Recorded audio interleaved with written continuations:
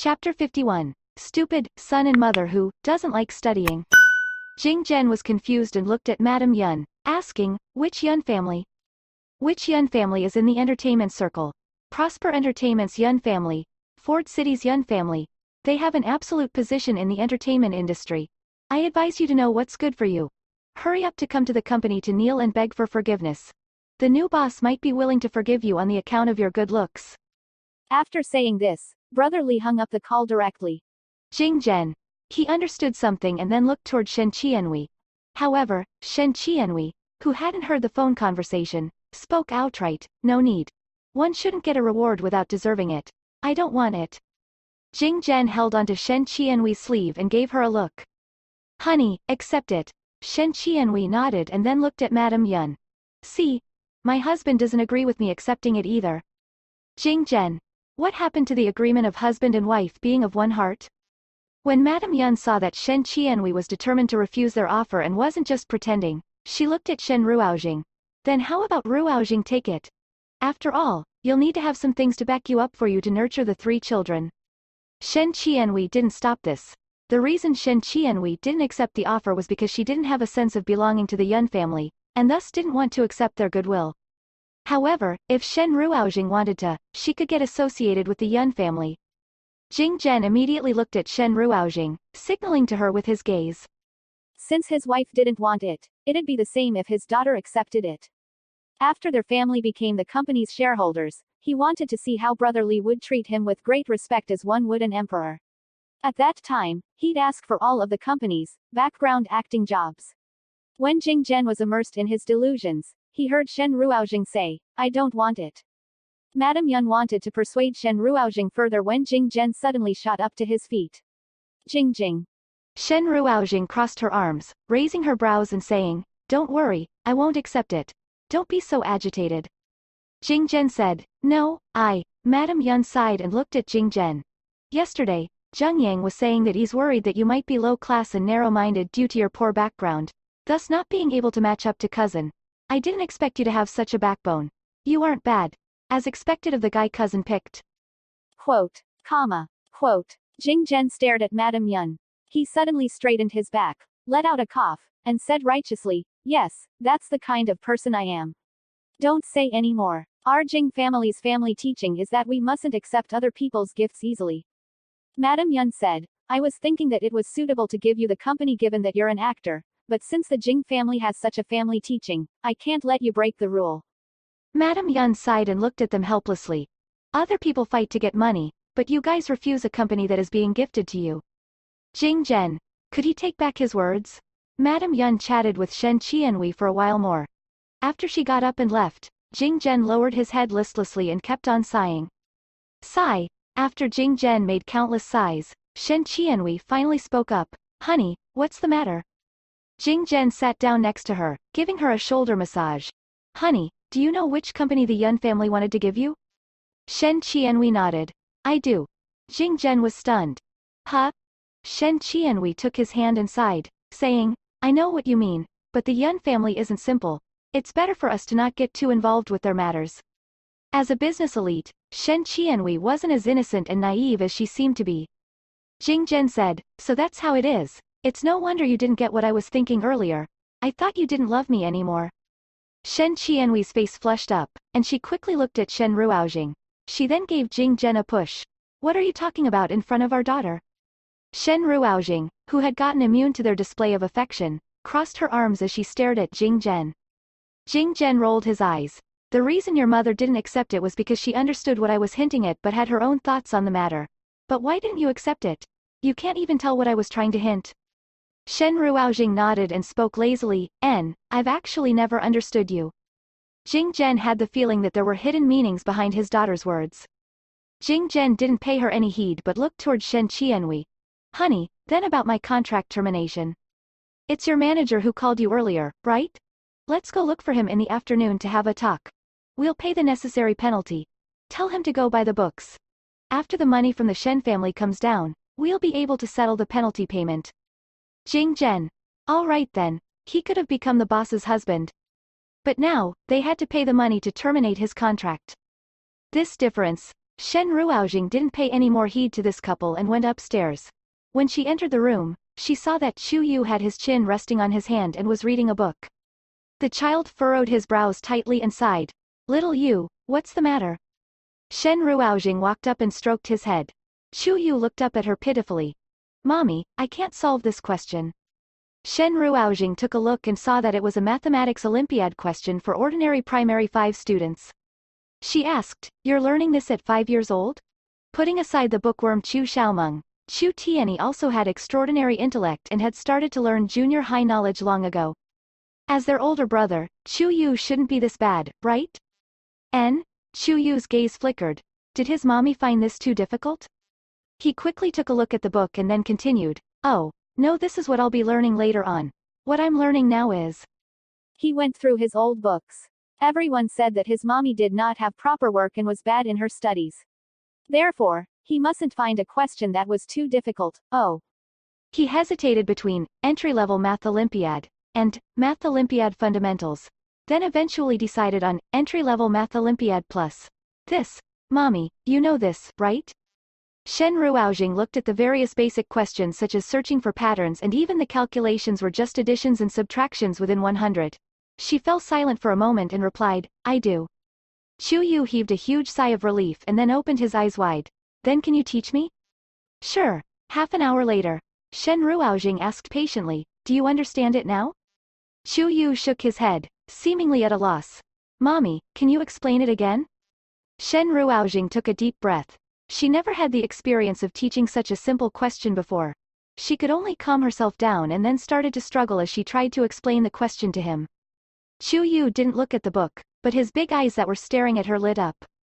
His mommy's voice sounded really nice. She was usually sluggish and didn't talk much, but he could listen to it all he wanted now. It was just that his mommy seemed to not really understand mathematics Olympiad questions, that she couldn't really explain things well. It seemed that next time, he had to look for questions on additions and subtractions within 100 to avoid her losing confidence. An hour later, Mommy, I get it now. As Chu Yu said this, Shen Ruoxing heaved a huge sigh of relief.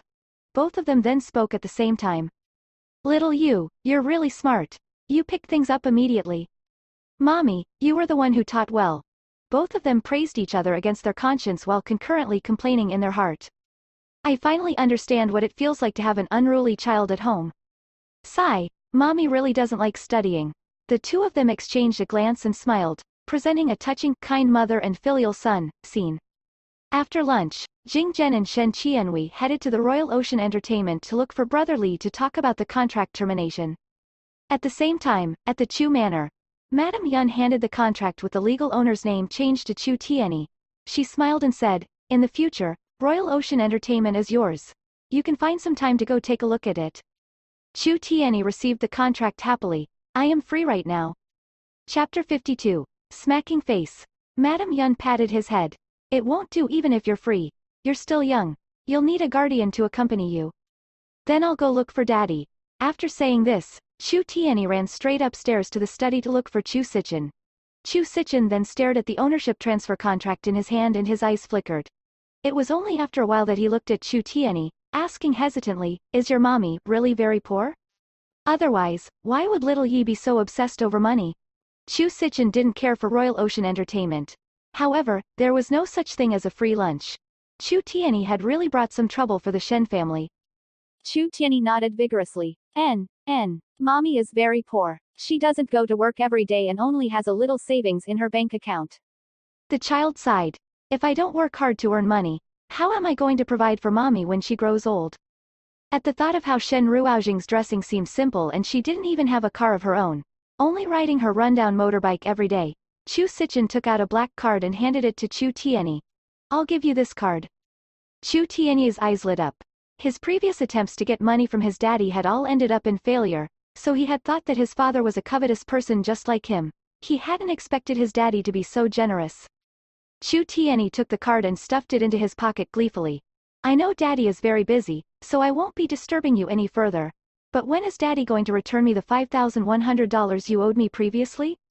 Chu Sichen squinted his eyes and his gaze was fixed on Chu Tianyi. Take it from the bank card. Chu Tianyi instantly covered his pocket. Daddy, how can you use my money to pay for what you owe me? Chu Sichin. It hasn't even been a minute since this card entered your pocket, right? Yet it has now become your money? After lunch, Shen Ruoxing took an afternoon nap. When she woke up, she saw a few messages on her phone. Chu Tianyi. Mommy, I've struck it rich. Plus Chu Tianyi. Mommy, save me. Chu Tianyi. Mommy, hurry up and come to the Chu Manor to look for me. I'll be waiting for you. Plus. Shen Ruoxing did a stretch before she got out of bed. She then rode her motorbike and went to the Chu Manor with Chu Yu. There was no helping it. Her children were there. After she was done parking the motorbike, Chu Yu ran off to look for matriarch Chu. Shen Ruoxing walked slowly toward the house. She was about to enter when she ran into Chu Sichin, who was just about to head out. The two of them happened to come into each other. Shen Ruoxing lowered her gaze calmly. The other time, Chu Sichin had told her not to look for him unless there was a reason to do so. Therefore, she just pretended that she hadn't seen him. She dragged her feet along and walked past him when she suddenly heard the man call out to her, "Miss Shen." Shen Ruoxing stopped in her footsteps and turned to look at him. Chu Sichin's side profile looked very good, with a tall nose and defined chin. He said nonchalantly, "I heard from little Yi that you just have a little bit of savings?" Shen Ruoxing's peach blossom eyes raised slightly, and she said with a shadow of a smile, "It's all right, it's enough." It was just a savings of a few $100 million, in addition to the monthly dividends from Z Corporation. Chu Sichin took a look at her, and then his gaze landed on her rundown motorbike again. He nodded slightly and was planning to walk away when he heard her ask, "Mr. Chu, are you good at mathematics?" The gaze of Chu Sichin, who had gotten a gold award in the International Mathematical Olympiad, flickered slightly and he replied with his words, "It's all right, it's enough." Shen Ruoxing. That probably means that he isn't that good in mathematics. She finally figured out the reason why Chu Yu was so stupid. Turned out that it was due to the fact that the genes inherited from his father's side weren't that good. Chu Sichin wasn't that smart, so it was no wonder he couldn't remember her. Shen Ruoxing nodded coldly and then walked past him. Chu Sichin. Why did he feel as if he saw pity in her gaze? Shen Ruoxing had just stepped into the living room and hadn't gone upstairs when a small figure came dashing over like a firecracker, pouncing into her arms. "Mommy." Chu Yu came running after Chu Tianyi, wagging its tail. It also ran around Shen Ruoxing, fawning over her in the same way Chu Tianyi was doing. Shen Ruoxing asked, "What is it?" Chu Tianyi's eyes gleamed. "Mommy, can you go with me to my company to have a look? It's Royal Ocean Entertainment." Shen Ruoxing looked at the child, not knowing whether to laugh or cry. In the end, Madame Yun still gave the company to the Shen family? Seeing how excited Chu Tianyi was, Shen Ruoxing didn't reproach him. She lowered her eyes and thought to herself, "Forget it. That small company isn't really much trouble either. Since it's taken, so be it. We'll just treat it as accumulating experience for little Yi." At the thought of how Shen Qianwei and Jing Zhen had gone to the company, Shen Ruoxing's lips curled up. "All right, let's go." Shen Ruoxing took Chu Tianyi's hand and walked up to the motorbike. Chu Tianyi immediately saw the small black helmet and was planning to go take it when Chu Yu came running out of the house. "Mommy, take this key. Grandmother says that you'll look more impressive if you drive this car there." He pointed to a luxurious Bentley at the side. Chu Tianyi instantly nodded. "Yes, yes." Therefore, Shen Ruoxing drove the car and took Chu Tianyi out. It was only after they had left that Chu Yu carefully picked up his black helmet and wiped the spot where Chu Tianyi had touched it. He then placed the helmet back next to the bigger helmet and giggled. At Royal Ocean Entertainment, when Shen Qianwei and Jing Zhen entered, the manager, Brother Li, was reprimanding the artists under him. His choice of words was horrible, as if he was scolding a lowly person. "Do you think someone like you can really become a big star? Don't you know how hard it is to survive in the entertainment circle? You know our company's Jing Zhen, right? Even with his looks, he still didn't become popular despite acting for over 20 years. He is negative teaching material for you guys. All of you should be more well-behaved." Some people didn't agree with what Brother Li said and rebutted, but Brother Li, teacher Jing Zhen's popularity seems to have risen these 2 days. His Weibo account has gotten several 10,000 more followers. Brother Li sneered. "Hey, what's a few 10,000 followers gonna do? He's not fated to become popular." Brother Li couldn't be blamed for saying this. Jing Zhen was too good-looking. As long as he was in the same frame as the main lead would pale in comparison. This led to the situation where all the main leads didn't like to be in the same act as him, and thus the roles he was given became more and more borderline. from the sixth supporting actor to really being an extra background actor now. Each time he had gained a bit of popularity in the past, there'd be other news to suppress that. Brother Lee understood the entertainment circle too well. He knew that to become successful in this trade, one must rely on execution and producing works, but there was also the thing about fate. Jing Zhen was really very unlucky. After Brother Lee was done saying these, he saw Jing Zhen entering the company. Brother Lee waved his hand to let the other artists leave before he walked up to Jing Zhen. So, have you finally thought things through? You've come to apologize? Jing Zhen was about to speak when Brother Lee sneered. He then pointed to Jing Zhen and said, "Weren't you being so haughty earlier? You're really something now, daring to create trouble in someone else's territory. Jing Zhen, let me tell you, you're really unlucky. The new boss will be coming here, and we're going to make an example out of you to show others. Just wait for the combo of paying a high penalty for breaking the contractual terms and being banned from this industry. You will never act anymore." Chapter 53. The new boss is his fan. When Jing Zhen heard this, he was stunned for a moment. New boss? Where did this new boss come from? Neither his wife nor his daughter had accepted the company. Did Madame Yun gift the company to someone else? If that was true, it was over. Jing Zhen had wanted to hint to Brother Lee about his relationship with the Yun family, thinking that he'd be able to pay a lower penalty fee this way. However, if Madame Yun had given the company to someone else, then he couldn't make use of this connection. When Brother Lee saw his disappointed look, he misunderstood. That's right, a new boss. Madame Yun has changed the company's legal owner to someone else. Our Royal Ocean Entertainment now has a new boss. Kudos to you for making a mistake at this time and also not having a high status. The new boss will definitely not let you off easily. There was contempt in his gaze. You now have two options. The first one is to sign an extensive cooperation contract with the company and guarantee that you'll abide by the company's orders in the future, not violating any rules. Although Jing Zhen wasn't popular, his face was too good looking. To be honest, Brother Lee really didn't want to give up on him just like that. Moreover, Jing Zhen was also obedient and never picky with the characters he played. He'd act whatever role he was told to. It was hard to find an artist like this with good acting skills in the entertainment circle. Jing Zhen wasn't sensitive toward contract-related stuff and had always been simple-minded in this aspect. However, Shen Qianhui asked subconsciously, what extensive cooperation? Brother Lee looked at Shen Qianhui and sized her up. This must be Madame Jing. The extensive cooperation is to change the payment allotment ratio from the current 9:1 to 20:1. The contract duration will also be extended to 30 years. If you can accept these terms, I can put in a good word for him in front of the new boss. Shen Qianhui frowned. The terms of this contract are too harsh. We won't sign it. Let's terminate the contract. Brother Lee sneered. Are you sure you want to terminate the contract? Do you know, if you terminate the contract with Royal Ocean Entertainment, it means that you'll be terminating the contract with the entire Yun family. By then, he can forget about staying in the entertainment circle. Shen Qianhui was never one to make enemies, but she wouldn't allow others to bully her either. She took a step forward and said forcefully, let's terminate the contract. Although she was gentle, she looked very dignified when she spoke with a straight face. Brother Lee's eyes narrowed. At this moment, a commotion rang out from the door and someone came running in. Brother Lee, he's here, he's here. Brother Lee asked, the new boss is here? No, no. The person panted heavily while saying, it's the Heavenly King, Jin Kai N. What?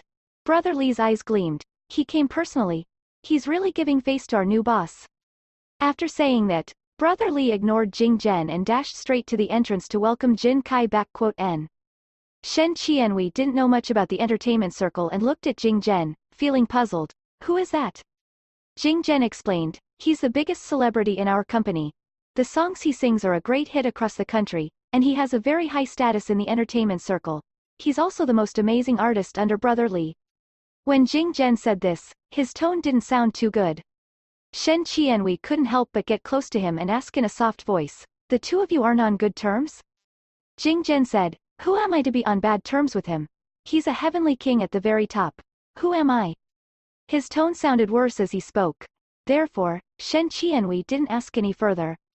Both of them looked toward the entrance and saw a man entering with long strides, surrounded by people. Brother Lee was smiling as he spoke to him. Popularity was a good nutrient. Although this man was in his 40s, he was glowing with vigor. The moment he stepped in, all the staff members, small-time actors, as well as some interns instantly looked toward him. They gasped, Teacher Jin. Jin Kai backquote and smiled and nodded at them. However, there was no joy in his eyes. Brother Lee was speaking softly, you made the right choice to come. After all, this is who we depend on for our livelihood. We have to show them more respect. Jin Kai backquote and said coldly, I know what to do. Brother Lee said fawningly, that's right, that's right. The new boss might even be your fan. Jin Kai backquote and paid him no heed but looked toward the front.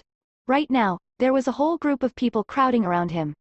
Jing Zhen was at the very back of the crowd, but from Jin Kai backquote and's perspective, Jing Zhen's exquisite and mischievous looks as well as his tall figure were the limelight in the entire hall. Jin Kai backquote and's countenance turned even grimmer. Jing Zhen's face was the source of his crime. Jing Zhen wasn't looking at Jin Kai backquote and at all but was staring at Shen Qianhui. When he saw that she was also looking over like all the rest of the people, he spoke with a hint of jealousy in his voice. You've heard of his songs before, right?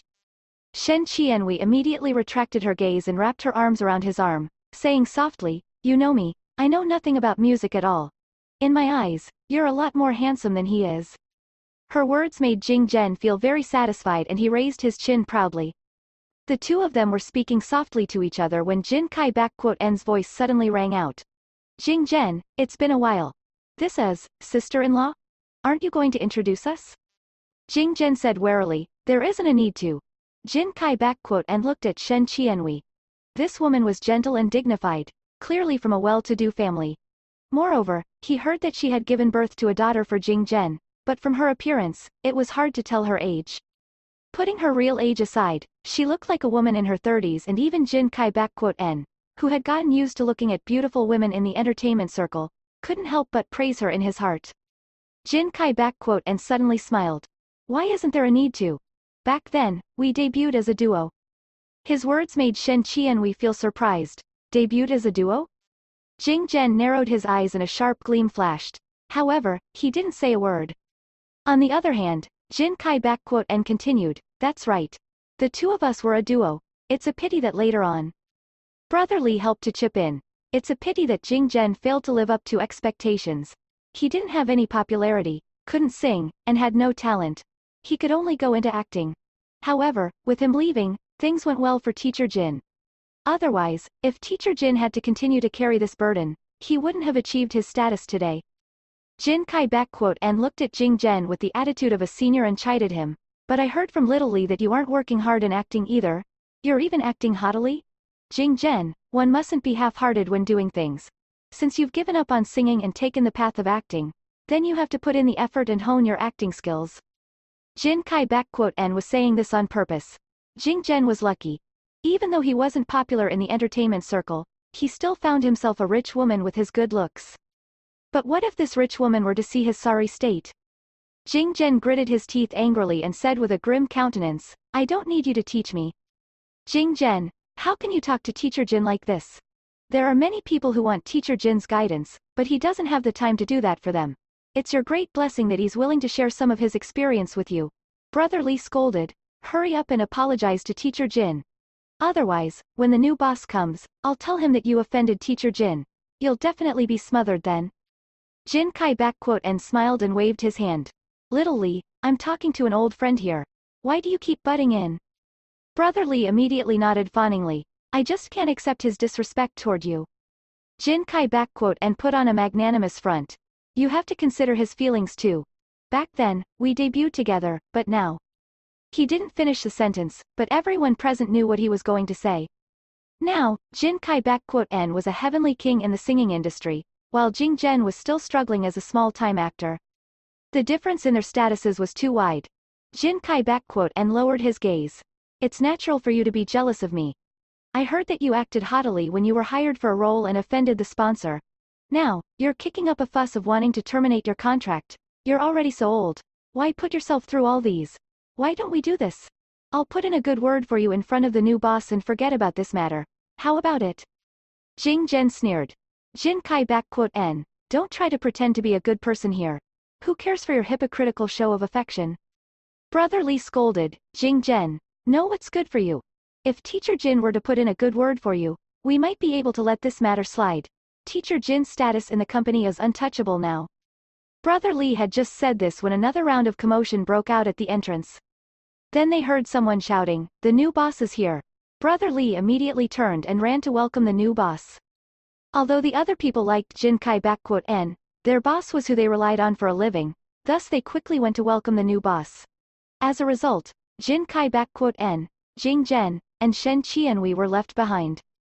Jinkai looked at Shen Qianhui and said, "Sister-in-law, you should try to persuade him more.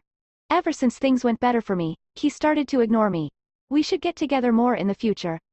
Bull*T. Jing-Zhen pointed at him. "Don't think that I don't know why over the years. Each time I gained a little bit of popularity, it'd be suppressed. It's all because of you putting money into doing things behind my back." Jinkai wasn't angered. He just lowered his gaze and spoke in a softer voice, "You should thank me. At least, I let you continue to stay in this circle. But now, since you don't know what's good for you, you can forget about staying. It just takes one word from me to the new boss to smother you." He had just said that when the people at the entrance came in. Everyone turned over and saw a cold beauty walking in. Next to her, there was a 5-year-old child who came skipping in, his pitch-black eyes sizing up the surroundings. Suddenly, the child looked over and his eyes lit up. Jinkai-N's lips curled into an amicable smile. Jinkai-N had heard that the new boss was a 5-year-old boy and was worried that the latter hadn't heard of his songs before. But by the looks of the new boss's excited gaze, Jinkai-N looked proudly at Jing-Zhen and said, "See that? I didn't expect that the new boss is my fan too." He had just said this when the boy jumped up and then came dashing over. "Grandpa." When Jing-Zhen saw Chu Tianyi appearing here, he was in shock. Chapter 54. Tyrannical CEO, Chu Tianyi. Chu Tianyi was preparing to rush over, but he suddenly heard a cough. This caused him to halt immediately. Her mommy said that they came here to take over the company, so he had to pay attention to some things. Hence, he stopped moving and waved his hands to Jing-Zhen. "Grandpa, let me meet with my staff first before I look for you later, haha." Jing-Zhen nodded and indicated that he understood. After that, he saw Jinkai-N who was standing before him, also waving his hands back and nodding amiably. Jing-Zhen. Shen Qianhui. After Jinkai-N greeted the boss, he turned and saw the shocked looks on their faces. Hence, he coughed and laughed. The terms of address used by young people nowadays are all very strange. Many female fans called me daddy, and their children would naturally call me grandpa. However, this also indicated that the new boss's mother is one of my fans. After he explained, he saw the expressions of Shen Qianhui and Jing-Zhen growing even more unsightly. Jinkai-N snorted. "Your fanbase is so small, so you naturally won't know of the differences between fans. No wonder you look so shocked at the mention of this." Jing-Zhen. He suddenly laughed. He wondered how ugly Jinkai-N's expression would be later when little Yi rushed over. Brother Li's original name was Li Zhou, a top-tier manager of the company. One could say that other than Jinkai-N who had a high status in the entertainment industry, even the other heavenly kings and queens and popular movie stars had to give him face. Other than the boss, he could be considered the person with the most authority in the company. He led a group of staff and was currently respectfully bowing to Shen Ruoxing. "There are currently only so many staff. The artists are upstairs and will meet with you later." After speaking, Brother Li glanced at Jinkai-N and laughed. "Heavenly King Jin rushed over when he heard that you would be coming over here to inspect the company today. Boss, do you want to go and greet him to indicate that you value him?" Not every entertainment company would have a heavenly king or queen. Hence, the existence of Jinkai-N was like the trump card of their company. Shen Ruoxing was surprised when she heard this. She had paid attention to Jing-Zhen's career path before. Jing-Zhen could always make splashes when he acted as an extra. This was because he was too good-looking, and the entertainment industry lacked someone so good-looking yet versatile enough to act in other roles. The reason why his career was bumpy was that every time he made splashes, news about him would be covered up by other news. After that, Shen Ruoxing discovered that this was caused by Jinkai-N. He was a singing king that debuted together with her father, but he was clearly jealous of Jing-Zhen's looks, so he had been trying to suppress Jing-Zhen. This was why Jing-Zhen wasn't popular despite having been in the industry for so many years. Shen Ruoxing asked Jing-Zhen before if he wanted to become popular. At that time, Jing-Zhen's reply was that he didn't care if he was popular or not. It was good enough as long as he had roles to act in. Also, he loved to act as extras. The term of employment for extras wasn't long and he could experience many characters. Hence, Shen Ruoxing didn't interfere in this matter. After all, she had too many identities and had long since retired. It was better for her family members to be low profile. However, being low profile didn't mean that one had to endure being bullied. She looked over and calmly spoke, "The person beside him is." Broly didn't wait for her to finish speaking. He quickly explained, "Oh, he is Jing Zhen. He is just an insignificant small-time actor in the company that doesn't have any representative works under his name. Other than being good-looking, his acting skills are bad and he doesn't have the fate to become popular." After speaking, Broly winked. "Boss, recently he refused to comply with the company's rules and acted like a big shot, thinking that he is now extremely popular after playing a few roles. Now, he is even here to dissolve his contract with the company. He is really shameless. If it wasn't for the fact that he is good-looking, I would have long since sealed his career path." He lowered his voice again and moved closer to Shen Ruoxing. "Oh right, Jin Kai N hates him a lot. Boss, if you want to do Jin Kai N a favor, you can simply suppress Jing Zhen." The boss of an entertainment company had to coexist peacefully with their heavenly king-level celebrity. This was a hidden rule of the entertainment industry. For singers of such popularity, most of them would have dissolved their contracts with their companies and set up their individual studios or even began to groom singers of the next generation. The reason why Jin Kai N remained in the company was because of the Yun family's resources. He was giving them face. Shen Ruoxing shot a cold look at Li Zhou. After that, she brought Chu Tianyi and went to Jing Zhen. Chu Tianyi seemed to understand something. His eyes brightened as he ran toward Jing Zhen. Jin Kai N had a smile on his face. Seeing that they were about to arrive, he took the initiative to bend down and was preparing to chat with the child. However, the child simply ran past him. Jin Kai N. He turned around in puzzlement and saw the child hugging Jing Zhen's leg before asking in a bewildered voice, "Grandpa, why are you here?" Jin Kai N. Could this boy be a fan of Jing Zhen? He also had kids as his fans. As he pondered, he saw Shen Ruoxing walking over to Jing Zhen. "Dad, Mom, you guys came here to dissolve the contract?" Jin Kai N. Li Zhou. The two of them stared at Jing Zhen with complete disbelief. If it was a female fan, it would still be understandable if she called Jing Zhen, Dad, or Daddy, but why would she call Shen Qinhui, Mother? They stared in astonishment at Jing Zhen before turning to look at Shen Ruoxing and Chu Tianyi again. Li Zhou couldn't help but ask, "Boss, is he your father?" Shen Ruoxing narrowed her eyes. Chu Tianyi placed his arms at the side of his waist and spoke to Li Zhou, "Listen carefully, he is my biological grandfather. Earlier, what did you say about my grandpa? A small-time actor?" Li Zhou's countenance drastically changed. This. Chu Tianyi stretched his hand out and didn't give him a chance to explain. He then pointed to Li Zhou. "You are fired." These 3 words were spoken with the demeanor of a tyrannical boss. Everyone in the department heard it. Hearing this, Li Zhou turned ashen. Jin Kai N, who was beside them, narrowed his eyes. He suddenly spoke, "Broly has worked for this company for decades and has been very professional. Why is boss firing him?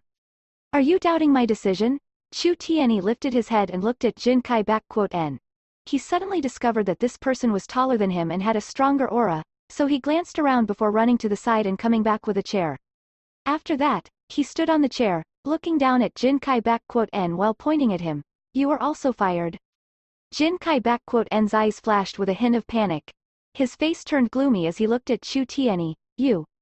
Pock, pock, pock. Suddenly, the sound of applause rang out. The few of them turned and saw a man of around 40 years old walking in. He was slightly plump and his features resembled Yun Zhengyang. Upon entering, his eyes immediately fell onto Shen Qianhui, and he smiled. "You must be Aunt's daughter? Let me introduce myself. I'm Yun Zhengzai from the 3rd house. I've always been the one managing this company. I came here this time to tell you guys that both Li Zhou and Jin Kai N cannot be fired." As he said this, Li Zhou and Jin Kai N both heaved a huge sigh of relief. Yun Zhengzai was from the 3rd house of the Yun family. With him here, nothing would happen to them. Chapter 55. Why doesn't Chu Sichen remember her? When Yun Zhengzai said this, everyone here relaxed. Only Chu Tianyi's clear voice could be heard questioning him. Why? However, Yun Zhengzai didn't even bother to look at him. Shen Qianhui felt that this was a good opportunity to educate her grandson. Hence, she spoke, when accepting a company, especially in a field where we are not familiar with, the smartest way is to let the company operate as per what they usually do. After all, if a new boss fired all the high-ranking old staff in Heavenly Kings the moment they joined, the hearts of the people in the company would surely waver. The greatest possibility was that the company would collapse directly. In that case, it was meaningless even if they took over. Yun Jungzae nodded. You are correct. Li Zhou and Jin Kai-N are leaders of the company, so they can't be fired easily. Although the Royal Ocean Company has been given to you, it is still a company that once belonged to the Yun family. So, please give me face and forget what happened today. After all, they have no idea that Jing Zhen is your grandfather. Little friend, you have to remember you cannot practice nepotism or use your office authority for personal matters. Chu Tianyi. The child started to frown. He knew something was wrong. This was the first day he came, but this person was adopting such a lofty attitude and trying to educate him. He was just a small kid and naturally couldn't understand what was going on. However, he knew that if he were to acknowledge his mistake before everyone, he would lose too much face. He glanced pleadingly at Shen Ruoxing. After that, Shen Ruoxing's eyebrows were raised as she turned to look at Shen Qianhui. Her mother had been in the business field for over 2 decades. She definitely wasn't someone easy to deal with. As expected, Shen Qianhui frowned and made a rebuttal on the spot. You were incorrect. Little Yi wanted to fire them because they are using their positions to suppress the artists. Li Zhou completely ignored Jing Zhen's dignity when he accepted a job for him. Even if this matter didn't happen to Jing Zhen but to a small-time artiste instead, Little Yi would also speak out for that person. The company is here to provide services for the artists and not to enslave them.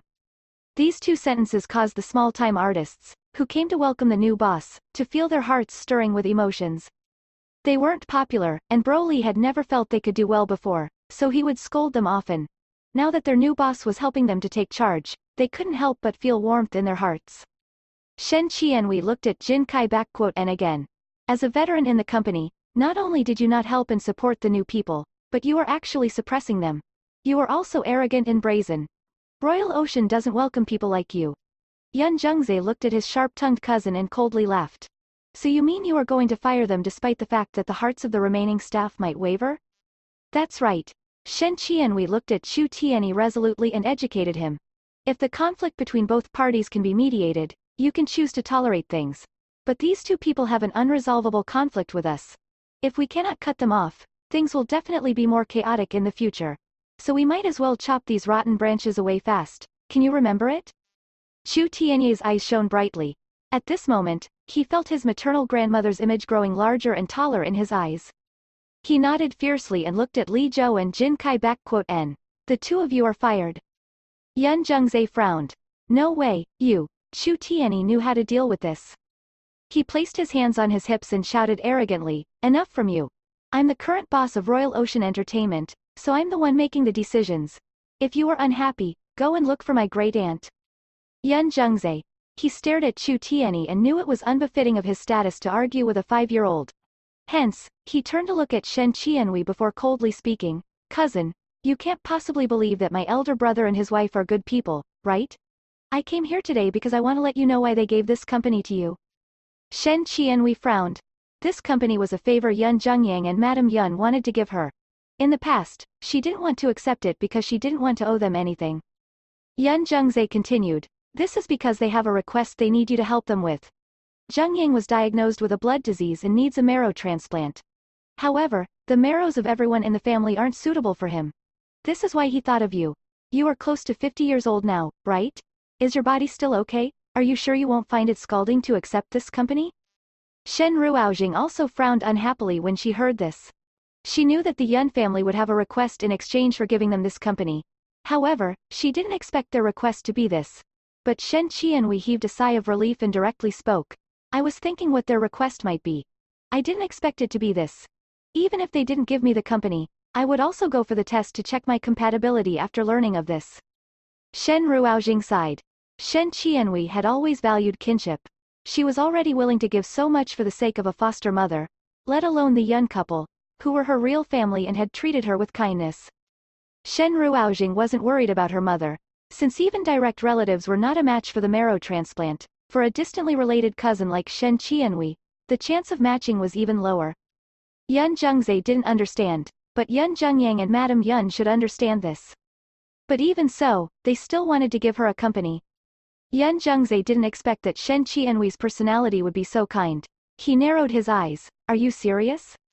He suddenly realized. I understand, do you want to find a backer? However, he cannot live for much longer, and his children are still young. Currently, the entire Yun family is controlled by my third house. Let me tell you something, even if you obtain this company, the resources of my Yun family will never be shared with you all. He shot a glance at Li Zhou and Jin Kai before leaving directly. Jin Kai understood the message and shot a ruthless glare at Jing Zhen. I will get my assistant to contact you guys about the matter of dissolving our contract. Li Zhou also sneered. Good.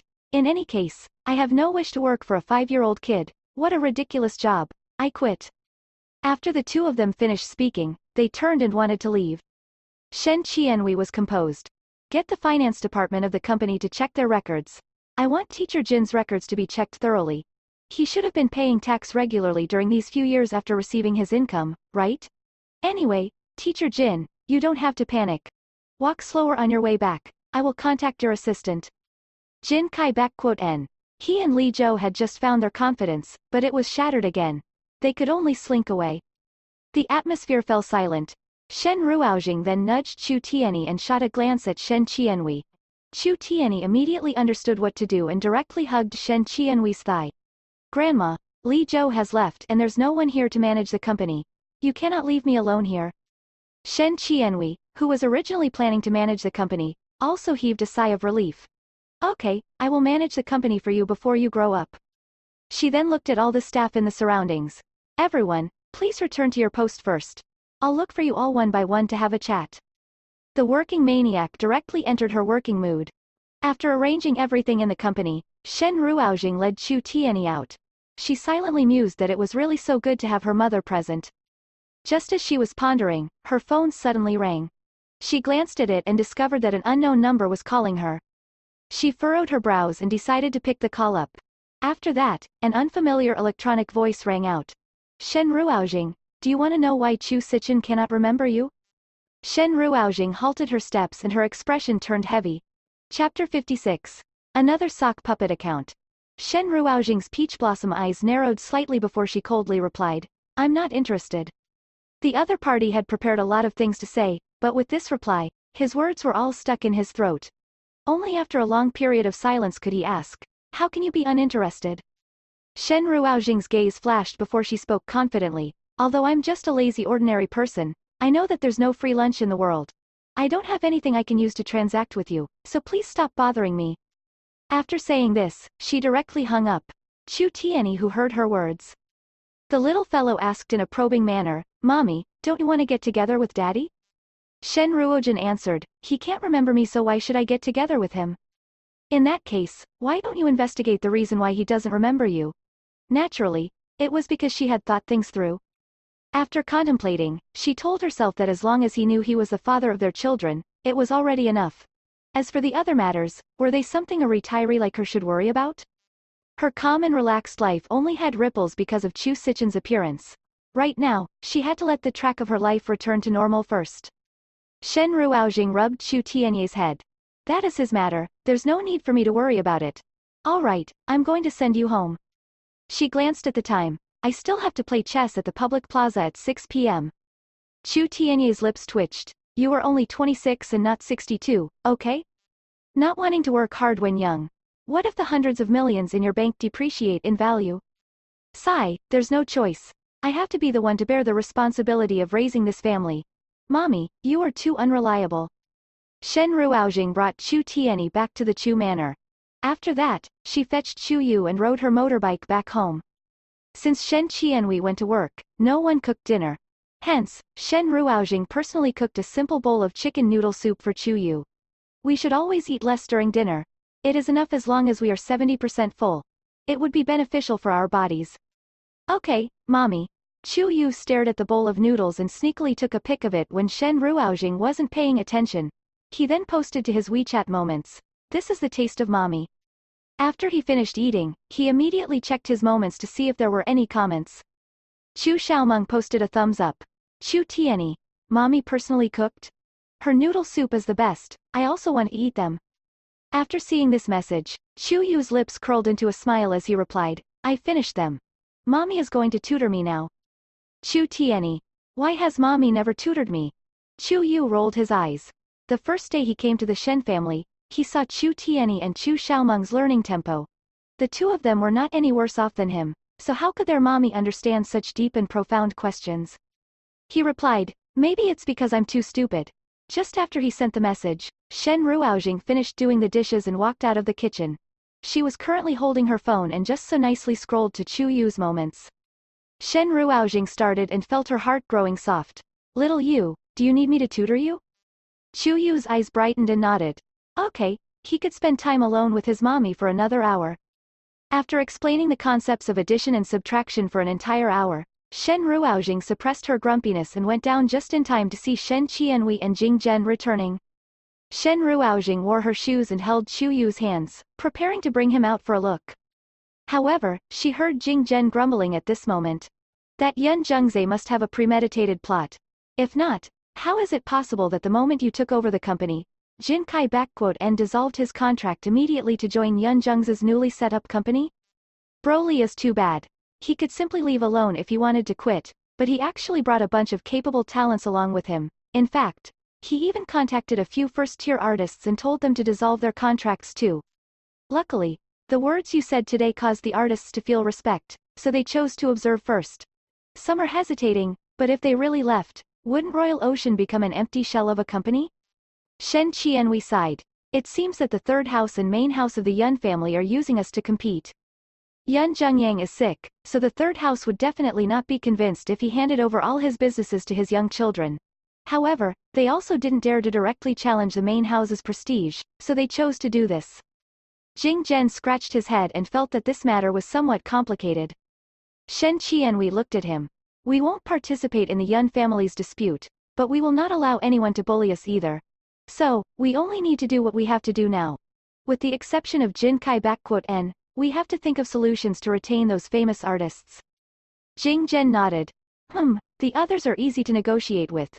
We can promise them some endorsement deals and accept a few acting shows for them. They will surely stay, but it isn't going to be so easy to handle Yang Zhijian. Shen Qianhui knew who this person was. Today in the company, she had seen the artists who had signed a deal with the company. Yang Zhijian's status in the entertainment industry was equivalent to Jin Kai N. One could say that if Jin Kai N was the number one guy in Royal Ocean, Yang Zhijian would be the number one girl. Jin Kai N's situation was a dead end. Even if he didn't leave, the company wouldn't want him either. But they had to think of a way to retain Yang Zhijian. If she also left, Royal Ocean Entertainment would only exist merely in name. Shen Qianhui asked, what about her? Jing Zhen sighed. Yang Zhijian is an authentic and wonderful singer, however, it has been 2 years since she last had a song. She has been trying to find good songs, but none of the lyricists and music composers in the industry could write something she was satisfied with. Today, Yang Zhijian contacted me, saying that Li Zuo managed to come to an agreement with Yun Zhongjun. As long as Yang Zhijian was willing to jump over to their company, he would get Yun Zhongjun to tailor-make a song for her. Shen Qianhui didn't understand, so Jing Zhen explained further. Yun Zhongjun is the stage name of a composer in the industry. Currently, he ranks second in the industry, and all the songs he wrote are extremely popular. Even people on the streets and in alleyways would be singing them. However, Yun Zhongjun would only write a few songs each year, and they are very hard to grab. Because of this, Yang Zhijian is already wavering. Shen Qianhui frowned. Who is ranked first? Jing Zhen answered, the person ranked first is anonymous. The quality of each of their songs has crushed everyone. They would use a symphony for each composition, and even the prelude to each song could become a classic. The lyrics are like a poem as well. Yun Zhongjun himself once said this. He might be ranked second, but the distance between him and anonymous is simply too far apart. Shen Qianhui said, find this person. Even if we have to spend a lot, we have to retain Yang Zhijian. Jing Zhen spread his hands wide. This person has disappeared since 5 years ago. No one managed to contact them within these few years, so I have no idea where to look. Shen Ruoxing, who was preparing to head out. Shen Qianhui didn't understand matters in the entertainment industry, so she was panicking. What should we do then? We can only spread our net everywhere. There are composers out there who would occasionally write good songs on Yun Zhongjun's level due to a moment of inspiration. At this moment, Shen Ruoxing hesitated. After that, she went back up into her room and came out with a piece of paper a while later. She then stuffed the paper into Shen Qianhui's hands. Shen Qianhui asked in bewilderment, Jingjing, what is this? She opened the paper and was shocked when she saw the content within. Chapter 57. How is the quality of this song?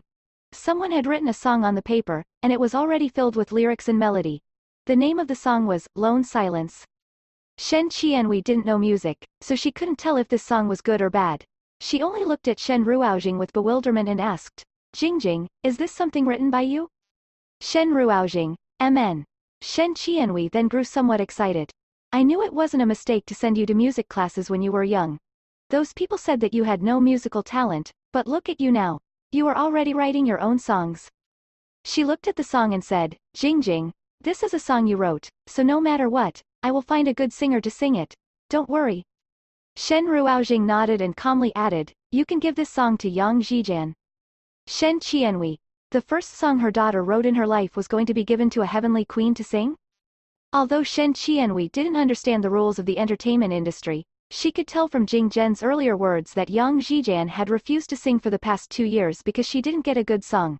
How could such a person casually sing a song? However, she could see the persistence in her daughter's eyes.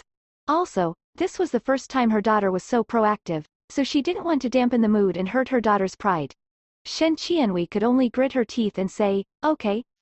Since her daughter was suddenly interested in music, she had to do her best to get Yang Zhijian to sing this song no matter what. Shen Ruoxing ignored the thoughts in Shen Qianwei's heart. In any case, Yang Zhijian would know the quality of the song the moment she saw it, so there was no need for Shen Ruoxing to explain further. She then brought Chu Yu to the public square to play chess with the elderly there. On the way there, Shen Ruoxing held Chu Yu's hands. When she thought of how difficult it was to teach Chu Yu earlier, she couldn't help but ask him, Little Yu, has your daddy never taught you mathematics before? Chu Yu then lowered his head. Daddy is busy working, he is not free. The teachers teaching him were all experts from the national teaching team. There was no need for his daddy to teach him at all. Shen Ruoxing frowned. He is too irresponsible. Chu Yu nodded. How can he be compared to mommy? I'm so stupid, but you didn't disdain me or find me annoying. Although his mommy wasn't great at studies and had to keep checking the web for answers, it was also an enjoyable experience to hear his mommy speaking. Shen Ruoxing, Chu Manor. Chu Tianyi was sitting on the mini sofa in his room.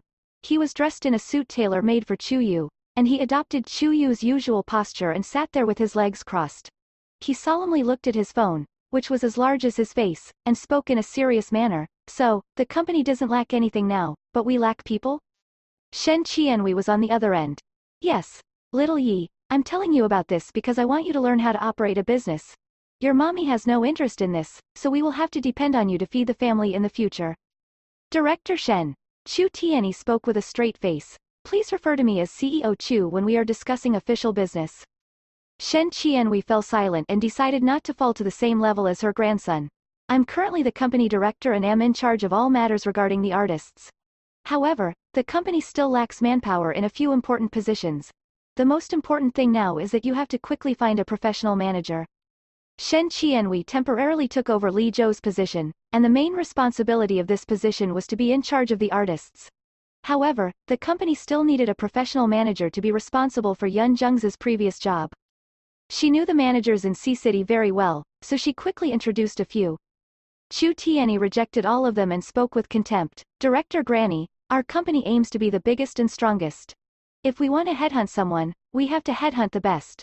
The people you introduced are not up to the mark yet. The most important thing is that, they are all too expensive to hire. The thought of paying them a huge salary every month caused him to feel heartache. Chu Tianyi said, Grandma, I'll think of a solution. In the room, Chu Xiaomeng, who was playing with her dinosaur toy, asked when she saw him hanging up, Bro, do you have a solution? If not, you can look for mommy to help. No need, I have to think of a solution myself if I run into trouble. Chu Tianyi waved his hand and spoke with contempt. I'm unlike Chu Yu, a pathetic mommy's boy. He has to look for mommy for everything he does. The puppy who was lying down in the room suddenly lifted its head and wagged its tail when it heard the words. 2 minutes later, in Chu family's study, Daddy. Before Chu Tianyi arrived, his bright voice could already be heard. Chu Sichen, who had just finished instructing Lu Chang on the steps of his future plans, saw the door being pushed open, and a tiny figure rushed in. Chu Tianyi hugged his thigh. Daddy, save me. Chu Sichen looked downward and saw a head full of red hair. He really felt like rubbing them. After that, he saw Chu Tianyi lifting his head. His eyes were intelligent and adorable. Currently, he was frowning slightly and looked very pitiful.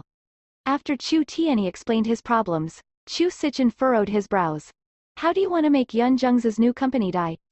Chu Tianyi. He quickly waved his hands. Daddy, that's not what I meant. I mean that my company is lacking in talents.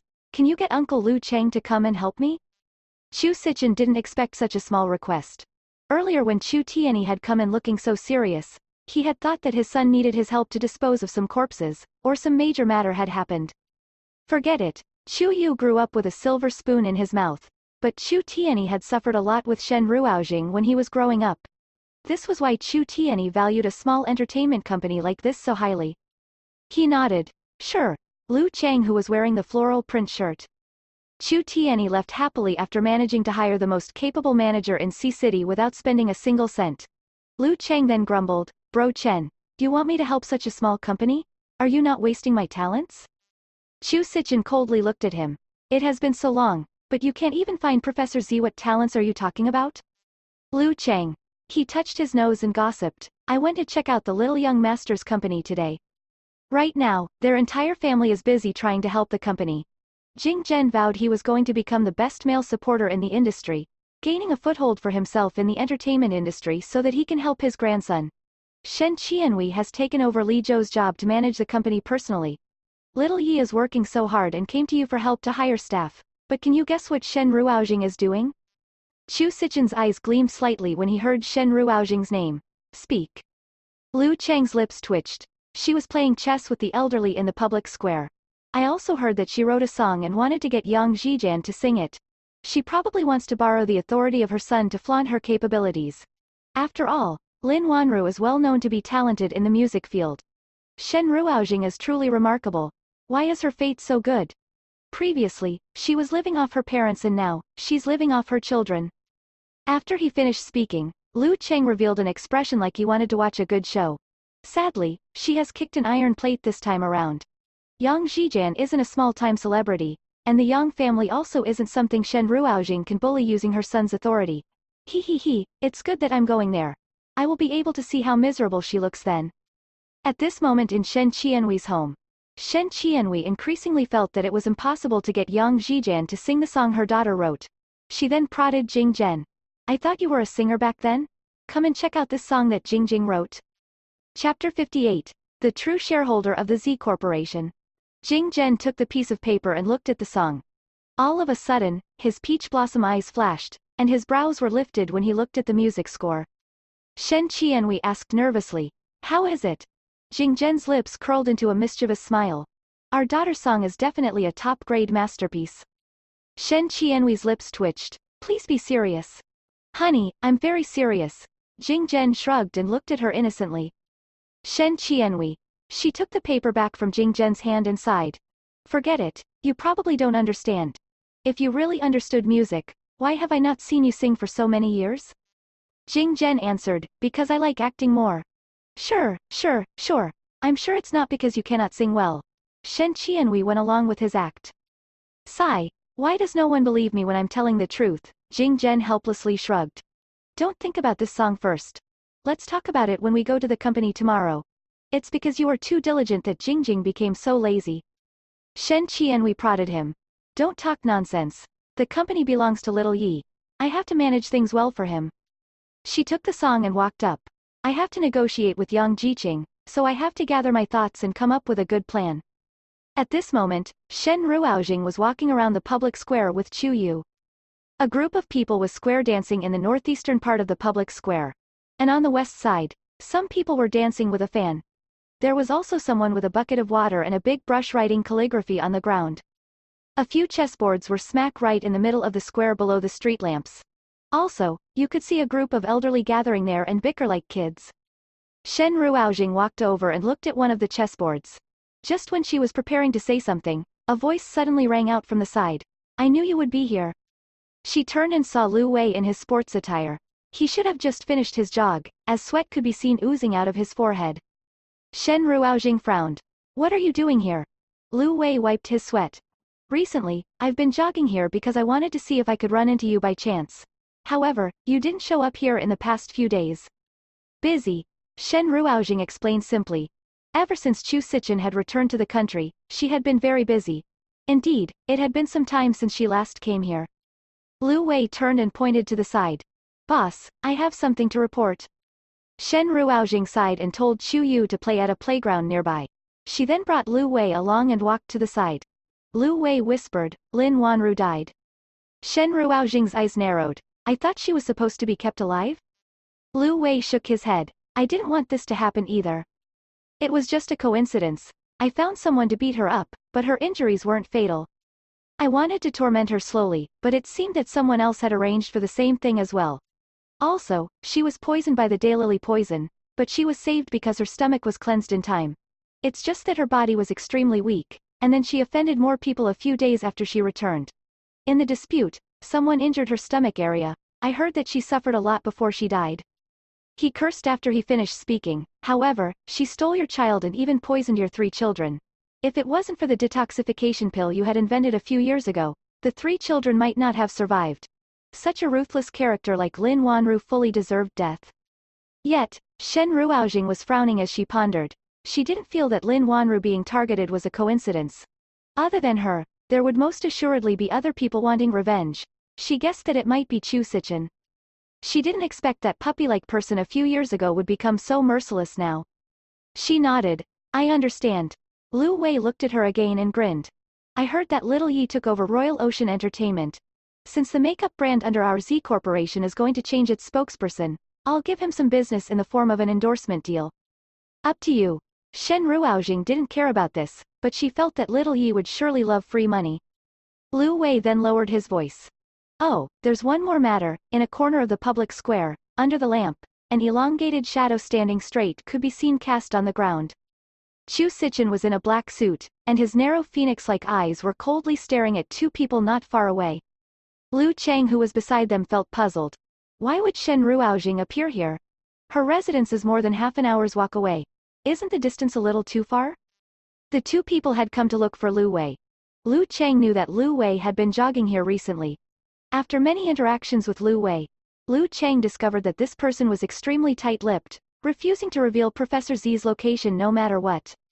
Hence, Chu Sichen said that he was too stupid, so he wanted to personally come and speak with Lu Wei.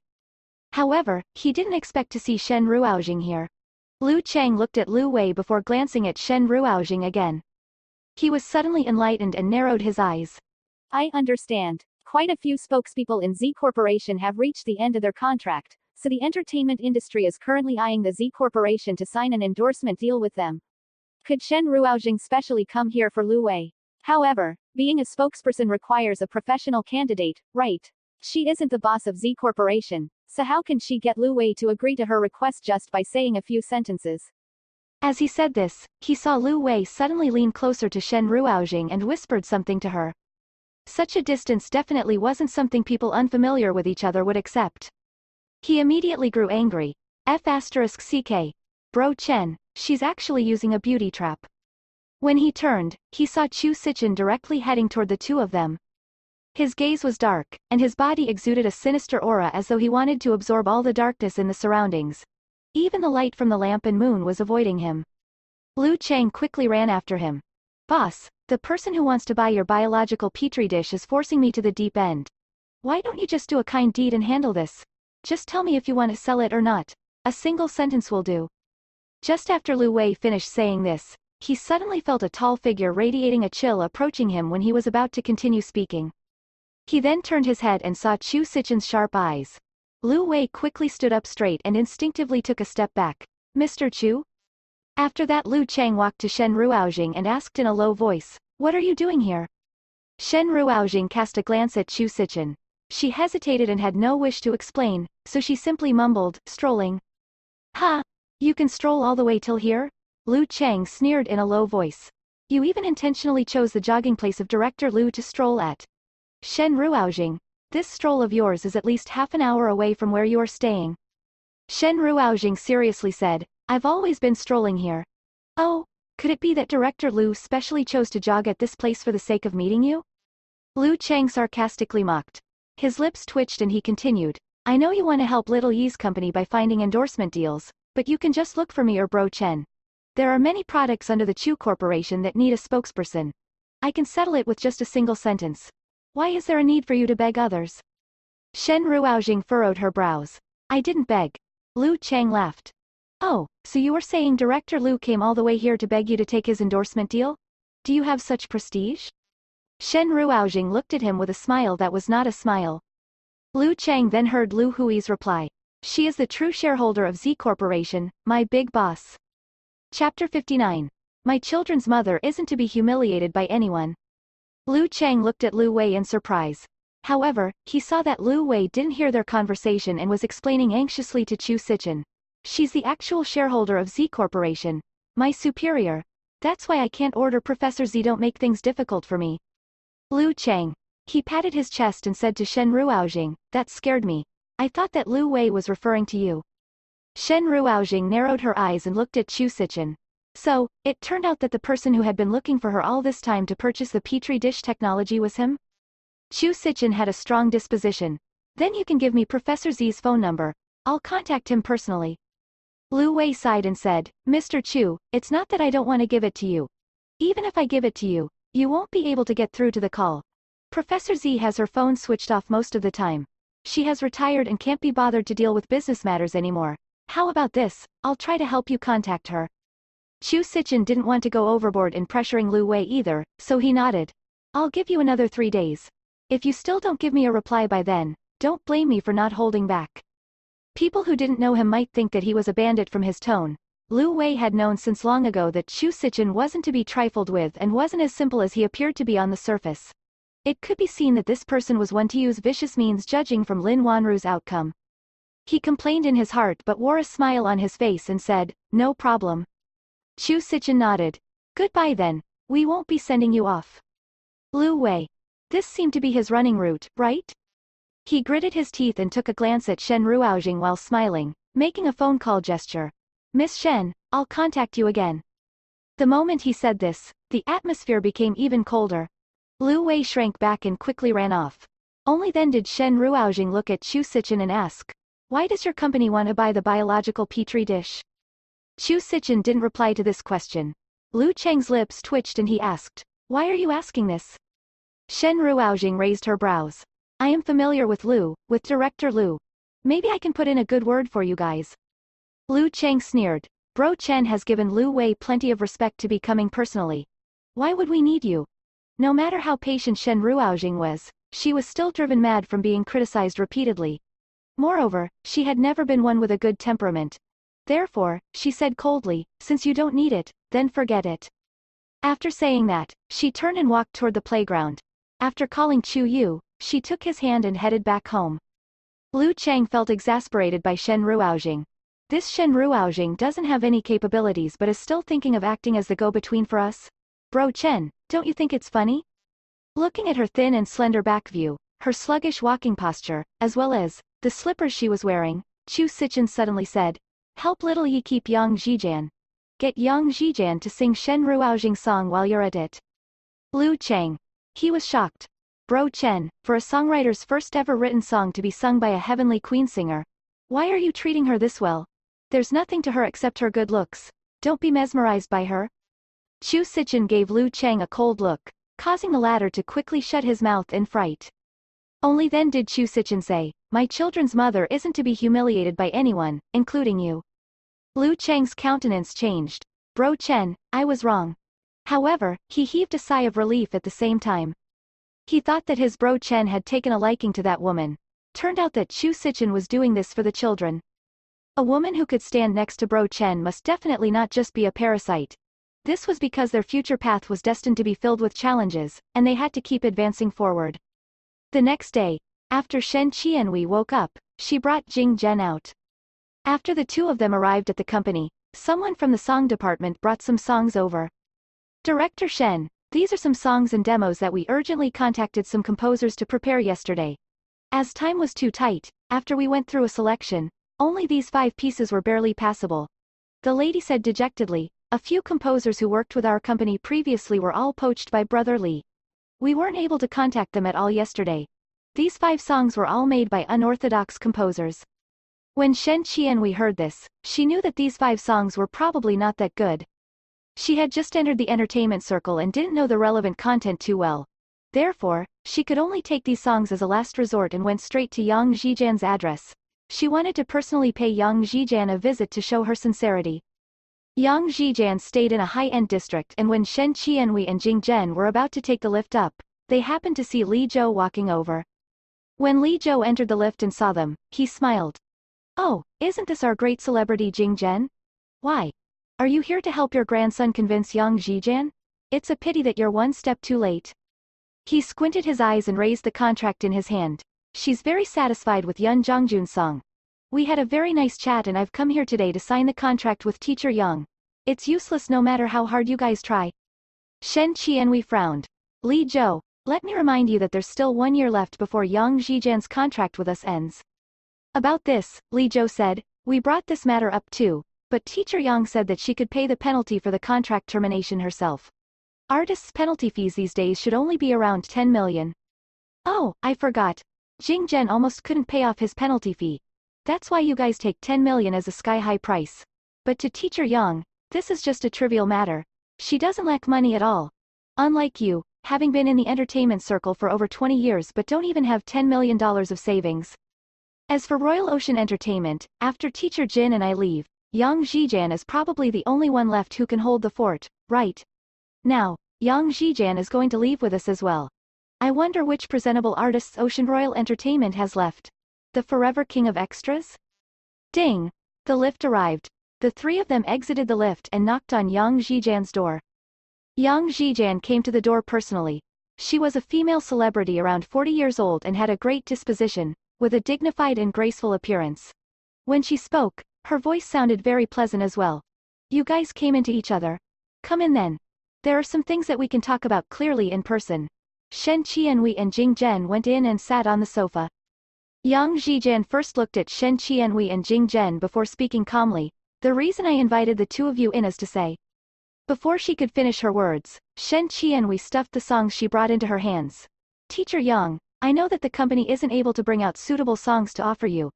That's why you're thinking of switching to another company. However, these are the songs we spent the entirety of last night gathering. Can you take a look at them first? What if there's one that you find suitable?"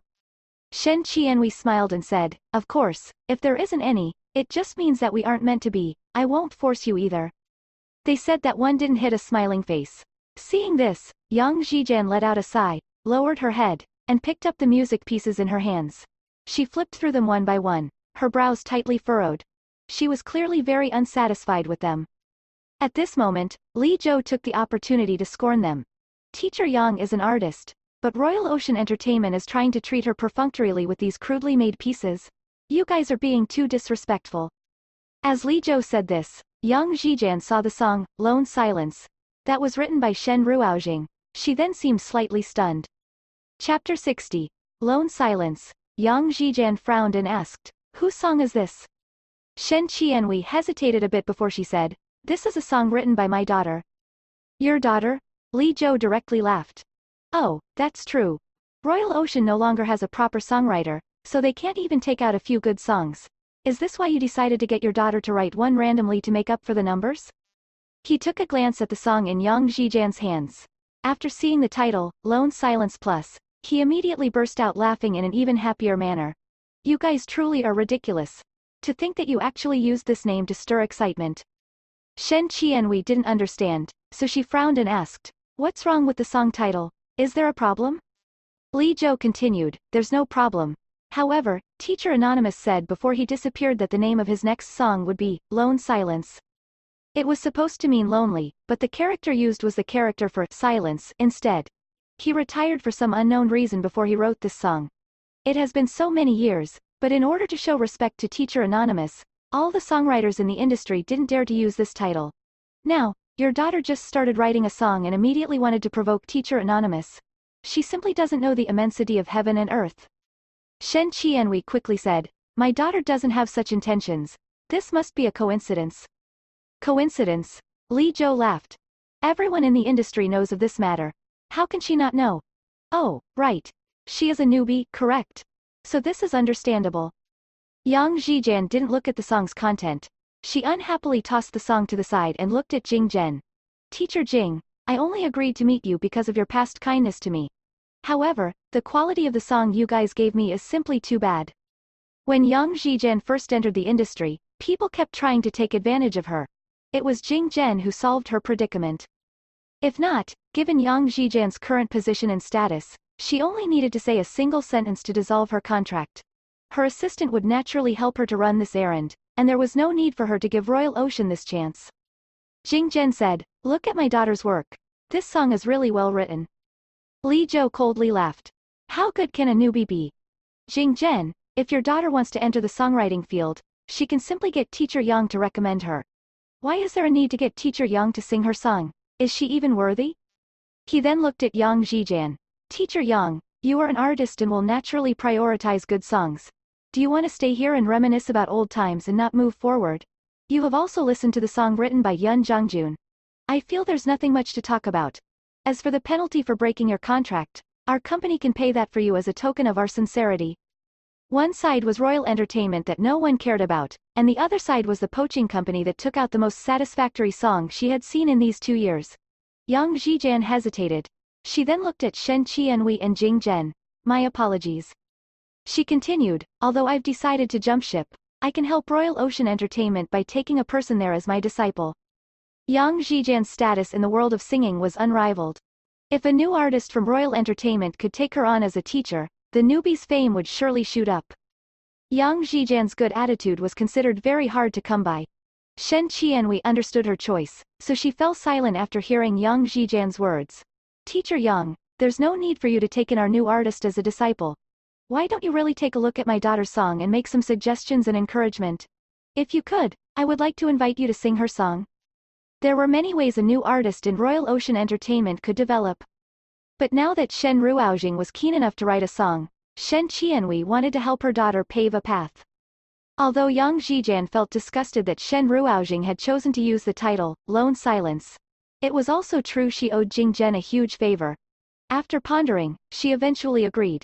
"I can sing it for her, but I have a request. The song has to be modified until I am satisfied with it." "No problem."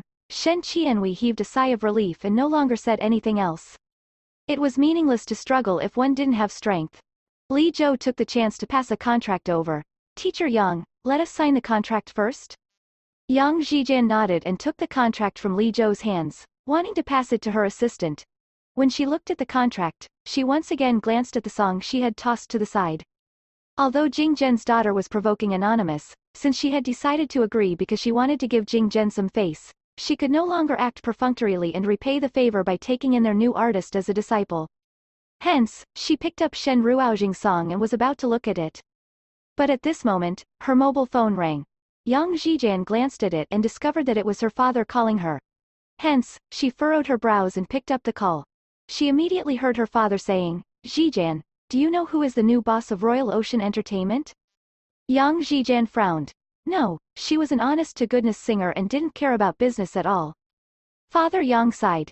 "It's the little young master of the Chu family, Lu Cheng from the Chu family just greeted me. You must not jump ship." Yang Zhijian. She frowned and was very unhappy.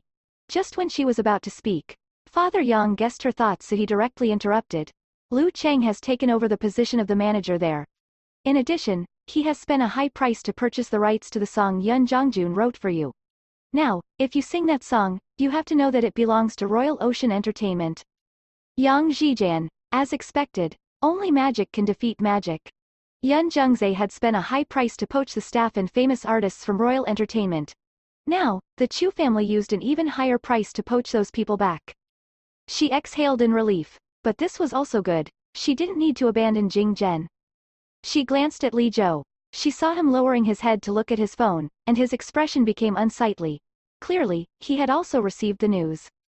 Father Yang continued, "He also said to get you to sing a song written by Shen Ruoxing." Shen Ruoxing again.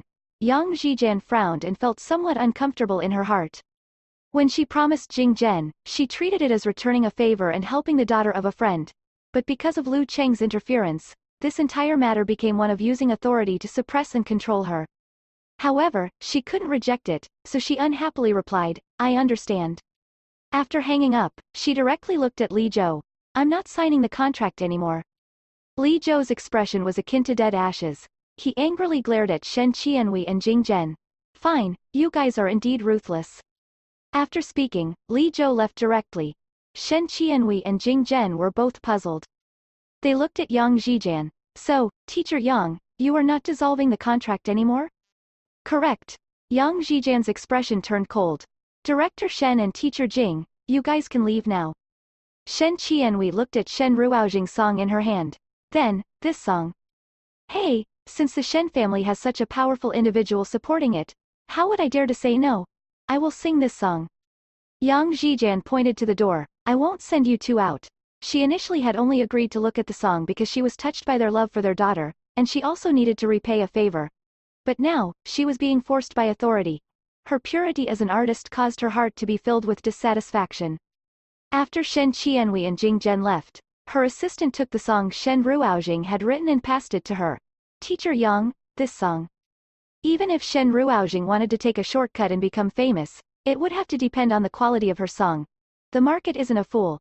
If the written song isn't nice, even if I was the one singing it, it would still not be nice. Yang Zhijian had a look of indignance in her eyes as she looked at the song. Chapter 61.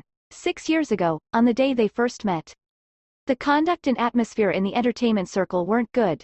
Newbies would always want to depend on the popularity of someone else to quickly become trending. As a genuine singer, Yang Zhijian was very disgusted by such behavior. Moreover, she had a complicated expression when she looked at lone silence. This single word caused her heart to clench. No one knew that Yang Zhijian was very fond of Anonymous's songs those years ago.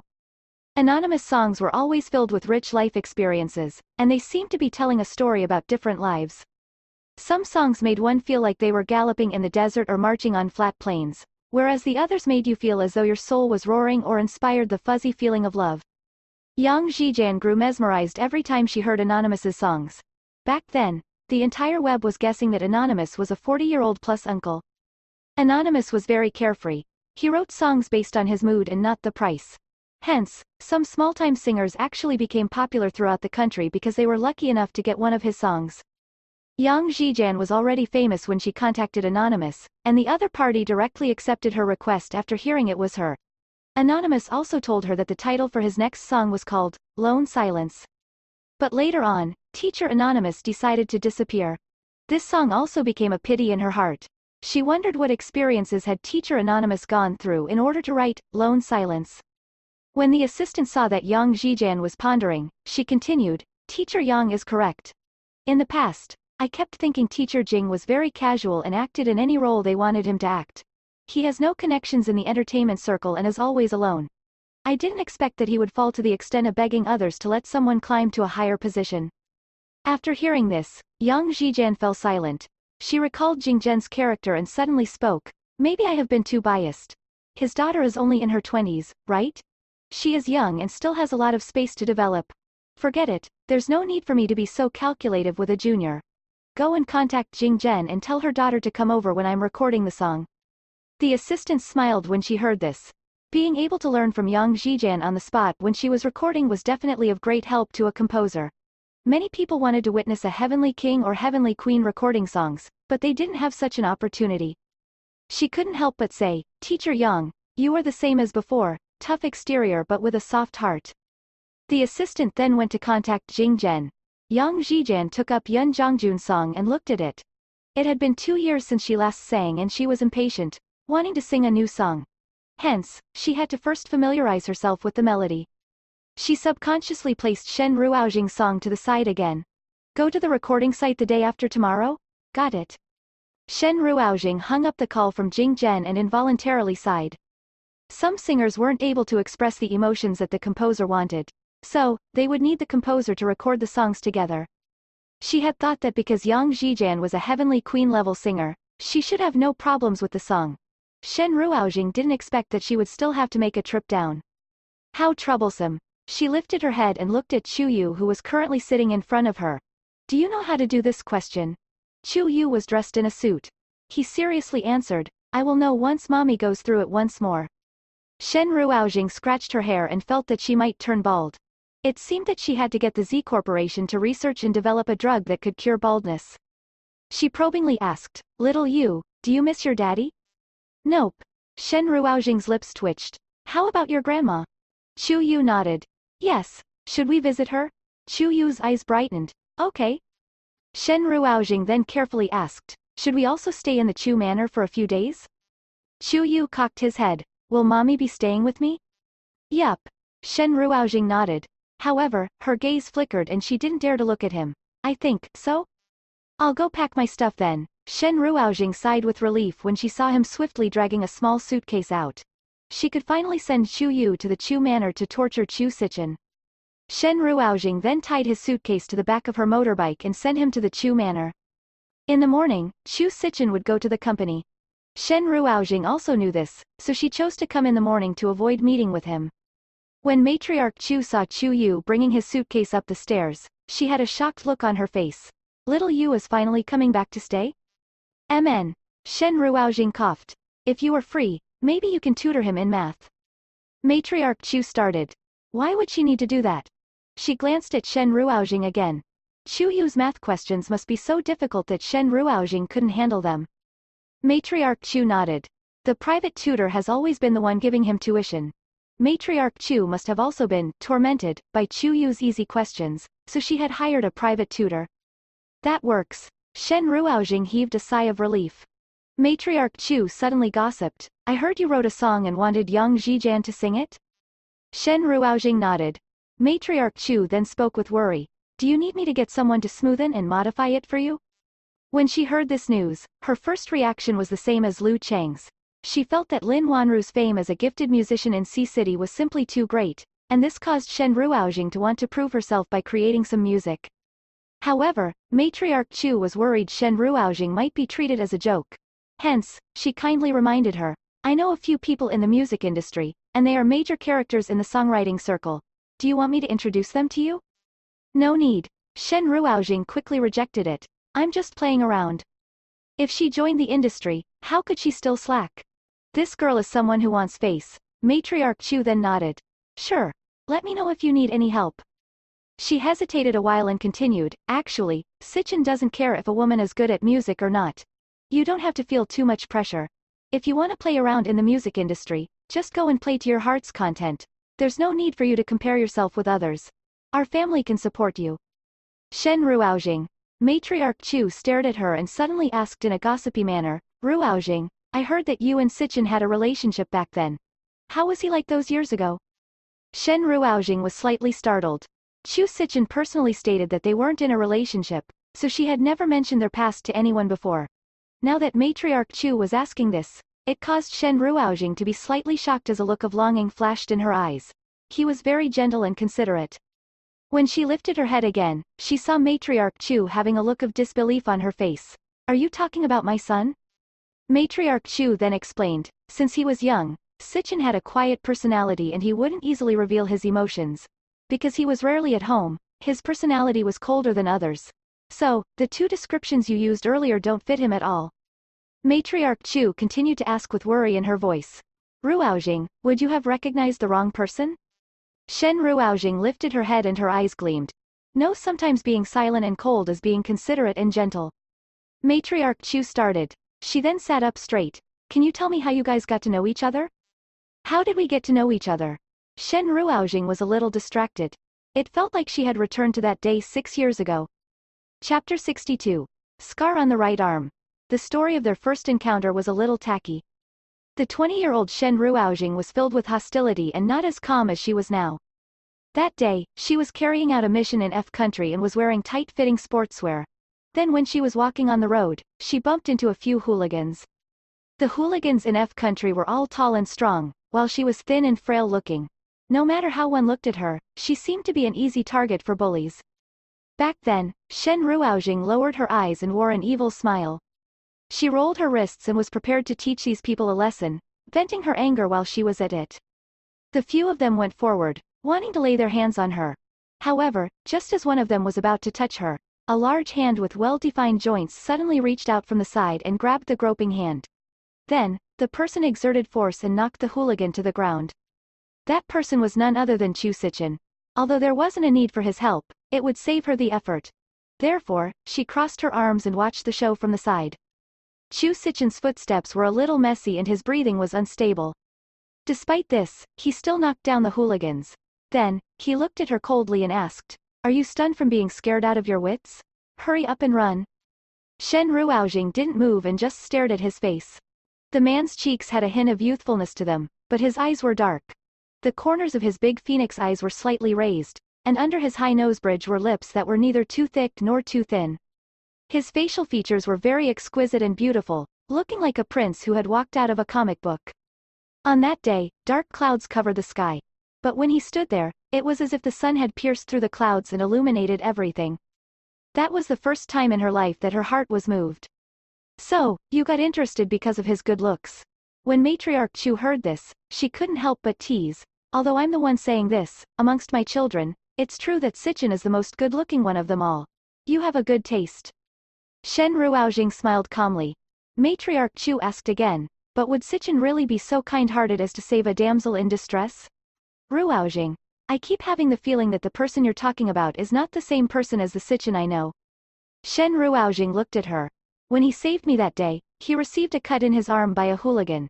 It has been around 5 to 6 years, but the scar should still be there." It was true that back then, her interest was piqued and she was stunned by his good looks. She had also given the hooligans a chance to stab her with a dagger, but Chu Sichin had subconsciously stretched out his arm to block the other party's attack. At this moment, Shen Ruoujing pointed to the outer area of her right arm. "It's around here." Matriarch Chu nodded and hesitated for a moment before asking, "Ruoujing, do you have any plans about your relationship with Sichin?" Shen Ruoujing smiled. "Just let nature take its course." It was a mystery why Chu Sichin didn't remember her. It was also a mystery why he had gone missing back then. And when Chu Sichin returned to the country, someone sent her an anonymous email that let her find out that her children's father was Chu Sichin. All these things seemed as if someone was controlling everything from the shadows. However, she was now retired and didn't wish to get involved in any conflict.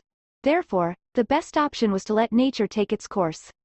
When the mastermind saw that she didn't take any action, they would definitely not be able to hold back and might jump out. When that happened, all the mysteries would be resolved. Matriarch Chu was about to say something when the sound of a car engine suddenly came from outside. The butler entered and said, "Mr. Chu came home early today." When Shen Ruoujing heard this, she stood up. "Matriarch, I'll take my leave first." Coincidentally, Chu Yu had finished unpacking his things and came downstairs. When he heard Shen Ruoujing's words, he was a little confused. "Mommy, didn't you say that you're going to stay here as well?" Shen Ruoujing coughed. "I have something on in the afternoon. If I'm done with it, I'll come and pick you up tonight. If I'm not done with the work, you'll stay here." "All right then." Chu Yu agreed reluctantly. "Then can I call you? I still have one more question that I don't know how to do." When Shen Ruoujing heard this, her hands trembled and she said very reluctantly, "I guess so." After that, she turned around, quickened her pace, and swiftly left. Chu Sichin, who had just entered, was slightly confused when he saw her leave without even a greeting. Why did this woman, who was usually very composed, look like she was running away from something today? Was she afraid of him? At this moment, Chu Chimo, who had been playing all night, also rushed home. As soon as he entered, he shouted, "Brother, mother, did Shen Ruoujing write a song for Yang Zhijian to sing?" Matriarch Chu frowned and sensed that something was wrong. "How did you know?" Chu Chimo took out her phone. "It's already on Weibo's trending searches. My friend came to ask me about it, so of course I know." Weibo trending searches. Matriarch Chu snatched his phone and saw a piece of trending news on Weibo.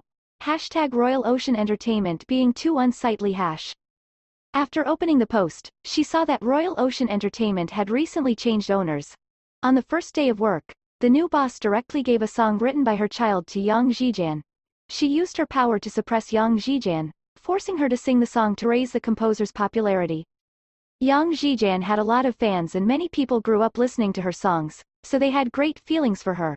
When they saw this piece of news, they hurried over to Yang Zhijian's Weibo account to ask what was going on. "Elder sister, is the news on the trending searches true?" Previous poster, "Of course it must be true.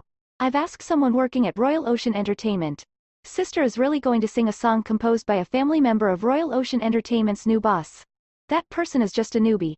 Her name has never appeared in the entertainment circle before. Our Queen Qinshan mustn't be aggrieved like this. Sister, just terminate the contract. It's meaningless to stay in Royal Ocean." Hey, a second-generation rich kid can just lay there and do nothing. Why come to the entertainment circle? If sister were to sing the song, we would definitely boycott it. Previous poster, be more rational.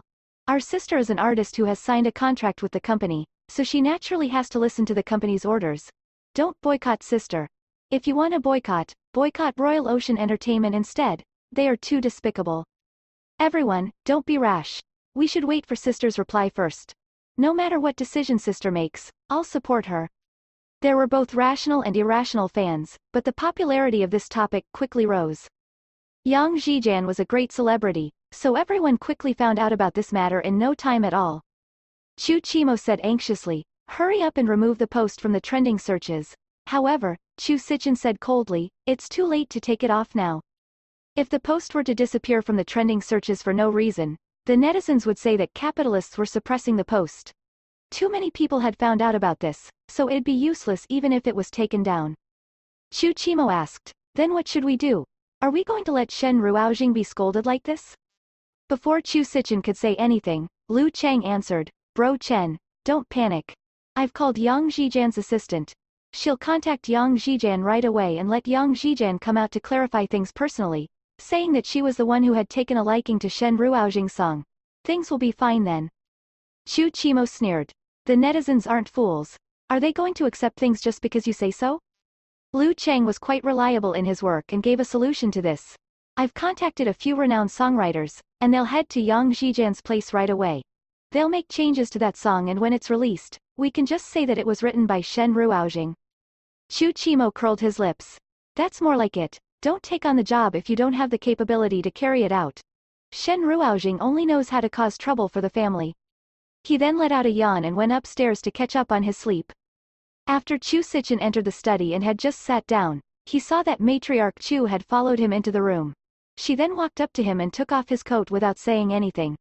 After that, she quickly pried open his shirt and looked in the direction of his right arm. Chapter 63. How the scar came about. After Chu Sichin had his shirt pried open, his muscular body was revealed. He usually looked very skinny and weak, but now matriarch Chu noticed that his muscles were actually finely sculpted. However, matriarch Chu wasn't in the mood to admire her son's body. Her gaze was fixed on the spot on his right arm. As expected, there was a white scar there. The scar looked quite faint. It should have been from a few years ago. She then lowered her head to take a closer look. Chu Sichin frowned, his ears turning a little red as he tugged at his clothes, asking, what are you doing? Don't move. Madame Chu stopped him. The woman who was usually high and mighty was now muttering like an ordinary mother. Which part of your body haven't I seen before? When you were young, I even bathed you. What are you shy about? After she said this, Chu Sichin's body stiffened. Matriarch Chu was also stunned. She slowly straightened up. After Chu Sichin was born, he was sent overseas to be secretly nurtured before he could learn how to walk. After that, he didn't return to the country for a long time. When Madame Chu missed her son, she would go overseas to visit him. However, because she still had to manage the company in their country, the number of her visits declined with time. As time passed, she found it increasingly difficult to get along with her eldest son. Although it was a good thing that her son was strong, it also made her feel restrained when she did things around him. She was able to get along with Chu Chimo more naturally in comparison. If she was in a good mood, she'd give him a beating. If she was in a bad mood, she'd give him a beating. Regardless if her mood was good or bad, she could go up and pinch him. They had a close relationship as mother and son. Even though Chu Chimo was already old, he still acted spoiled to her. On the other hand, she never had such intimate interactions with Chu Sichin before. Today, she had been in such a hurry to take a look at his wound that, for a moment, she actually treated Chu Sichin as Chu Chimo. When she came back to her senses, she was afraid that her son would be dissatisfied. Hence, she carefully sized up Chu Sichin's expression and saw that he was looking down. His long eyelashes covered the complicated emotions in his eyes, but he didn't seem to be angry. Matriarch Chu heaved a sigh of relief. A momentary silence took place in the room and a short while later, Chu Sichin said calmly, a son always avoids his mother when he grows up. He then fastened the buttons to his shirt one by one and looked at Matriarch Chu to ask, what were you looking at? Only then did Matriarch Chu cough and point to his right arm. Ruoxing told me about your first encounter with her today. Back then, you played the role of a hero who saved a damsel in distress. This is why she secretly became interested in you. The injury on your arm is proof of that. Chu Sichin frowned. Matriarch Chu continued, recently, I've been observing Chu Tianyi and Chu Xiaomeng. Little Meng is a bookworm and her mind is all on the library. Despite that, the books that she read are like new, not damaged at all. Chu Tianyi likes money and likes to scam people. However, there was one day when I put a stack of money before him and told him to help me count them because I was too lazy to. After he finished counting, he returned the entire sum to me completely. Chu Sichin's lips twitched and he said, then, you felt happy and gave the entire stack of money to him? Matriarch Chu was stunned for a moment from being exposed, but she continued, no matter what, the two children are good children. Don't you think so? Chu Sichin couldn't deny this. Both children were very smart. Putting Chu Xiaomeng aside, even Chu Tianyi was top-notch regardless if it was in terms of studies or character. He didn't lose to Chu Yu. This was enough to show how much Shen Ruoxing had done for the two children over the years. Matriarch Chu stood up straight and said slowly, that's why I increasingly feel that the rumors that have been spread outside are wrong. Recently, after interacting with Ruoxing, I realized that she has an extremely good temper and character. That's why when she said that she had dated you back then, it must be true. Now, there's also this scar to testify. Sichin, tell me, did you fall in love with someone else, so you're pretending not to know her? Chu Sichin replied, I didn't. Then how did you get this scar on your arm? Chu Sichin lowered his head and looked at his right arm, frowning. It's true that I got this injury when saving someone. At the mention of this, he suddenly realized something, so she was that foolish lass from back then? Matriarch Chu. Seeing that Matriarch Chu was relentless in pursuing this matter, Chu Sichin explained, about 6 years ago, when I was in F country for an exchange, I saw a girl being bullied. I couldn't possibly just leave her be. He still remembered what had happened that day. Back then, he was injured and sick, and he really planned on ignoring the situation. After all, being in an extremely weak state, he might not be able to win against those 7 or 8 hooligans. Meanwhile, that lass was wearing thick makeup and chewing on chewing gum, looking like a female delinquent. He passed by the group and heard the hooligans talking amongst themselves in French, saying that they were going to take her away, sell her organs, and then send her to a private manor to work as a slave. Their words were horrible, but the girl seemed unfazed, just standing there as if she didn't understand what they were saying. In the end, he couldn't get it past himself and saved her. It was because they were both Chinese. However, he didn't interfere with what happened after that and just left. Upon hearing him describe the chain of events, Matriarch Chu frowned. Why do the two of you have completely different memories of the events? Yet at the same time, they aren't contradicting at all? She hesitated and said, it's the same with the photo, and now there's this scar. From what Ruoxing said, I think that she loved you a lot. Even though you had gone missing for close to 6 years and your children turned 5, she had never forgotten about you. Sichin, don't you think that something is amiss here? Chu Sichin spoke up, I've investigated it. There are no problems around me. As for her, it has been too long and isn't easy to investigate. Matriarch Chu hesitated for a moment before saying, then, don't you have the slightest bit of feelings for her? Chu Sichin raised his cold eyes. Mother, I said it before. I won't marry in this life. Not even if it's Ruoxing? No, his determined attitude made Matriarch Chu sigh. You've really wasted Ruoxing's love for you. Forget it, I won't interfere in the matters between you youngsters. In the high-end district that Yang Zhijian stayed in, her assistant was looking anxiously at the recording room from outside. Yang Zhijian was immersed in the new song Yun Zhongjun had prepared for her, trying to get into the right mood for the song so that she could carry out the recording. When she was working with music, she never allowed her assistant to disturb her. That was why her assistant didn't dare to interrupt. However, Lu Cheng kept on calling her repeatedly, telling them to clarify the matter as soon as possible. Otherwise, the fans might think too much into it. Moreover, the fan club's president was already sending her private messages crazily, asking her for the truth of this matter. She asked if Sister Yang had been bullied. The assistant didn't dare to reply to the messages. She hesitated for a very long time and eventually decided to knock on the door. As a result, the music stopped and Yang Zhijian took down her headphones, feeling displeased. She turned to look at her assistant. What's the matter? The assistant came in and explained the situation. She then asked, Sis, I know that you feel displeased, but this is an opportunity too. As long as you don't comment on this matter, you can make use of this chance to negotiate terms with the company and not sing the song. Yang Zhijian frowned and said without a second thought, no. She reprimanded, although Shen Ruoxing is suspected of being opportunistic, she's only in her 20s. her composing career can't be ruined in my hands. Moreover, I have to give Jing Zhen some face. I can't harm his daughter. Forget it, I'll accept this. I'll post on Weibo to appease the fans. Chapter 64. This song is godly. After Yang Zhijian said this, she picked up her phone, wrote a post, and was about to release it when she saw that Li Zhou had jumped out to comment on this matter. Li Zhou? By asking teacher Yang this, you're putting her out on the roast. How can she reply? If she says that it's true, doesn't that mean that she has fallen out with the company?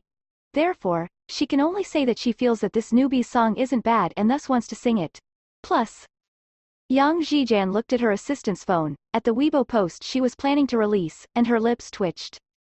What Li Zhou said was exactly the same as what she had written. Thankfully, she hadn't posted it yet. Otherwise, the netizens would definitely scold her for submitting to capitalism. Right now, she was caught in a predicament. Yang Zhijian felt upset as she deleted the words she had carefully written and then frowned. It seems that Li Zhou was the one who had exposed this matter. The assistant nodded too. Brother Li is too bad. Not only did he betray the company, but he's even planning on pulling you down. The assistant had just said this when Li Zhou released another Weibo post to tag onto the popularity of this matter. Li Zhou? Oh, right, I'll take this opportunity to say this. Teacher Yang currently has a song that Yun Zhongjun specially composed for her, and she plans on releasing the single next month. Coincidentally, teacher Jin Kai N also has a new song release next month.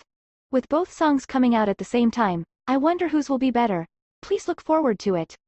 He took the opportunity to release the prelude to Jin Kai N's new song, Looking at the Moon and Thinking of One Far Away. It was only 20 seconds, but the melody was captivating and sounded very nice. It was clearly done in the style of Teacher Anonymous, having integrated multiple types of orchestral instruments. Yang Zhijian's assistant, she stood up in fury and said, Sister Yang, to think that the song Li Zhou's side gave you isn't the best one. They kept a card up their sleeves. Thankfully, we didn't jump over to their company. Otherwise, we'd always be suppressed by Jin Kai N in the new company. Yang Zhijian frowned. After listening to the prelude of Jin Kai N's new song, she listened to the song that Yun Zhongjun had specially made for her. At this moment, she instantly felt that her song sounded extremely ordinary. She wasn't really satisfied with this song from the beginning. If it wasn't because she hadn't released a new song for 2 years and had lowered her expectations, she wouldn't have accepted it. But now, she felt as disgusted as if she had eaten half a fly in the midst of a meal. If she were to accept things as they were, she would surely be upset. However, if she didn't sing the song, she would have no new songs to release. She would feel even worse then. Yang Zhijian's chest undulated. Due to her family's protection, in addition to having signed a contract with the Yun family's entertainment company, she had never suffered like this before. Hence, when Yang Zhijian looked at the song she was holding, she became so angry that she threw it to the side. Her assistant frowned. Sister Yang, Liu Chang has taken over Royal Ocean Entertainment anyway. Why not get him to find someone to write a song for you? This isn't just a fight between you and Jin Kai N, but also between Royal Ocean Entertainment and Li Zhou's company. Yang Zhijian rubbed her temple.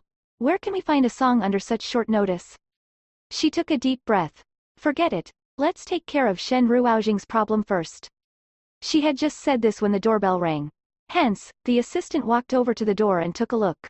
Realizing that it was a young and beautiful girl, she immediately gasped in surprise. I think Shen Ruoxing is here. The one at the door was indeed Shen Ruoxing. After she had left the Chu Manor and was planning to head back to the Shen family's residence, she received a call from Shen Qianhui, who asked her to head to the Yang Zhijian's residence immediately. They were going to discuss how they should modify the song. Therefore, she made a turn midway and came here. Yang Zhijian was feeling vexed, so when she heard that Shen Ruoxing had come, her expression darkened even further. Before Shen Ruoxing could enter, she said unhappily, although the entertainment industry is controlled by capitalism, it's still very easy to fail without true ability. Miss Shen, you. Yang Zhijian didn't finish her words. After she saw Shen Ruoxing, she instantly choked on her words. She looked at Shen Ruoxing in surprise, sizing her up and feeling astonished. Jing Zhen was already considered a rare good-looking man in the entertainment circle, but she wasn't expecting his daughter to be so good-looking as well. Yang Zhijian was someone who had a soft spot for good looks. When she saw beautiful-looking men or women, she would be in a great mood. The rest of her sentence got stuck in her throat. After she made a cough, she pointed to the sofa and said, Take a seat first. She then said to her assistant, bring her song over. Alright. Shen Ruoxing sat opposite Yang Zhijian in a composed state and was about to say something when Chu Sichen's call came in. Hence, Shen Ruoxing frowned a little and said to Yang Zhijian, hold on. She then stood up and walked over to the balcony, picking up the call. Chu Sichen's voice came from the other side of the line. There's no need to worry about the matter on the internet. Shen Ruoxing raised her brows, having a hint of amusement in her tone. I'm not worried. Chu Sichen had learned to show concern for her. Regardless of what the reason was, she still felt happy about it. Chu Sichen fell silent for a moment and then continued, you can be assured and go do whatever you feel like doing. The Chu family will shield you. As if he was afraid that she'd think too much into things after saying this, he quickly added, after all, you're my children's mother. As usual, this man was really someone who said one thing but meant the other. He always wanted to use his negligible capability to protect her although it might bring her trouble. It was like how things were when they first met. He was clearly a weakling and even got injured when fighting a couple of hooligans. However, he still stood in front of her and later on, even asked her to think of a way to treat his injury. And this time, if it wasn't because he had Lu Chang to interfere in the matter, there wouldn't have been so much trouble. However, she liked the way he made clumsy attempts to protect her. Just like a little puppy, even though it was weak, it bared its fangs at her enemies. Shen Ruoxing smiled with a hint of indulgence, her peach blossom eyes squinting slightly. Don't worry, Mr. Chu. I didn't misunderstand. Chu Sichen had the feeling that he had been mocked by her, but at the thought of how Shen Ruoxing had only written the song because of him, he fell silent for a moment and said, Miss Shen, you're actually very nice. It's just that I have someone else I like, and it's not worth it for you to be doing these things for me. Shen Ruoxing, her lips twitched, I'm hanging up. As expected, she just showed a slightly better attitude toward him and he had a relapse again. She sighed helplessly and returned to the room.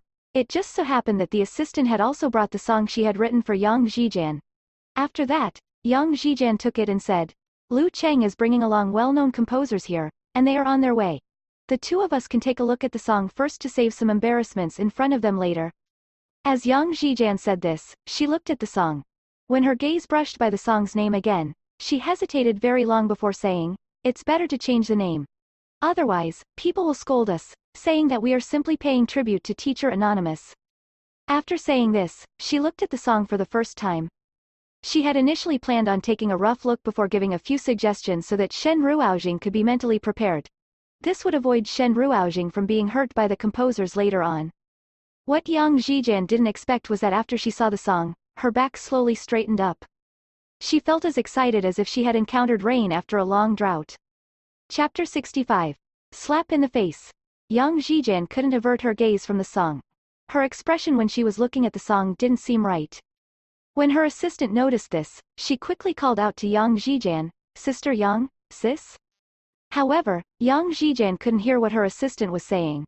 Her entire body and soul were immersed in the song. Each note seemed to be dancing in her mind, causing her to be unable to draw herself out from it. The combination of the various orchestral instruments had a better flow compared to Yun Zhongjun's song. And everything in this song seemed to be expressing the words, lone silence. Sis? Sis? Yang Zhijian only abruptly came to her senses when her shoulders were suddenly shaken by her assistant. She then looked at Shen Ruoxing in disbelief. The assistant felt that something was amiss with Yang Zhijian. Could it be that Shen Ruoxing's song was too horrible? The assistant was thinking like this when she saw Yang Zhijian standing up suddenly and bowing deeply to Shen Ruoxing. I'm sorry. My opinion had been too assertive. Before I even saw your song, I ascertained that you're young and thus unable to compose a good song. Shen Ruoxing had long since gotten used to such things. It's fine. Yang Zhijian gulped and said, I'll go record this song right away. You, please wait. After saying that, Yang Zhijian dashed into the recording studio in her house and shouted to her assistant, bring in the demo. All right. The assistant couldn't figure out what was going on, but she still went after Yang Zhijian with the flash drive. The assistant then saw that Yang Zhijian was holding onto the song firmly yet carefully, as if she was afraid that it had run away, and she was also worried that the paper would be crushed. Yang Zhijian's assistant had been with her for over 10 years and had never seen Yang Zhijian lose her cool like this. During the time they were waiting for the demo to be copied into the computer, the assistant asked, how is this song compared to the one Yun Zhongjun gave you? Yang Zhijian looked at her and said, there's no comparison. She put the song close to her heart, and her eyes reddened as if she was holding onto a precious treasure. If my guess is correct, this is Teacher Anonymous's song. When the assistant heard this, her eyes contracted and she abruptly looked at Shen Ruoxing, who was in the living room. You're saying that? Yang Zhijian licked her lips and said, I'll listen to the demo first. Go and be a good host to the guest. Yes. The assistant went out and served Shen Ruoxing the best tea that Yang Zhijian had. She then asked carefully, Teacher, is there anything else you'd like to eat? Shen Ruoxing sat down comfortably on the sofa. No need. Therefore, when Lu Chang brought along a few well-known composers to Yang Zhijian's place, he saw that Yang Zhijian was working on the song in the recording studio, while Shen Ruoxing was eating and drinking happily on the sofa. Lu Chang. His countenance looked bad. Shen Ruoxing, you. Lu Chang suddenly thought of Chu Sichen's warning, and the mockery and rebuke he was going to say got stuck in his throat. However, Shen Ruoxing turned and raised her brows, asking innocently, What's wrong with me? Lu Chang took in a deep breath and tried hard to put on a smile. He changed into a polite attitude and said, Miss Shen, these are well-known teachers in the area of music composing. Bro Chen said that if you want to work with music, you can learn from them. They were all top-notch artists in today's era. Any one of them was considered an influential presence in the music industry, and it'd be difficult even for the Yun family to gather them together. The Chu family was the only one with the capability to achieve this. Lu Chang couldn't help but complain in his heart. Wasn't Bro Chen showing Shen Ruoxing too much indulgence on the account of the three children? In the end, Lu Chang still couldn't help but say with a haughty tone, It isn't easy for these people to gather together. You'll have to treasure this learning opportunity. If you learn from them for 2 to 3 years, maybe you'd be able to earn a position in the composing circle. Don't let down Bro Chen's expectations of you. Shen Ruoxing swallowed the watermelon in her mouth, took a sip of tea, and then said calmly, No need. I'm not planning on working with music. Was it not good to live an idle life? Why would she want to find work for herself? Lu Chang. He was so angry that he felt like jumping. He then pointed to Shen Ruoxing and said, You aren't planning on working with music. Then why did you write a song and insist on having Yang Zhijian sing it? Do you know how much trouble your whim has brought us? To handle the public relations for you, the company has spent so much money. We've also put in a lot of effort with Teacher Yang. Do you know that? Oh, Shen Ruoxing replied in a composed manner, There's no need to go to such trouble in the future. After saying that, she raised her brows. Tell Chu Sichen that he doesn't have to interfere to help me either. Lu Chang. He increasingly felt that this woman didn't know what was good for her. For whom did they go through so much trouble? If it wasn't because there were so many influential characters from the composing circle nearby, he'd give her a fierce scolding even if it meant that he had to be punished by Bro Chen. As Lu Chang said this, he looked toward Yang Zhijian's assistant. Call Teacher Yang out. She still has to post on Weibo. The assistant looked from Shen Ruoxing to Lu Chang, not daring to say a word. She then went straight into the recording studio and informed Yang Zhijian that Lu Chang and the others had arrived. Yang Zhijian went out, feeling displeased. She chided Lu Chang, I'm recording seriously. Why did you call for me?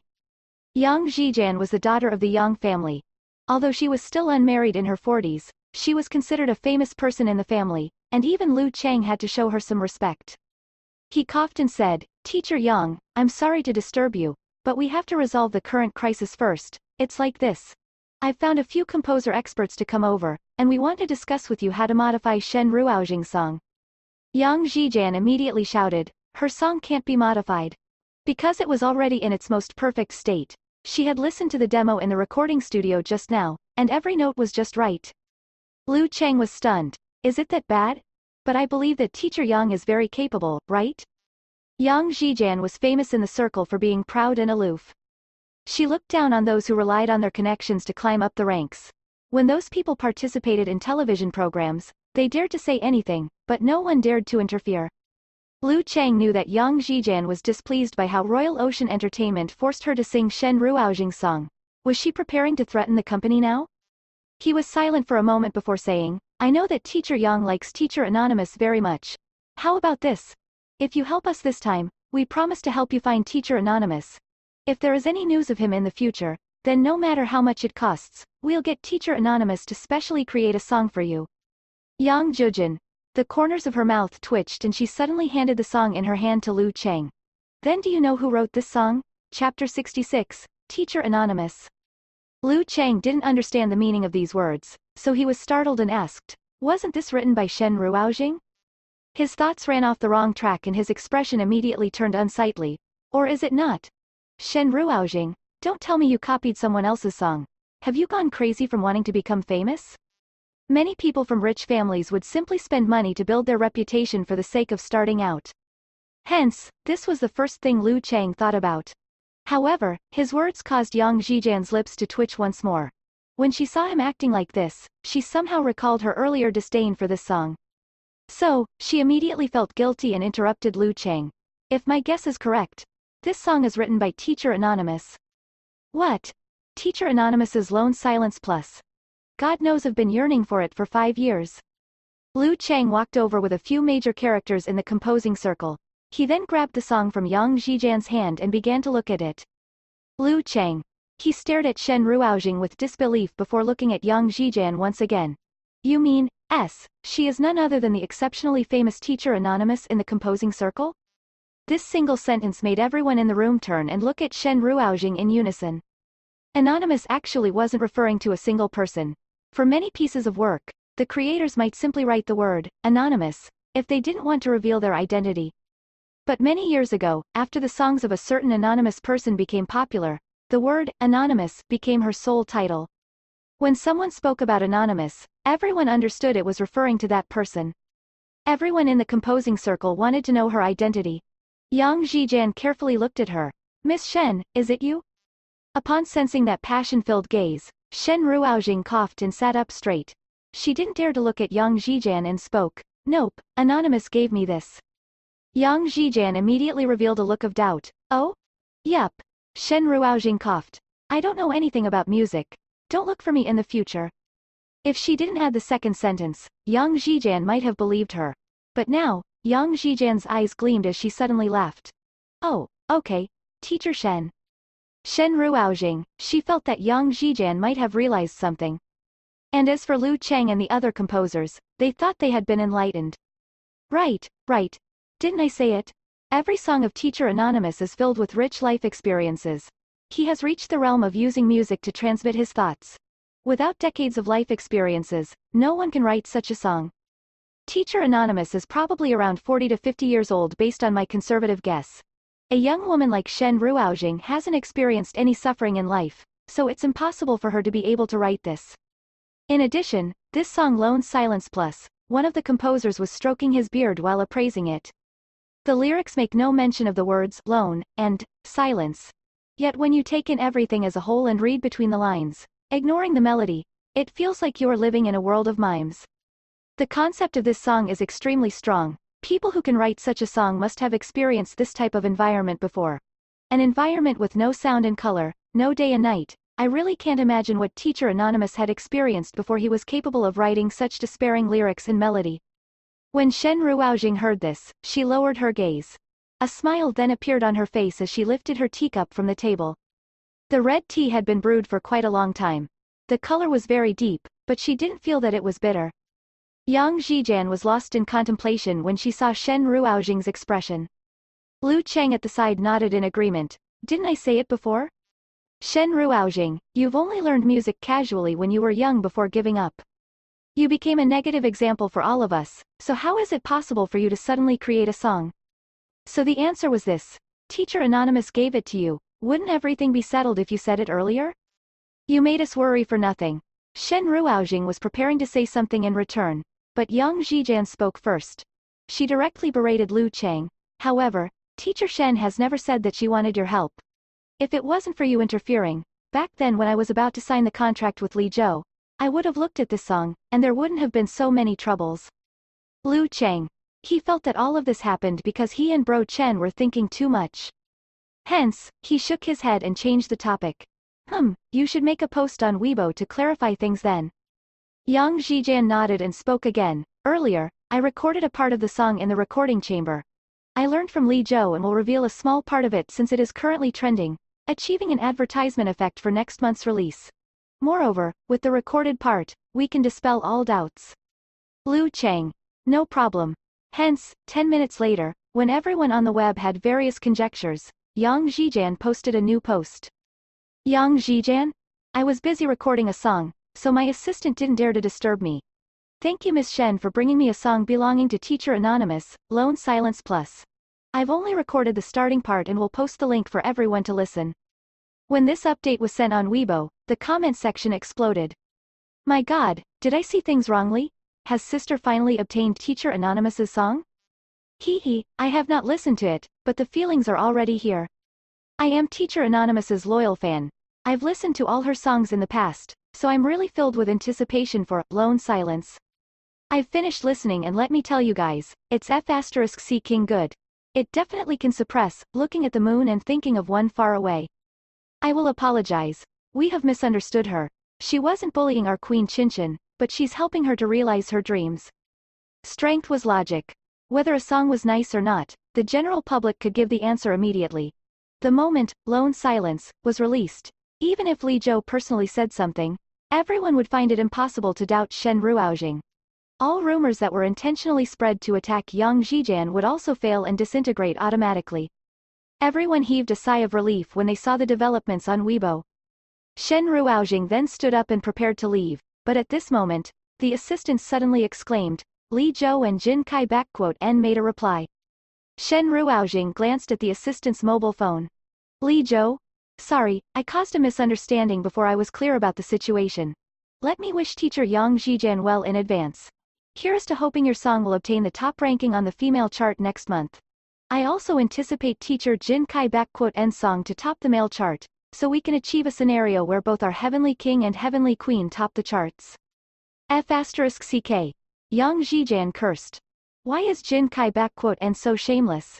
This is clearly trying to link himself with my popularity. Even if I top the female chart, how could it be the same as him topping the male chart? Tell me what Jin Kai *N has posted.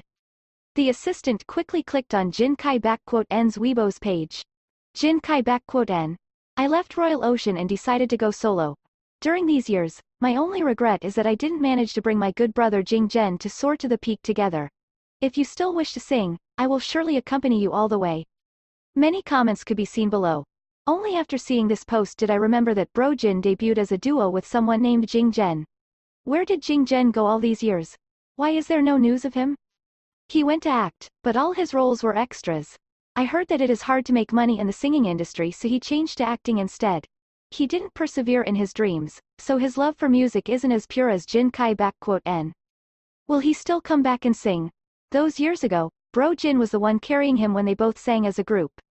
Jing Zhen swapped to acting because his singing couldn't make it. So how is it possible for him to return? At Jing Zhen, do you still dare to come back and sing? Why don't you have a PK with our Bro Jin next month? He definitely won't dare. Those years ago, he wasn't popular at all, so he probably couldn't survive in the industry.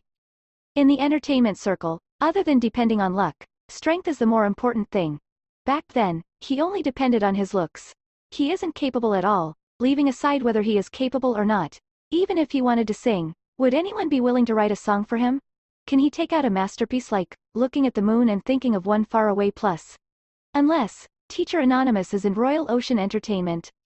Lu Chen frowned and looked at Shen Ruoxing. They are too shameless. They purposely emphasized topping the ranks individually in the male and female chart to avoid going against Teacher Yang. What should we do now? Even if I believe in your father's singing skills, we won't be able to find any good songs in such a short time.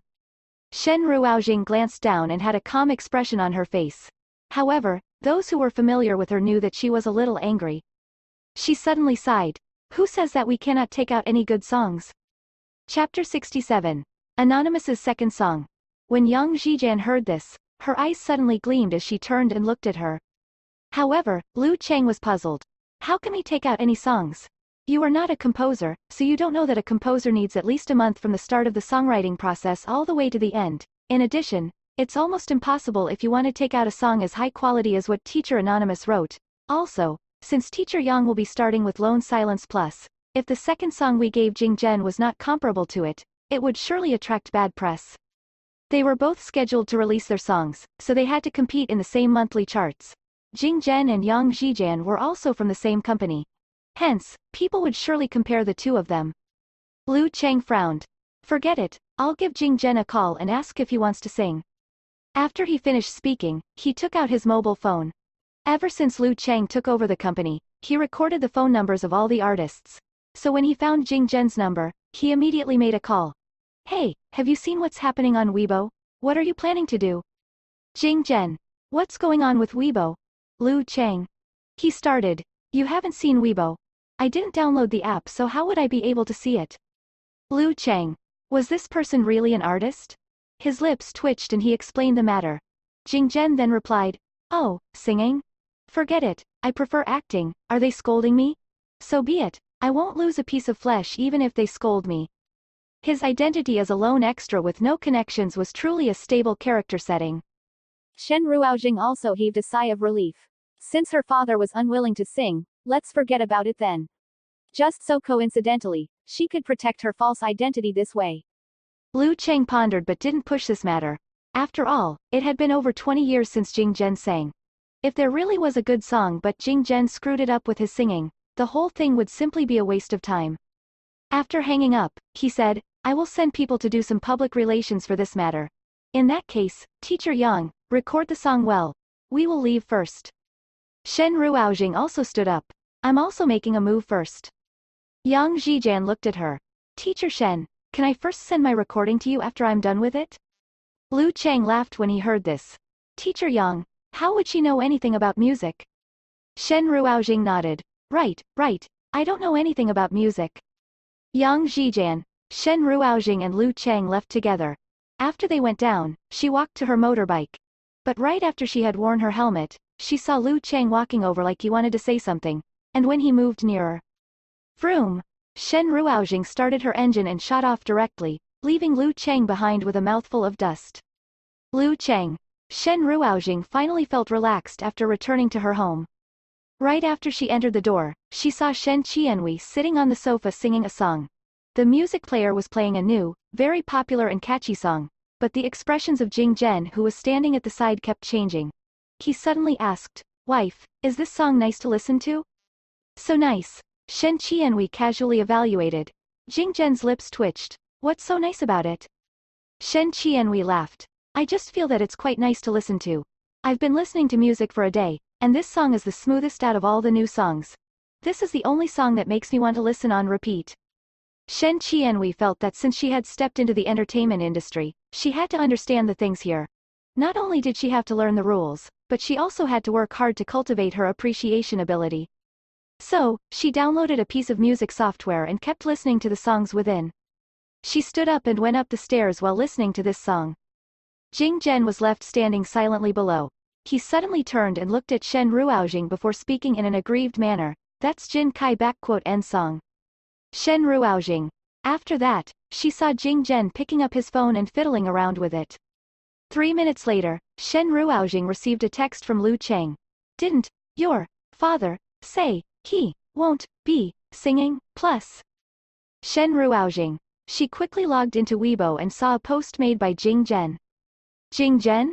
Let's battle at Jin Kai *End plus. He only had over 10,000 fans on Weibo, but after Jin Kai *End spoke about him, many fans started paying attention to this matter.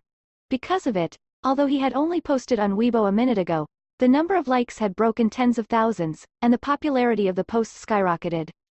Shen Ruoxing. Liu Chang sent another message. How can I find a song that's around Lone Silence plus S quality in such a short span of time? Liu Chang was still on the way back to Royal Ocean Entertainment, but when he saw this post, he immediately felt a headache. Why were his own people finding trouble for him? But, he couldn't even scold Jing Zhen now. What's so coincidental was that Chu Sichen also sent him a message right now. So, how is it? Plus, Chu Sichen wouldn't look at Weibo, so his information was not up to date in comparison. Liu Chang blushed when he recalled how he had misunderstood Shen Ruoxing as wanting to grab Chu Sichen's attention by writing a song. He knew he mustn't speculate too much. Hence, Liu Chang directly called Chu Sichen. After the call connected, Chu Sichen's voice rang out. So has she decided which composer she wants to learn music from? Liu Chang grinned and replied, Bro Chen, she isn't planning on entering the music industry. The song she took out was something Teacher Anonymous left for her those years ago. Simply speaking, she is a porter, porting the song from Teacher Anonymous to Teacher Yang. After sensing Chu Sichen's silence, Liu Chang immediately continued, actually, it's to be expected if you think about it. Her foundation is too inferior, and she probably hasn't even played the piano or touched a violin before. She might not be able to master them even if she learned. Chu Sichin suddenly asked, "Did you not think about why Anonymous left the song for her?" Liu Chang. He scratched his head. "I understand." He seemed to have discovered the truth as he spoke. Teacher Anonymous's song should have been left to her father, Jing Zhen, right? Chu Sichin coldly asked again, "Why can't Anonymous appreciate her? How can that be possible?" Liu Chang's tone grew determined. "Bro Chen, you may find what I'm going to say unpleasant, but I still have to say them. You are not in C City, so you don't understand Shen Ruoxing. Her name in the city is extremely bad. She is ignorant and dislikes learning, and she loves to fight and act like a delinquent. Teacher Anonymous is an artist, so how could he have chosen her?" Chu Sichin. "I think you want to take a trip to Southeast Asia." "Bro Chen, I was wrong." Liu Chang immediately surrendered. "However, I still maintain my opinion. Lone Silence should be an unexpected surprise that she obtained through luck. Also, back then, Teacher Anonymous would never sell his songs to the same person twice. If things were like what you have said and it was true that Teacher Anonymous appreciated her, she should be able to bring out a second song from Teacher Anonymous for her father, seeing that her father is going to participate in the singing chart next month." Just as the sound of his voice faded, his phone vibrated as an email was sent to his inbox. Liu Chang then clicked on it and discovered an email sent by Shen Ruoxing to the company. The email had an attachment, and it looked like a short music demo. Chapter 68. The Feeling of Despair. Liu Chang didn't know anything about music either. Hence, he forwarded the demo to well-known composers in the company for them to assess the song. After that, he sent Shen Ruoxing a question mark. Shen Ruoxing replied, "Let my father sing this song." Liu Chang. "The song this time around was written by you?" When this message was sent out, the other party gave 3 consecutive replies. "No, Teacher Anonymous wrote it, but there's no more, plus." Liu Chang. "From your perfunctory tone and your eagerness to draw a clear line, people who don't know any better might think that you're Teacher Anonymous." This song was written by Anonymous, and the composers he had sent the demo to quickly replied to him that this song didn't lose out to * Lone Silence Plus. Therefore, Liu Chang made arrangements for Jing Zhen and Yang Zhijian to record their new songs the next day. Early the next day, Jing Zhen got out of bed sluggishly and was chased by Shen Qianhui to go to the recording studio. As of now, Royal Ocean Entertainment only had a few high-quality singers among their celebrities, maybe because it was harder to profit from singing, so people were more inclined toward acting. Therefore, Royal Ocean Entertainment didn't have its own recording studio, so their group was heading to a rented one. Shen Ruoxing went along too. She wasn't concerned about Yang Zhijian. After all, she was a professional singer. Instead, Shen Ruoxing was a little worried that Jing Zhen might not be able to find the right key. He was usually a bit of a deviant. They had just arrived when the staff from the recording studio came to welcome them with smiles on their faces. "Teacher Yang, I saw on the reservation details that you'll be going first, right? Please come with me then." Yang Zhijian was already familiar with the tune and thus nodded, following the person in charge into the recording studio. Meanwhile, Jing Zhen and the others stayed behind to wait. The music equipment here was the most up-to-date internationally, so all heavenly kings and queens would come here for their recordings. However, there were only 2 studios, and the other one had been reserved a long time ago. Since that was the case, Jing Zhen had to wait for Yang Zhijian to finish her recording before he could do his. Shen Ruoxing stood there lazily, holding onto a pink thermos. When she opened it, steaming wolfberry tea could be seen inside. She then took a sip and surveyed the surrounding equipment. Just at this moment, Yang Zhijian's assistant came running over anxiously. "Teacher Shen, Sister Yang can't find the feeling for the song and would like to ask you over to help out." Shen Qianhui. She looked at the assistant, feeling perplexed, "But I don't know." Before Shen Qianhui could finish her words, she saw the assistant passing by her, grabbing Shen Ruoxing's hand and heading into the recording studio. Shen Qianhui's lips twitched. So it turned out that the teacher Shen, the assistant was referring to wasn't her but Jingjing? Shen Ruoxing followed the assistant to the recording studio and saw that Yang Zhijian had her head lowered, her eyes red. At this moment, her brows were tightly furrowed, and she seemed to be very confused. When Yang Zhijian saw Shen Ruoxing, she asked, like a drowning person grabbing onto the last straw that could save their life. "Teacher Shen, this part of the music is too despairing. I can't find a similar situation in my life that relates to it. Can you give me an example? So that I can have the feeling as if I'm experiencing it myself." Shen Ruoxing looked at that part of the music. She suddenly lowered her eyes and said calmly, "You can imagine that you're a kitten that was suddenly taken away by wolves. Instead of eating you, they dug a hole and threw you in. That hole is very dark without any light or sound from the surroundings.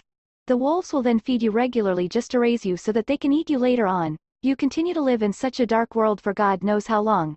That black hole is filled with the corpses and remains of cats. After a while, the wolves let you know that the moment you see the light of day will be your last." Her voice was slow, but her words made one feel deep despair. Yang Zhijian imagined this scene and shuddered. The assistant couldn't help but say, "Isn't this too tragic?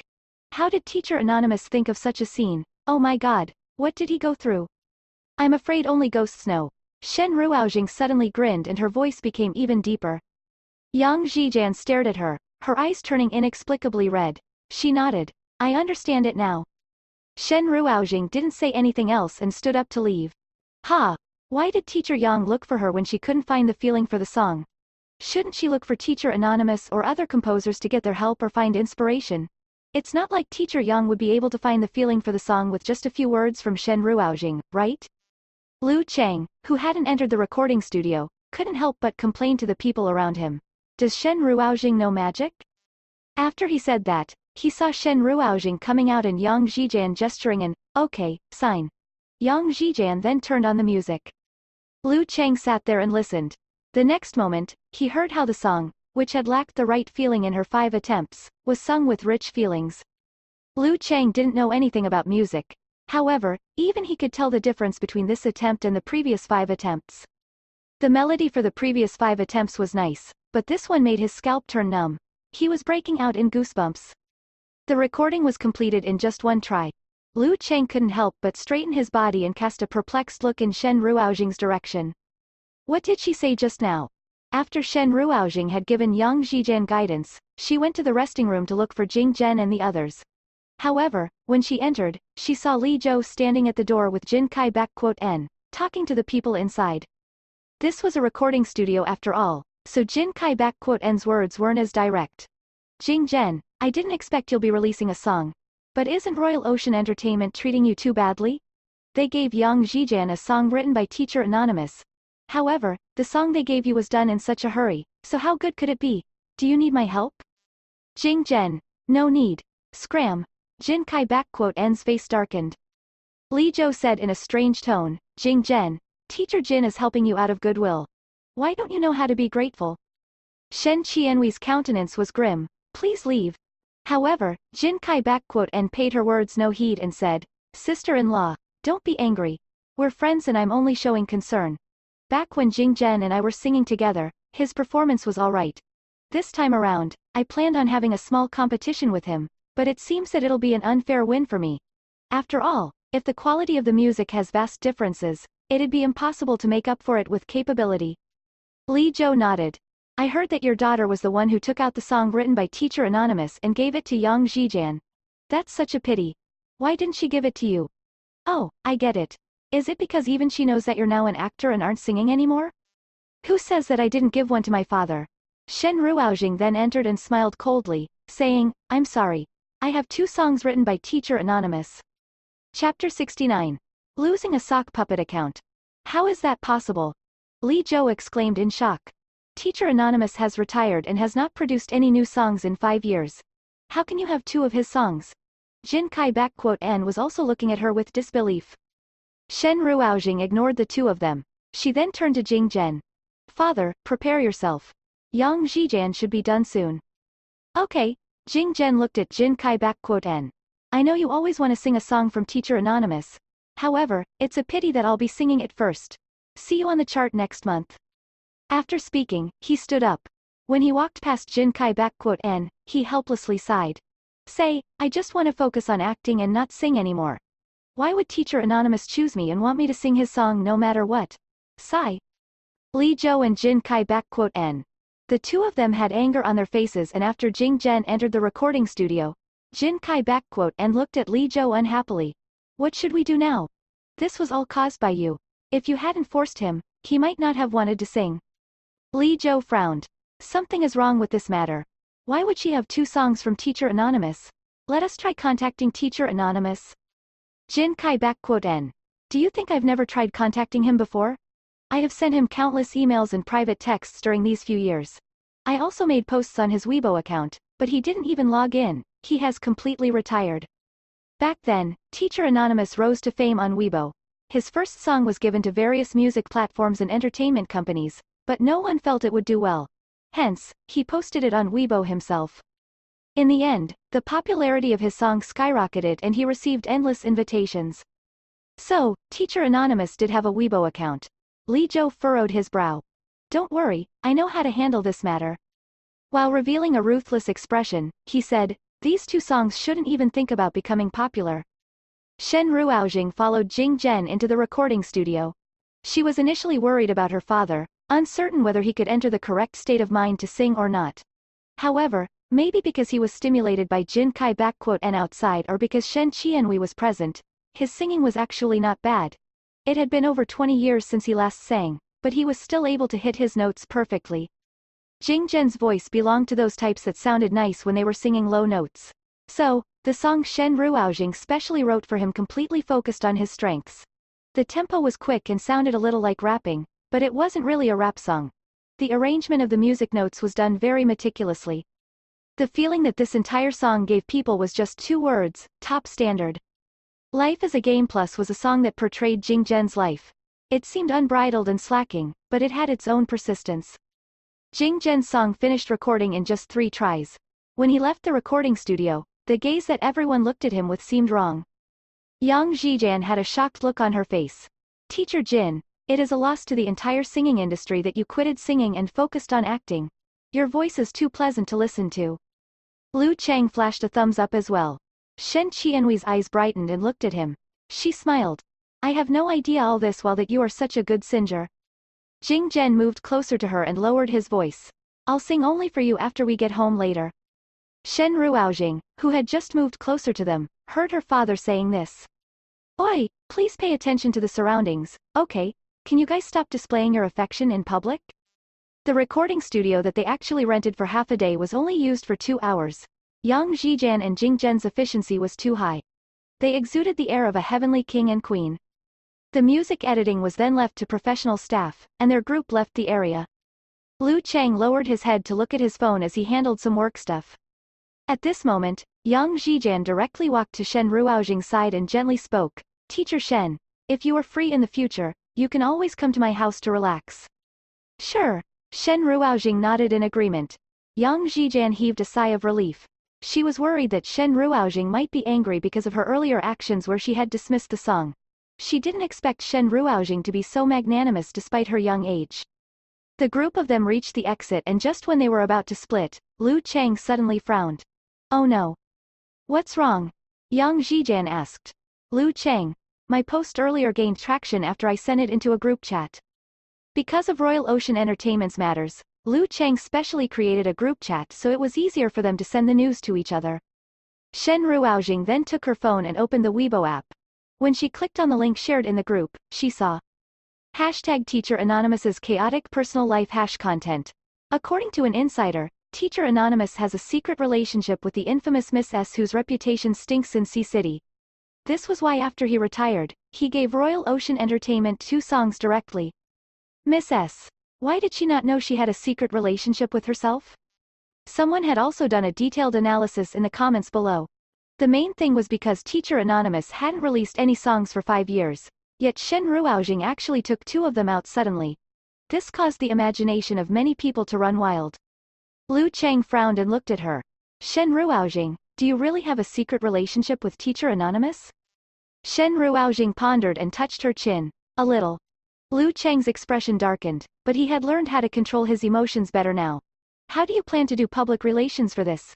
You can let us know first in case I did something to worsen the situation despite my good intentions.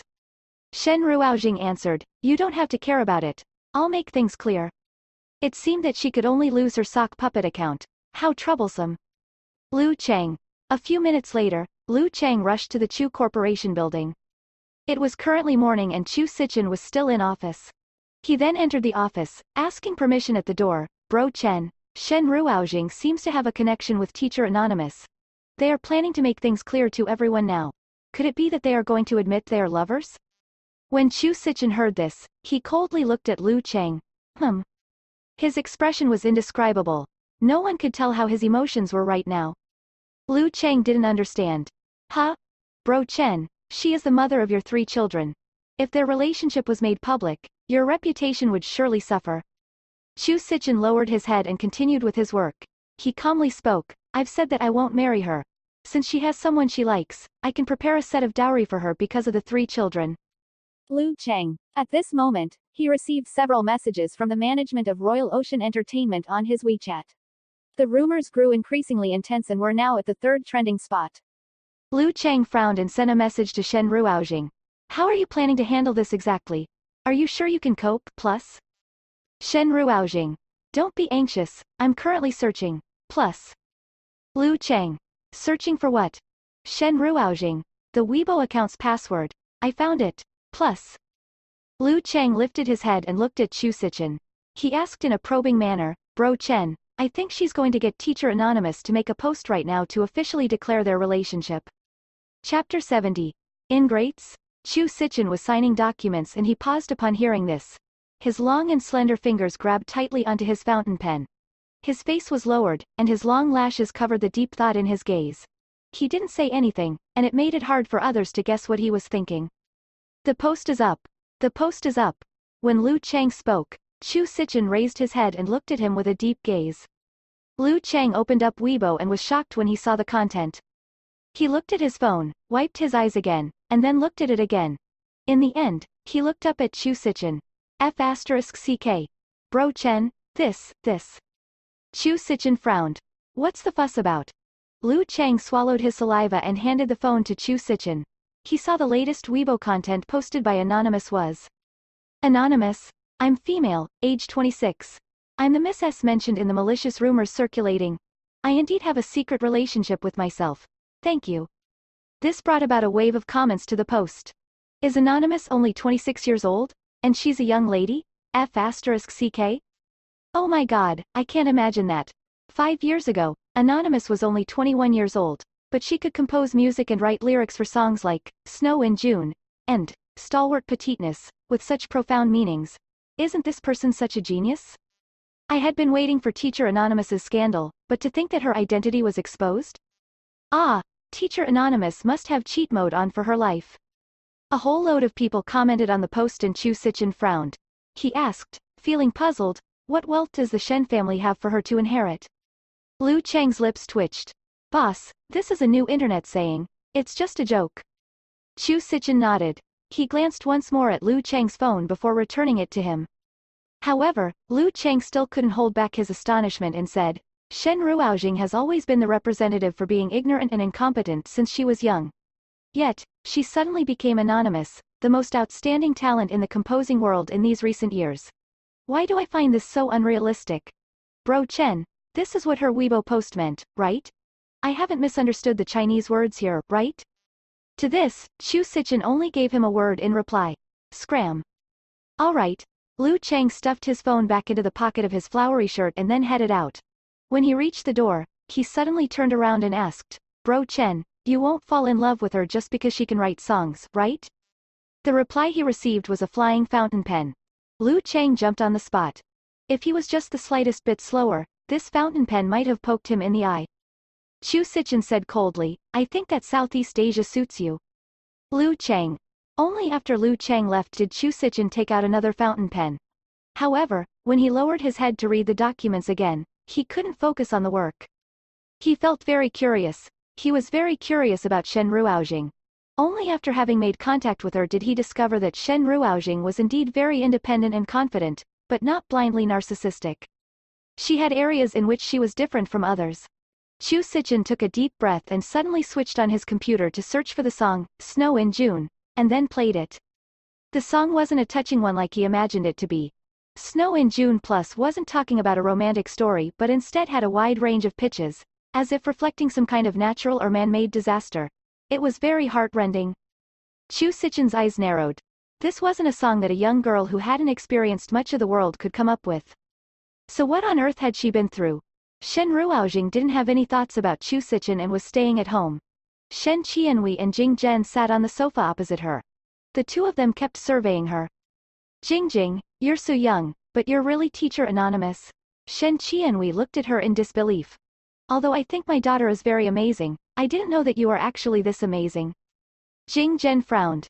Do you think I would receive a lot of work requests if I were to say that all the production teams I join would be able to request for Teacher Anonymous to write their film's ending song? Shen Ruoujing. When Li Zhou and Jin Kai and saw this Weibo post, their countenances didn't look good. Jin Kai N's eyes widened. So Teacher Anonymous turns out to be Jing Zhen's ignorant and incompetent daughter? Li Zhou furrowed his brows tightly. Could it be that in this day and age, calling someone ignorant and incompetent is a form of compliment? Do they have some misunderstanding toward this description?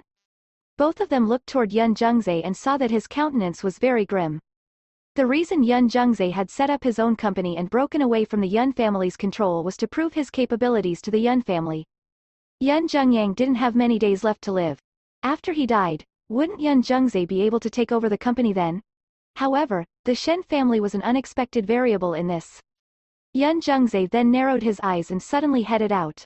At the Chu manor, Matriarch Chu was also paying attention to Weibo, and when she saw this piece of news, she was stunned. Little Yi, didn't you say that your mommy only knows a little about music? That's right. Chu Tianyi nodded vigorously. It's true that mommy only knows a little. If you don't believe me, ask sister. Matriarch Chu. Yun Zhengyang and Madame Yun were still staying at the Chu manor. When they heard this, Madame Yun said in surprise, I didn't expect that I had accidentally given the company to the right person. Yun Zhengyang couldn't help but smile, wearing an expression that had a hint of satisfaction on his face. However, when Madame Yun saw his pale complexion, she couldn't help but sigh. Matriarch Chu asked, is the blood compatibility test not done yet? No, Madame Yun shook her head. I don't know how we should bring this matter up to Shen Qianwei. Yun Zhengyang pushed his spectacles up. Bring what up? The chances are so low, it won't be a match. Madame Yun thought about it and then said, but I won't be able to accept it without giving it a try first. Yun Zhengyang lowered his gaze. Once this matter is brought up, it'd seem as if the reason you gave the company to them is because of this. Goodwill will be seen as an interest. Madame Yun was hesitant to speak. At this moment, Shen Ruoujing entered. She couldn't stand listening to Jing Zhen's wailing at home to ask her to write songs for his future acting roles. Therefore, she came to the Chu manor to hide on the pretext of visiting the children. At the Chu family, there wouldn't be anyone asking her to write songs, right? Shen Ruoujing had just entered the house when she heard Yun Zhengyang's words. She lowered her gaze and thought about it for a little before saying, that's right. There isn't much point for my mom to do a blood compatibility test with you. After Shen Ruoujing said this, Madame Yun's face changed. However, Yun Zhengyang was very open-minded. MN. Unexpectedly, just as Yun Zhengyang finished speaking, Yun Zhengzai's voice sounded from the door. Tisk tisk, big brother, you've treated their family well for nothing. You gave them a company and even helped them to take care of troublemakers. But in the end, they don't want to do a blood compatibility test with you at all. What is this called? You've suffered a double loss. After saying that, he looked toward Shen Ruoujing. Your family is a bunch of ingrates. If it wasn't for him, you guys would still be the Shen family that's bullied by others. Now, Yun Zhengzai smiled. Big brother, rather than putting your hopes on having these bunch of ingrates doing a blood compatibility test with you, you might as well place your hopes on that miraculous doctor. Chapter 71. Treatment. Madame Yun was stunned. What miraculous doctor? Yun Zhengzai raised his brows. Don't you guys know? There's a miraculous Dr. Jing in Sea City whose identity is mysterious. It's said that this doctor can cure all illnesses but doesn't display his skills easily. Madame Yun became anxious. Where is he? Can you help us to find him? Yun Zhengzai said, someone so capable must be very hidden, so I can only provide information. I haven't found him yet. Why not let the Chu family and Shen family help out? After Yun Zhengzai said this, he smiled. Wait a minute, it's enough to have the Chu family's help. After all, what connections does the Shen family have in Sea City? Madame Yun looked toward Matriarch Chu. Matriarch Chu said helplessly, it's true that there's such a person. 2 years ago, someone suffered from internal bleeding and was on the verge of death when this doctor saved his life. The Chu family can help to find him, but this person is really too mysterious and we might not be able to succeed. Madame Yun nodded. Shen Ruoujing, please don't look for me. There are too many people doing that right now. She secretly sighed and went upstairs, paying the rest of the people no heed. Chu Tianyi was calculating his money in his bank account when he saw Shen Ruoujing. He asked, feeling a little troubled, Mommy, when will I be able to save up to a 9-digit figure in my bank account? Shen Ruoxing ignored him and took a look at Chu Xiaomeng before heading off to check on Chu Yu. When Chu Yu saw her, he appeared very aggrieved. Mommy, why didn't you come last night? Cough. Shen Ruoxing let out a cough guiltily and said, I was busy. Have you completed your mathematics homework today? Chu Yu's eyes lit up. Not yet. Oh. Shen Ruoxing tried to change the subject. I suddenly recall that I have something to take care of. Chu Yu. Shen Ruoxing left Chu Yu's room as if she was fleeing when she encountered Chu Sichen. Seeing him, she nodded calmly and planned on walking past him, but the latter suddenly called out to her. Miss Shen. Shen Ruoxing turned around. Chu Sichen was silent for a while before suddenly asking, You are really anonymous? Many people didn't believe that she was anonymous. It was because the songs written by Anonymous had too many stories in them. They sounded as if only someone who had been through a lot in their life could write them. However, Shen Ruoxing looked like she had lived a very happy life and didn't have such a deep understanding. At this moment, Shen Ruoxing didn't see any contempt in Chu Sichen's eyes. His question was just a lament. It was as if he was asking how could she have so many stories despite being so young. Shen Ruoxing curled her lips, her expression strange and her gaze distant. Chu Sichen was startled for a moment before suddenly asking, You weren't doing so well in the past? Shen Ruoxing replied, It's all right. She clearly didn't want to talk more about this. Chu Sichen wasn't interested in prying into other people's wounds either and was about to drop the topic when he heard Shen Ruoxing ask, Did you listen to the song Since I Met You Plus? Chu Sichen shook his head. No, this was the only love song that Shen Ruoxing had written. Without the surging momentum that her previous songs had, this song wasn't as popular. She replied with an oh, then waved her hand at him, and went downstairs. Looking at her back, Chu Sichen thought about things for a moment before entering his study. He switched on his phone, searched for, Since I Met You, and then listened to it. The song was a light-hearted and pleasant one, but it was true that this love song wasn't the type that would be widely accepted by the public. As Chu Sichen listened to it, he was suddenly attracted by a line in the lyrics. My life has been barren, but after I meet you, everything slowly starts to come to life. When Shen Ruoxing went downstairs, she saw that there were now fewer people around. Only then did she walk up to Yun Zhengyang and took out a packet of medicine pills from her pocket to give it to him. Yun Zhengyang was stunned. What medicine is this? Medicine that can treat your illness. Shen Ruoxing replied calmly, Trust me, after eating it for a week, your condition will improve. Yun Zhengyang was about to say that he wasn't going to take medicine that came from dubious backgrounds, but when he saw Shen Ruoxing's serious look, the words couldn't get out of his mouth. He remained silent for a moment. Who came up with the medicine? Is there a prescription for it? Oh, there is. Shen Ruoxing dug in her pocket, took out a prescription, and gave it to him. You can look for other people to prepare this medicine for you in the future as well. Yun Zhengyang lowered his head and looked at the prescription. Some of the ingredients listed in this prescription were included in the medicine that he was currently taking. However, this prescription was written on a piece of napkin. It was too casual. He opened his mouth and wanted to say something about it, but when he saw Shen Ruoxing's serious face, he could only sigh. All right, thank you. You're welcome. Shen Ruoxing said slowly, Take it for Royal Ocean Entertainment. You don't have to pay for it. After saying this, she turned to head out. After Yun Zhengzai left, he recalled that there was a matter concerning the Ford City's Yun family that he had yet to report to Yun Zhengyang. He then turned back, and right at that moment, he overheard Yun Zhengyang and Shen Ruoxing's conversation. Shen Ruoxing walked over in Yun Zhengzai's direction. She was about to pass by him when he couldn't help but sneer, Miss Shen. Do you know that taking medicine recklessly can kill? Shen Ruoxing nodded. What you said is right. Yun Zhengzai. Shen Ruoxing raised her brows at him and left directly. Yun Zhengzai.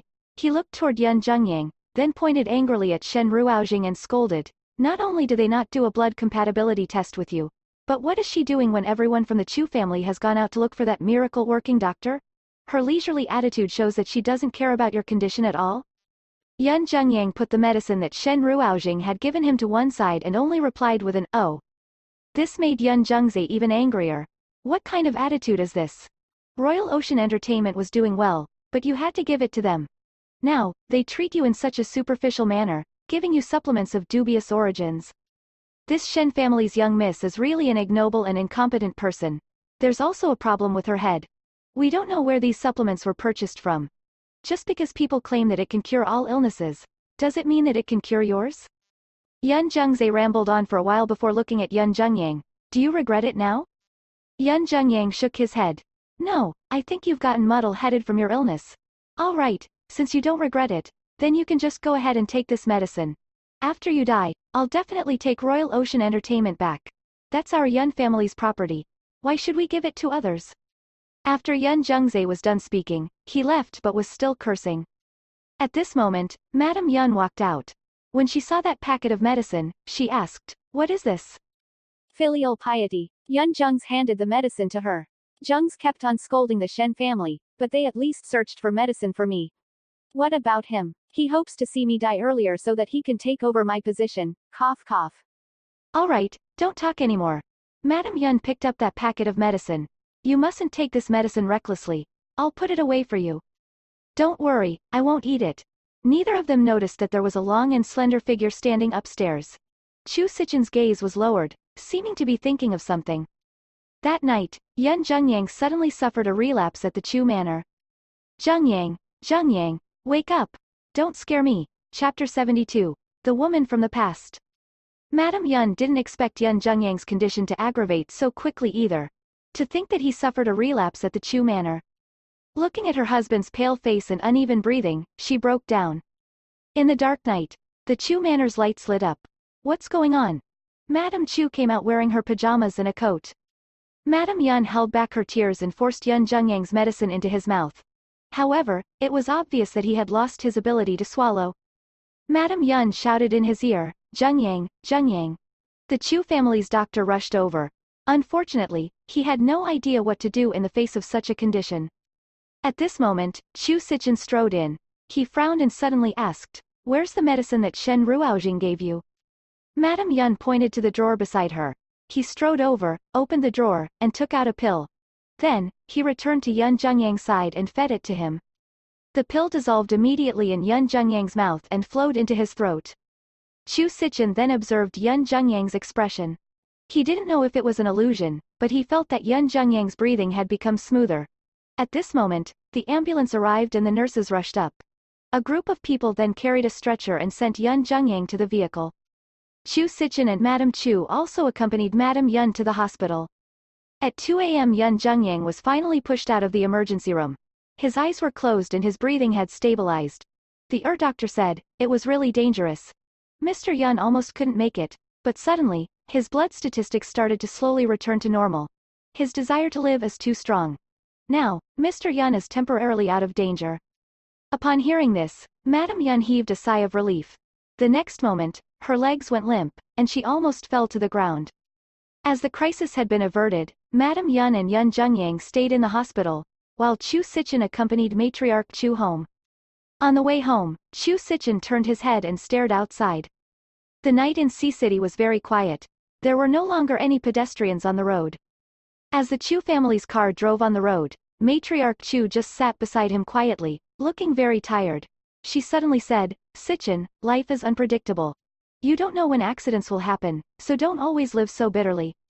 Chu Sichin slowly turned to look at her. His gaze gradually deepened. "What are you trying to say?" Matriarch Chu said, "I want to say that no matter what it is, just follow your heart. The person in your heart has passed away for so long. If you meet someone suitable, can you not be so stubborn?"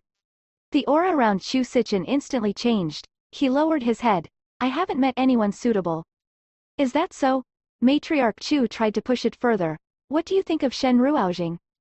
Chu Sichin immediately frowned. "I know what you mean, but I won't marry her." Matriarch Chu hesitated. "Why? I can see that you have a favorable impression of her." Chu Sichin was stunned. "What?" Matriarch Chu slowly explained. "You've always shown a strict and harsh expression to other women, but she is the only one you could speak calmly to. Moreover, whenever she appears, your gaze will involuntarily focus on her, and don't think that I don't know you've been listening to her songs recently." Chu Sichin's pupils narrowed.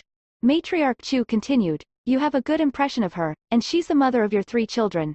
I can tell that she likes you, so why don't you give it a try?" Chu Sichin pursed his lips and didn't say anything. Matriarch Chu stopped there. She was afraid that if she said too much, it would bring up her son's rebellious mindset. Very soon, the car arrived at the Chu manor. After getting out of the car, Matriarch Chu let out a yawn and then sighed. I'm getting old and I haven't been able to sleep well recently. After that, she went back to her bedroom.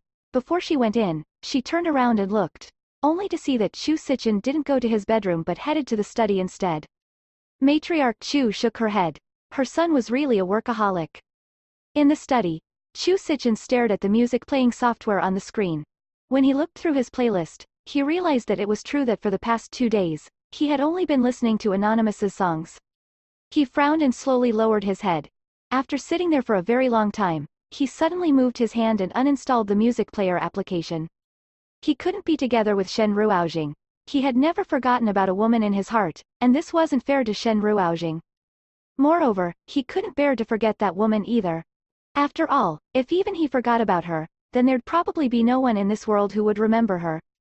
Chu Sichin then stood up and left the study before entering his bedroom.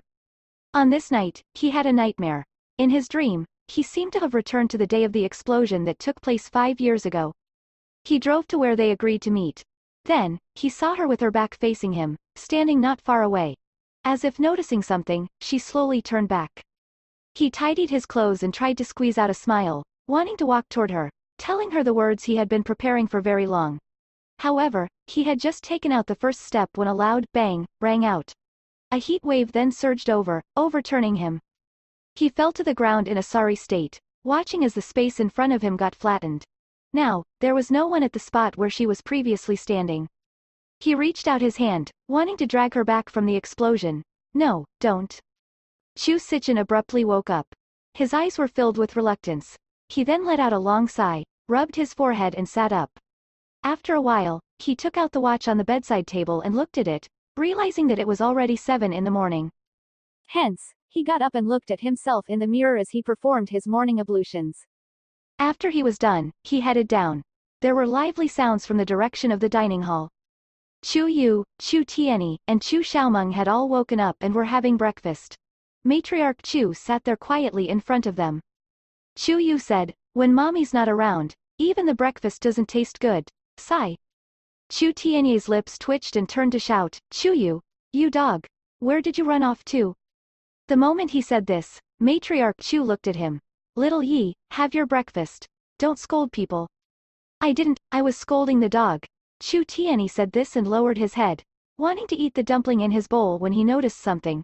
"Chu Xiaomeng, did you put your vegetables in my bowl again?" Chu Xiaomeng looked at him in a daze. "I didn't." She then quickly ate her dumplings and said, "Grandmother, I'm done eating. I'll be going to read." Chu Xiaomeng held onto her dinosaur soft toy and ran toward the study. She had just started running when she heard Chu Tianyi say, "Everyone has 3 pieces of vegetables. I've eaten 2, so why do I still have 3 more? Hey, $100 for each piece of vegetable." Matriarch Chu couldn't help but say, "Little Yi, I love money too, but only you're miserly enough to care about this little bit of money." "Many a little makes a mickle," Chu Tianyi said proudly. Matriarch Chu. "All right, hurry up and eat.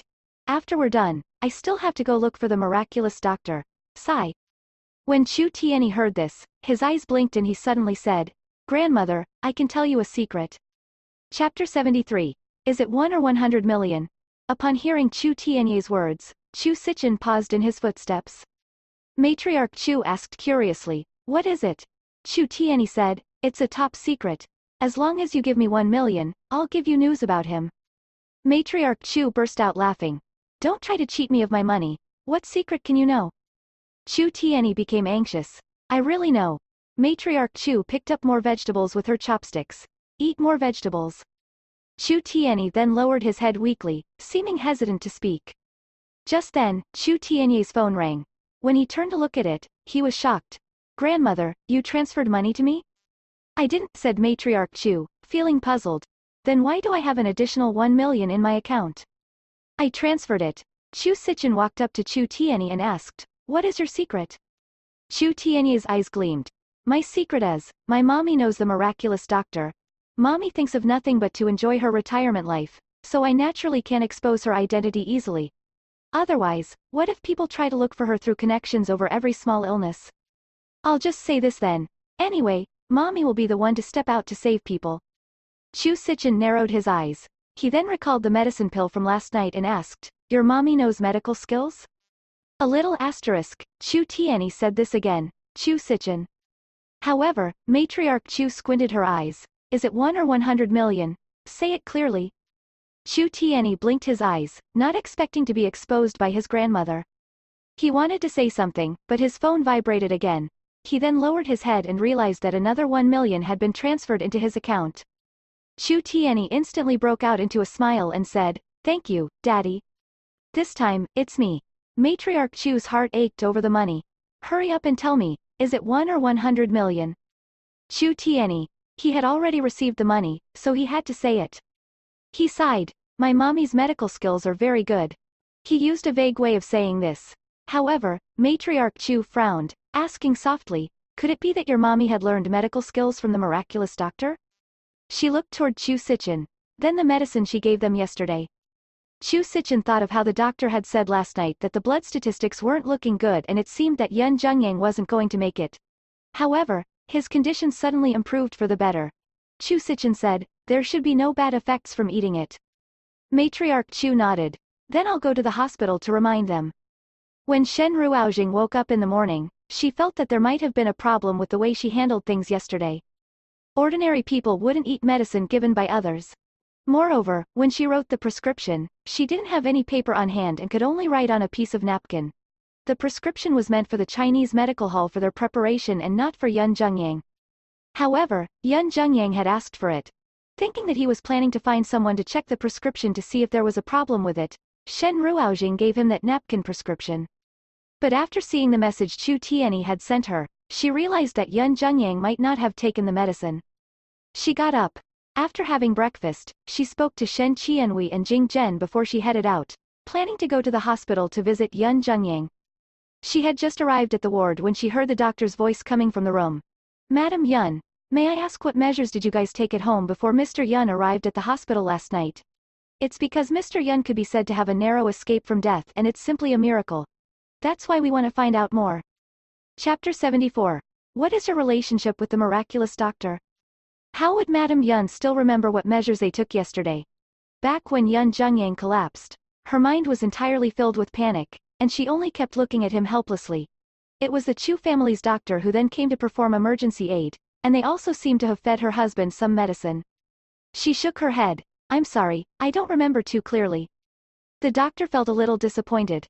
All right then. Madam Yun, if you remember anything, please inform us immediately. Any new information would be very helpful to patients with similar illnesses. In many cases, when they were in the state your husband was in yesterday, it was already impossible to save them. The more the doctor spoke, the more Madam Yun's countenance paled. When the doctor left, Madam Yun's eyes grew red again. Yun Zhengyang slowly opened his eyes and spoke weakly. What are you crying for? Am I not okay? You almost scared me to death last night. Madam Yun wiped her tears away. Before we came, I thought you still had a month to live. Why would your symptoms suddenly worsen? Yun Zhengyang also sighed. His voice was very weak. Luckily, nothing happened. If not, if I died in the Chu family manner, your elder sister would surely find this inauspicious, and it would have been embarrassing for you. There would always be some psychological competition between sisters. Madam Yun and Matriarch Chu were biological sisters. Although their relationship was good, they had been competing since they were young up until now. Madam Yun wiped her tears away and smiled. You are still saying things like this despite your condition. You have to live on properly. That would be for the best. Only at my current age did I realize that having a healthy body and a united family is then true happiness. Yun Zhengyang nodded in agreement. He then suddenly spoke, oh right, where's the medicine Shen Ruoxing gave me? Madam Yun started. Why are you asking about that? Is there something wrong? Earlier, my elder sister came and brought the medicine over. She told me to feed you some of it. However, Shen Ruoxing is just a young girl, so how would anyone dare to consume the medicine she concocted? Yun Zhengyang fell silent before saying, bring it over. Last night, he actually felt that he wasn't able to make it. Before one died, their hearing would always be the most sensitive. He kept wanting to open his eyes but wasn't able to do so no matter how he tried. As he drifted in and out of consciousness, the pill that he decided to swallow seemingly transformed into a heart-strengthening potion that was injected into him. His entire being felt much more comfortable suddenly. Even so, Madam Yun objected. No my body is already in this state. We should just try anything now. There is no medicine I cannot eat. After he said this, Madam Yun fell silent. The doctors already said that Yun Jungyang's body was in a critical state. Back in Ford City, they had gone to the largest hospital in the capital and sought the most prestigious doctor for help. However, the suggestion that the doctor gave them was that Yun Jungyang should do anything he wanted in the following month. So, there was really nothing that he should be afraid of now. Hence, Madame Yun took the bottle of medicine from a nearby table and passed it to Yun Jungyang. Yun Jungyang then took a pill out and swallowed it. Madame Yun asked, "How do you feel?" Yun Jungyang sat up with a straight look on his face. "I feel that my entire body is filled with strength. My mind is also much clearer, and the symptoms have subsided. I feel that I can even get down the bed and run 2 laps below." Madame Yun directly poked his shoulder. "Are you joking? Do you think this is an immortal pill?" Yun Jungyang nodded. "Right, did you also assume this was an immortal pill? I just consumed it and you immediately asked how I was feeling. Shouldn't pills take some time to release their effects?" Madame Yun. Yun Jungyang held her hands. "After eating this medicine, it is true that I feel my body being lighter by a lot. It is very comfortable. Please thank Shen Ruoxing for me." Okay. During this period when he was sick, Yun Jungyang kept feeling that his body was very heavy. Madame Yun knew about this. Hence, now that her husband suddenly said that he felt much more comfortable, the last bit of worry in Madame Yun's heart disappeared. She felt that since he didn't have long to live, it would be good if there was something that could bring him comfort. Shen Ruoxing didn't enter when she heard this. She decisively turned around and wanted to leave. However, just when she turned, she saw Chu Sichen standing behind her, observing her with his deep gaze. His narrowed phoenix eyes seemed as though they wanted to penetrate her. "Miss Shen, I wish to ask you a question." "Mr. Chu, please speak. What is your relationship with the miraculous doctor?" Chapter 75. Saving someone. What relationship? Shen Ruoxing pondered before replying. "We are quite familiar with each other." She definitely couldn't lose this sock puppet account. After she had lost her identity as anonymous, the number of people wanting to contact her was already increasing. Luckily, the Yun family controlled half of the entertainment circle, and she was very low profile in nature. So, although many people knew that Anonymous was actually the young miss of Royal Ocean Entertainment, they didn't know where she stayed or who she was. If not, the number of celebrities looking for her would simply be too many. Right now, those people could only do their best to build a good relationship with Jing Zhen. During this period, Jing Zhen had been invited by many TV programs and activities. When Chu Sichen heard this reply, he wasn't too happy about it. But since he could tell that she didn't wish to speak of this topic further, he didn't force a reply. He only nodded to her. The two of them then headed down together. This place was the inpatient department, and the outpatient area was in the front. Since the parking lot was in front of the outpatient clinic, the two of them bypassed the clinic to head in that direction. Shen Ruoxing walked ahead. But just when she was leaving the area, she saw an old man limping toward the entrance of the clinic. The old man had a head full of white hair. He was clad in a floral print shirt, and a corner of his pants was rolled up, revealing a portion of his lower leg. She could see that there was an area that was swollen, and in addition to his walking posture, it was clear that he suffered a fracture. He passed Shen Ruoxing and Chu Sichen as he hobbled slowly to the orthopedics. Shen Ruoxing suddenly turned and looked at him. She then strode over with large steps and supported him by his arm. "Mister, you have to seek treatment for your leg immediately." The old man glanced at her and snorted. "You are a scalper, right? Do you want to cheat me of my queue number? Ha, no way in hell." Shen Ruoxing. She didn't say anything but forcefully supported the old man to a nearby bench and sat him down. She then crouched and kneaded his lower leg. The old man instantly felt pain, so he inhaled deeply. "Oi, what are you doing?" Shen Ruoxing frowned. "Your fracture has been over 2 hours? Why? It's normal for me. It took 2 hours to travel from my house to here." The old man's attitude wasn't very good. "Who the hell are you? Why are you such a busybody?" Shen Ruoxing continued to press his leg. "You are too late." The old man grew anxious. "What too late?" Shen Ruoxing ignored him and spoke to Chu Sichen. "Help him get a number for emergency treatment. Quickly." Chu Sichen's eyes gleamed as he looked at her. After Shen Ruoxing finished saying this, she directly pressed the old man's bones. Ah! The old man was in so much pain that he started screaming. After that, he tried to kick Shen Ruoxing. "Girl, what the hell are you doing? Release me." Chu Sichen hurriedly caught hold of his hands and coldly spoke to a bodyguard beside him. "Go and make the arrangement for emergency treatment." "Yes." After the guard left, Chu Sichen stood there to stop the old man's arms from flailing about. The old man shouted, What are the two of you doing? Bullying an old man under broad daylight. Someone, quickly come and help. Shen Ruoxing ignored his shouting and directly set his bones by shifting them to the side. She knew her actions would definitely be very painful for him. In addition, not only were his bones misaligned, but he also suffered a fracture. There were bone fragments in his legs and they could only be retrieved after an operation later. But she still chose to do this. The old man was so angry that he was cursing nonstop. Do you know who my son is? How dare you treat me like this? Let me tell you, my son will surely not spare you. As the old man cursed, a person from the A&E department pushed a sick bed and quickly ran over. Who is it? Where is the dying patient? The old man. He then glanced at Shen Ruoxing with rage.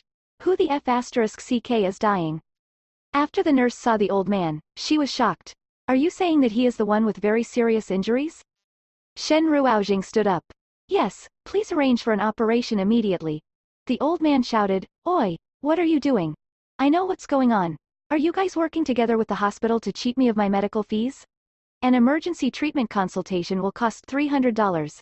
I want to go to the orthopedic. The consultation fee is only $30 there. The nurse frowned. Miss, who are you? You, immediately. Right now. Shen Ruoxing spoke with determination. The nurse was so angry that she bit her lips. However, Chu Sichin commanded, get Director Chen to come here. Do things according to her instructions. This hospital was funded by the Chu family. When the old man heard this, he felt even more puzzled. Why the need for the hospital head? I only have a fracture, so an ordinary doctor will do. I don't want to be treated by the head. You guys must be a swindler group. I'm going to call the police. Chapter 76. Benefactor. Shen Ruoxing ignored his words. After Chu Sichin made a phone call, Director Chen of Orthopedics led a bunch of people down. They then came to the area and spoke, Mr. Chu, where is the patient? Chu Sichin pointed to the old man. Director Chen took a step forward and held the struggling old man down before getting his men to carry the old man into the hospital. In the meantime, they could hear the old man making a call. Hey, is this the police? I want to report something. There's someone forcing me to seek treatment here. Right, the address is. Oi, brat. Where are you? Your father is being swindled by someone at the hospital. Quickly come and save me. As the old man made his calls, he was being pushed into an operating theater. Outside the hospital, the police came and stopped Shen Ruoxing and Chu Sichin, not allowing them to leave. They wanted to wait for that old man to come out so he could explain things. 2 hours later, the old man was pushed out of the operating room. The moment he exited, he began scolding Shen Ruoxing, you despicable person.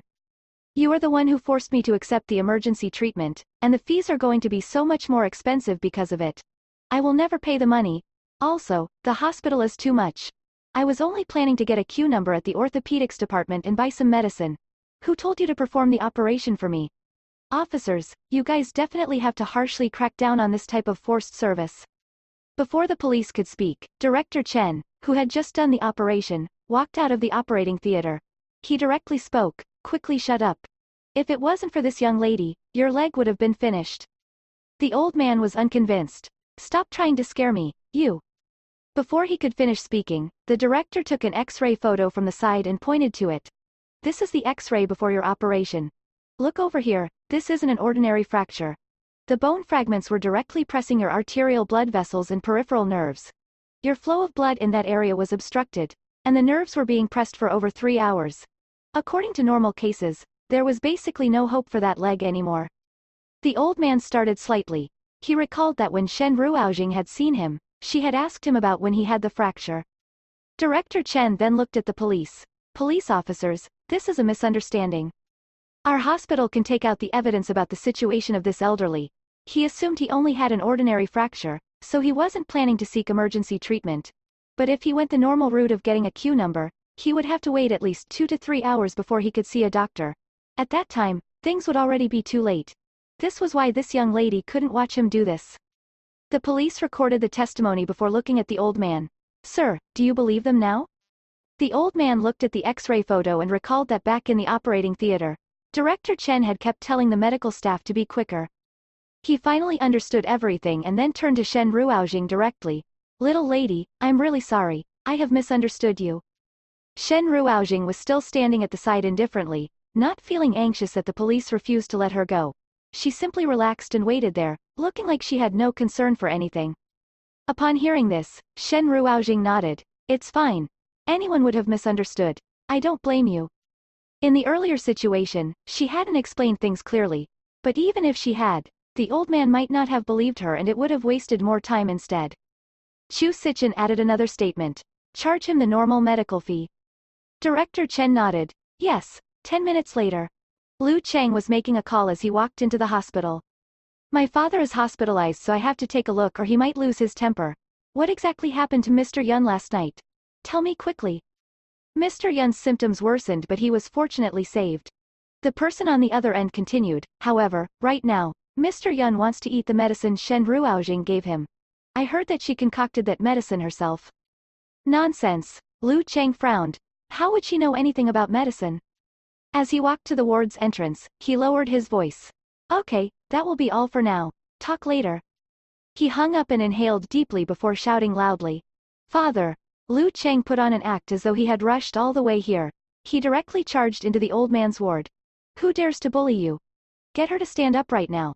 I will beat her up so badly that all her teeth will fall to the ground. The old man on the bed fell silent for a moment. He then suddenly grabbed a fruit at the side and hurled it over. Who do you want to beat up? Lu Chang evaded the fruit. The person who's trying to swindle your medical fees. After speaking, he surveyed the surroundings. Wait, something is wrong. This is a hospital owned by the Chu family. Who would dare to swindle you here? What do you mean by swindle? Quickly kowtow to my benefactor. It is her who saved my life. Lu Chang naturally won't kowtow, but he still felt puzzled in his heart. He glanced at the surroundings as he asked. Where is she? Isn't she outside? Didn't you see her when you came in? Lu Chang went out and looked around but didn't discover anyone. He could only enter again. She must have left. Father Lu, what a great person, she didn't even want to leave her name behind despite doing a good deed. You should go to the reception counter to ask. After you find her, you have to thank her properly on my behalf to show my gratitude. Do you know how awesome she was? She merely took a glance at me and could tell that I didn't simply suffer a fracture. She is simply a miraculous doctor. Miraculous doctor? Lu Chang started before replying. I understand. After he left, he headed to the reception counter. Before he could get close, he already heard a bunch of nurses chatting with each other. Are her eyes the same as a detector? How could she tell there was a problem with just a glance? I heard the director saying that she crouched down and did some emergency treatment before the old man was sent into the ward. This basically isn't something an ordinary surgeon could do. This is simply too miraculous. I heard that there is a miraculous doctor in Sea City. Could she be the one? Lu Chang grew increasingly curious the more he listened. He walked over and spoke directly. Check the surveillance footage. I want to see who was exactly the one who saved my father. Chapter 77. Chu Yu is two-faced. When the few nurses heard his words, they rolled their eyes. Who are you? Do you think the surveillance footage is something you can casually check? Lu Chang was planning to reveal his identity. All of the Chu family's businesses knew his identity as Director Lu. However, the old man in the ward started shouting again, so Lu Chang could only quickly return. The moment he entered, he heard his father asking, Have you found her? Is she already engaged? You don't have a partner yet, right? I thought maybe I could introduce her to you. Lu Chang immediately abolished all thoughts of checking the surveillance footage. He directly replied, I'm unable to find her. So many people are in Sea City, so where should I begin my search? The old man glared at him. Unfilial child. You went overseas at 15 and only returned after 25. After that, you directly worked for the Chu family's boss. You don't even want to care about our family's business and make it so that I have to personally manage the company despite my old age. Lu Chang rolled his eyes. The things Bro Chen gave me over the years are worth much more in comparison to our family's tiny business. The old man was angered. That business was something I started through many years of effort. Now, I'm not begging you to return and inherit it. But at the very least, you have to give me a grandchild that can help me manage the company in the future. I am already so old. When will I be able to hug a grandchild? Lu Chang chortled. I think it's better for you to give birth to another child or a third one. You don't have to worry. If you can't afford to raise them because you are too old, I can raise them for you. Bang! The old man directly pushed over the fruit tray on the table near his bed. Brat! Lu Chang wicked the fruits up. Father, you don't look like someone who is sick at all. I have a broken leg and not a broken hand. Look at how active you are. You don't seem to be needing rest at all, and your anger seems even greater because you saw me. I will make a move first. I've sent for a nurse and she will be here a while later. Liu Chang said this and directly ran off. The old man. Liu Chang headed out and immediately found a nurse. After making his identity clear, he instructed, "You have to take good care of the patient in this ward. If there's any situation, just give me a call." The nurse immediately became much more passionate. "Director Liu, please rest at ease. There are no problems at all." Liu Chang then found a few more male caretakers and specially instructed them to aid his father in going to the toilet. After he was done with the instructions, he glanced at his father through the gap at the door. After all, the old man had just had surgery and was extremely exhausted, so he was already sleeping. Only then did Liu Chang turn around and was preparing to leave, but when he wanted to go to Yun Zhengyang's ward, he saw a tall woman walking over. This woman had curly hair and looked gentle and magnanimous. When she smiled, she exuded a charming aura. The moment Liu Chang saw her, his eyes brightened as he greeted, "Sister Fang." Fang Panxia nodded and smiled. "I heard that your father was warded, so I specially came to visit him." "He just fell asleep," Liu Chang answered. After that, he brought Fang Panxia downstairs. "Have you seen Bro Chen after you returned?" "Not yet." Fang Panxia sighed when Chu Sichen was mentioned. Liu Chang continued, "I'll accompany you to look for him." "Sure." At the entrance of the hospital. Actually, after leaving the ward the old man stayed in, Shen Ruoxing and Chu Sichen didn't walk far.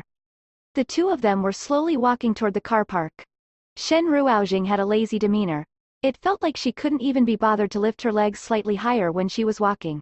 Her etiquette was completely different compared to Chu Sichen, who was nurtured from a young age. Chu Sichen walked with proper posture, and the distance between every step was seemingly measured carefully. At this moment, Shen Ruoxing's eyes flashed with the hint of a smile. "The way you walk hasn't changed despite so many years." Chu Sichen paused slightly. He lowered his head to look at his feet. All of a sudden, he felt a little uncomfortable, as though he didn't know how he should walk. He could remain composed even under the stares of 10,000 people, but right now when he was being surveyed by this woman, he actually felt a little overwhelmed. Shen Ruoxing sensed his discomfort, so her lips curled. "Your habit of getting shy easily also hasn't changed at all." Chu Sichen frowned. He suddenly felt a hint of unhappiness in his heart. He naturally understood that Shen Ruoxing was comparing him to her boyfriend back then. Hence, all the discomfort in his eyes vanished. "Miss Shen, I've said that I am not him." Yup, you are not." The perfunctory tone, Chu Sichen grew even more displeased. "You.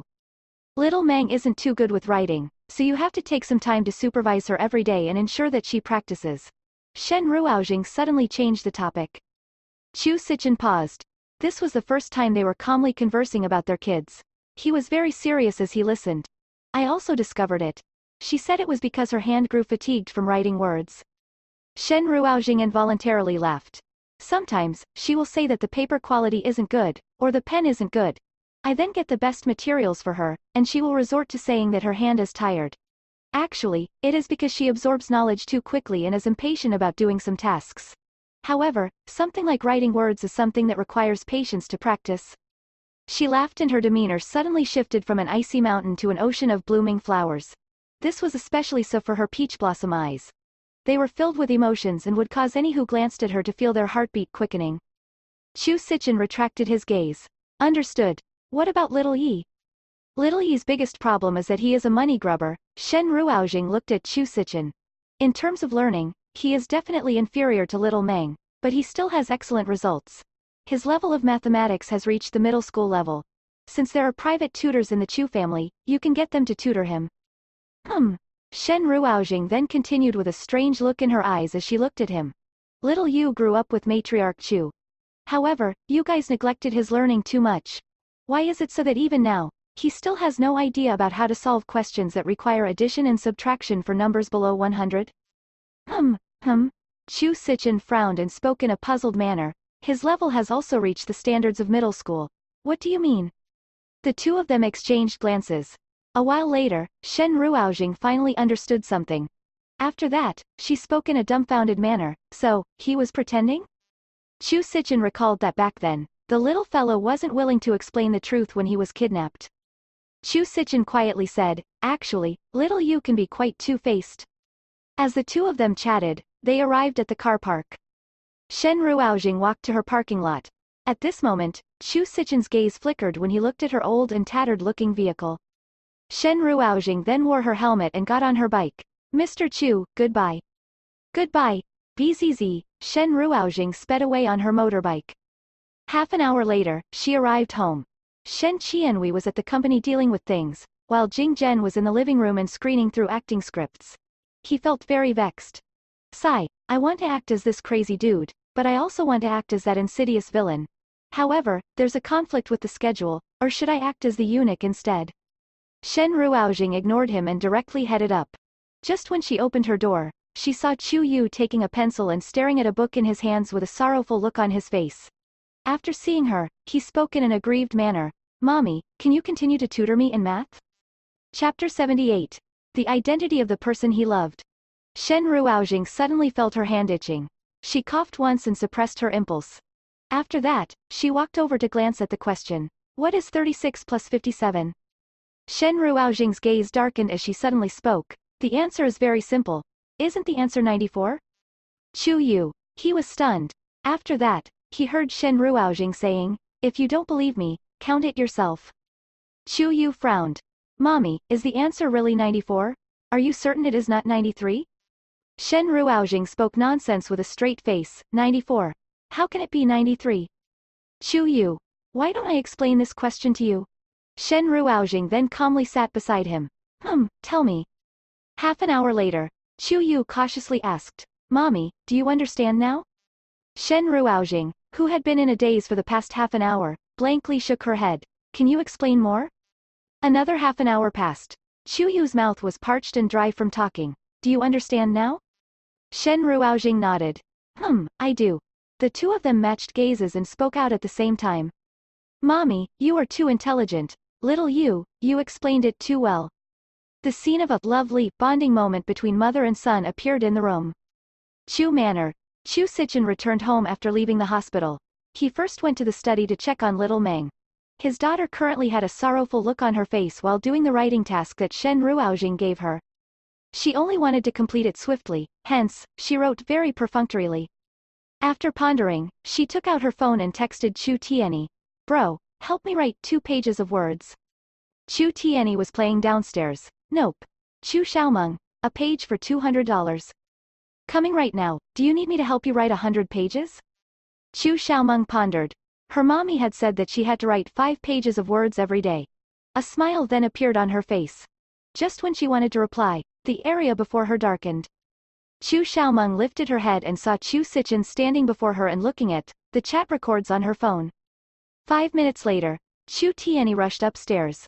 Little Meng, I'm here, only 5 pages today. We have to count the veggies in the morning too, so that will be a total of $1,200. Just as the sound of his voice faded, a hand stretched over from behind and grabbed his collar, hoisting him up. Chu Tianyi slowly turned and saw the grim look on Chu Sichen's face. Chu Xiaomeng innocently hugged her soft toy. Her body trembled as she cowered while continuing with her writing practice. Chu Tianyi. He smiled fawningly. Daddy, you were also here? Before he could finish speaking, he was carried out of the door by Chu Sichen. Teaching your younger sister the wrong things. Your buttocks must be itchy, right? Daddy, listen to my explanation. Boo-hoo-hoo, Daddy, I won't dare to do so again. I haven't obtained your death inheritance yet. That is inheritance and not death inheritance. Boo-hoo, Daddy, I know I'm wrong. It's too painful. Please don't use so much force.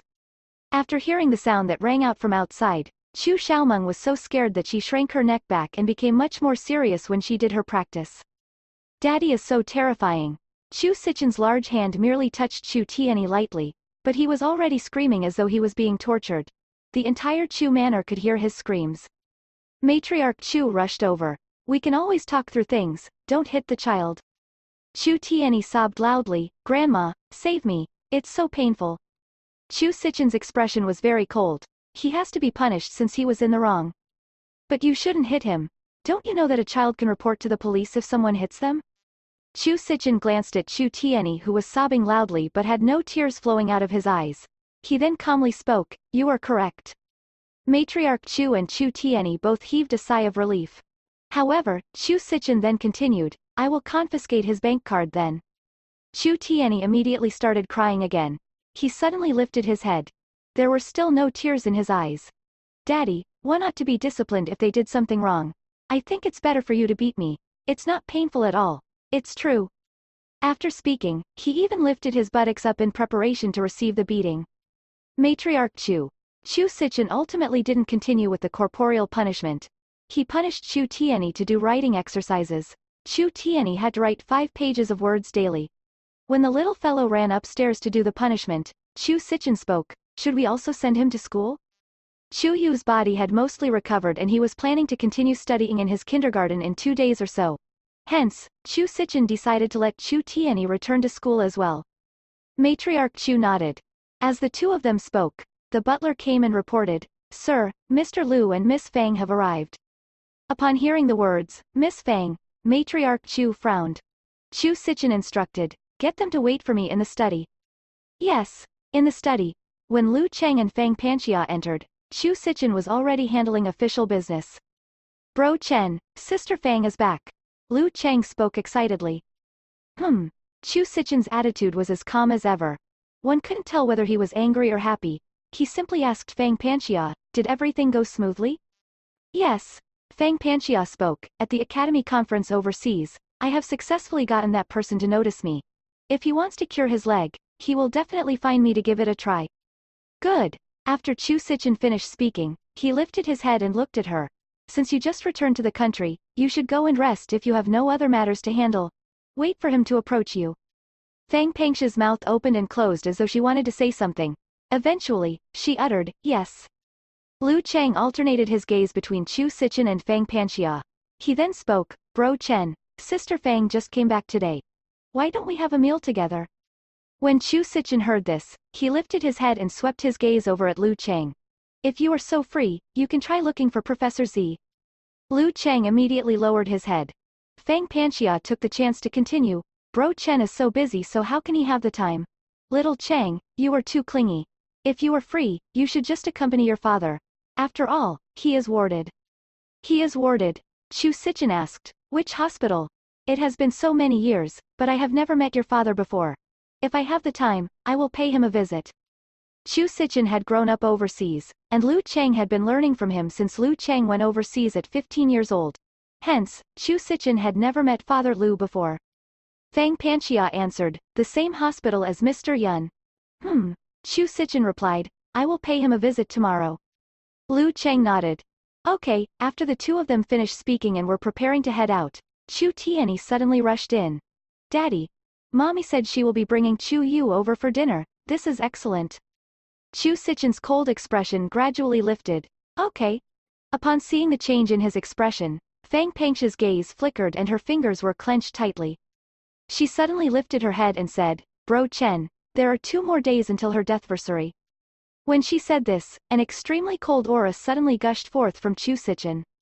After Liu Cheng and Fang Panxia left the Chu manor, he curiously looked at Fang Panxia. He controlled his urges but ultimately failed as he suddenly asked, "Sister Fang, who exactly is the person Bro Chen loved?" Chapter 79. Her Cenotaph. Fang Panxia's eyelashes fluttered when she heard this. She then lifted her head and glanced at Liu Cheng. "Don't ask. She belongs to a place in Bro Chen's heart that no one can touch." Liu Cheng started. 5 years ago, he had returned to the country and was helping Chu Sichin to manage the Chu Corporation and some other businesses. There was a time when he communicated with Chu Sichin only through video calls and discovered that Chu Sichin wasn't as cold and rigid as before. At that time, Liu Cheng had joked and asked if he was going to have a sister-in-law. Chu Sichin paused slightly and his ears turned red. He then replied, "I am still pursuing her." In those 2 months, even if they accidentally made a mistake, Chu Sichin became much more understanding than usual. Hence, everyone was speculating about a future sister-in-law, and was planning to plead with her if they made any mistakes in the future. Maybe, Bro Chen wouldn't punish them if their future sister-in-law spoke on their behalf.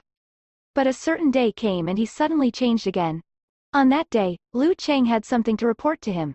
He called Chu Sichin many times and sent him many messages but received no reply. It was only after Liu Cheng contacted a bodyguard that always followed Chu Sichin did he learn that their future sister-in-law had died. During that period, Chu Sichin's emotions were very unstable. For the following month, he went back to the country but was schemed by someone, causing him to sleep with a woman. After that, his emotions became even worse. He became stricter on himself as though he was trying to use work to numb his feelings. Although Chu Sichin didn't say anything, Lu Cheng privately guessed that it must be because the sister-in-law had just passed away, but Bro Chen immediately did something that didn't honor their relationship, so Bro Chen was feeling extremely guilty. In the next 10 months, he followed Chu Sichin. However, he didn't dare to ask or say anything. He could only watch Chu Sichin silently, and he was very afraid that there might come a day when Chu Sichin would break down from the stress. Even when Lin Wanru brought Chu Yu to the Chu family to prove that Chu Yu was his son, Chu Sichin didn't return to the country. He merely got a bodyguard to send him the DNA proof. After that, matriarch Chu couldn't take it anymore. She brought Chu Yu overseas and personally handed the little child to Chu Sichin. Only then did Chu Sichin regain some vigor. This was because there was such a tiny life in this world that still needed him. Lu Cheng had personally seen Chu Sichin in his lowest state. This was why he was afraid Chu Sichin might fall in love with Shen Ruoxing, someone from a different world than them. She wouldn't be able to protect herself well. If something happened to Shen Ruoxing in the future, he was really afraid that Chu Sichin might relapse into depression once more. Back then, Chu Sichin abused himself and damaged his body. Although his maintenance these few years was considered pretty good, his foundation was ultimately damaged before. If Chu Sichin suffered from depression again, he was really afraid that Chu Sichin might not be able to survive. So, why talk about falling in love again? The best solution was to seal his heart away. Or maybe, if Bro Chen needed a woman, he could be together with Sister Fang. After all, if there was no love involved, one wouldn't feel hurt. Naturally, Lu Cheng didn't dare to mention this to Fang Panxia directly. He concealed it in his heart. He looked at Fang Panxia. I only want to know who that person is. Fang Panxia fell silent for a long time before replying, sorry. Bro Chen doesn't want too many people to know about this. Hence, I cannot tell you. Shen Ruoxing agreed to bring Chu Yu over for dinner because Chu Yu was about to start school. After all, he needed to come and take the things necessary for school. Hence, matriarch Chu passionately invited, saying it was rare for all of them to share a meal together, so Shen Ruoxing could only agree. She then rode her motorbike and fetched Chu Yu there. After that, they sat neatly at the dining table. Matriarch Chu sat in the host's seat, and the three children were seated side by side with each other. Shen Ruoxing had initially planned to sit beside Chu Yu, but matriarch Chu suddenly spoke, Jingjing.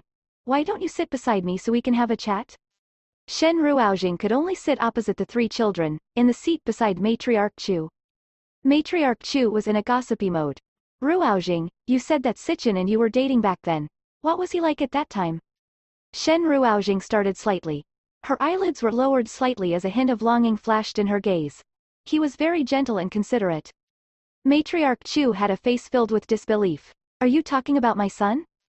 Matriarch Chu explained. Sichin has been a very deep thinker since he was young and doesn't reveal his emotions easily. Because he was very rarely home, his personality is colder than others. Hence, when you spoke about gentle and considerate, these two terms aren't that compatible with him. Matriarch Chu then spoke in worry. Ruoxing, could it be that you mixed him up with someone else? Shen Ruoxing lifted her head and her peach blossom eyes gleamed brightly. She gently said, I won't mistake him for another person. Sometimes, being silent and cold is also a type of consideration and gentleness. Just when Matriarch Chu was preparing to say something, the sound of footsteps rang out. Shen Ruoxing turned her head and saw Chu Sichin coming down the stairs. With a single glance, she could sense that there was something wrong with him. There was a layer of coldness around him, exuding an icy aura that prevented anyone from nearing him. Shen Ruoxing frowned. Matriarch Chu didn't discover this and pointed at the seat beside Shen Ruoxing. Sichin, you can sit there. I've prepared the food for you. The dining table in the Chu manor was a 3-meter-long dining table. There was sufficient space to place 5 chairs per side. Chu Sichin's steps paused slightly. He looked at Shen Ruoxing only to see her sitting there lazily. Her elbow was on the table, and her palm was supporting her head that was cocked to the side. Her peach blossom eyes were surveying him. Upon seeing her, Chu Sichin's tensed emotions alleviated slightly. But after that, he suddenly felt vexed again. He decided to walk around the table and sat down beside the 3 children. The 3 little fellows all turned in unison to look at him. Chu Tianyi asked, Daddy, why don't you sit beside Mommy? Chu Yu frowned as unhappiness appeared on his face. Daddy and Mommy ought to sit together. Chu Xiaomeng also looked over and stared at him with a hint of complaint in her eyes. She then said, Daddy and Mommy ought to sleep together. Pooh! Matriarch Chu choked. Chu Sichin frowned. Just when he was pondering how to explain things to the three children, with a light tone, Shen Ruoxing calmly said, 3 stalks of veggies for each child. The 3 little fellows immediately sat up straight and glared at the veggies glistening with oil with great hatred in their eyes. After the meal, the battle between the children and the veggies finally ended. Just when Chu Sichin placed his bowl and chopsticks down, he made an excuse, saying he had to go back upstairs, exuding an unsociable feeling. Seeing this, Matriarch Chu frowned and spoke apologetically to Shen Ruoxing, Miss Shen. His temper has always been like that. Don't. No problem. Shen Ruoxing had a composed expression. She then looked at Chu Yu. Pack your things, we are going home. In just a moment, the whirling sound of her motorbike's engine echoed out as she and Chu Yu gradually vanished into the distance. It was only then did Chu Sichin, who was standing on the balcony of the study, retract his gaze. His expression was cold and there was iciness in his gaze. All of a sudden, he turned and lifted a portrait hanging on the wall before pressing a hidden button there. The shelves then parted, revealing a secret room within. Chu Sichin then entered the secret room. This place was an enclosed space with a cenotaph inside. At this moment, Chu Sichin's gaze fell onto the tablet before the cenotaph, only to see that it was. Chapter 80. She has never learned medicine before. There was nothing inscribed on the tablet before the cenotaph. Chu Sichin stared at it. He then suddenly took out 2 incense sticks, lit them, and put them down in front of it. His gaze was pitch black. People in their trade didn't have names nor could they have one. Therefore, even until her death, he didn't know what her name was. He only knew her code name. Other than him, probably no one in the world would remember her or give her offerings.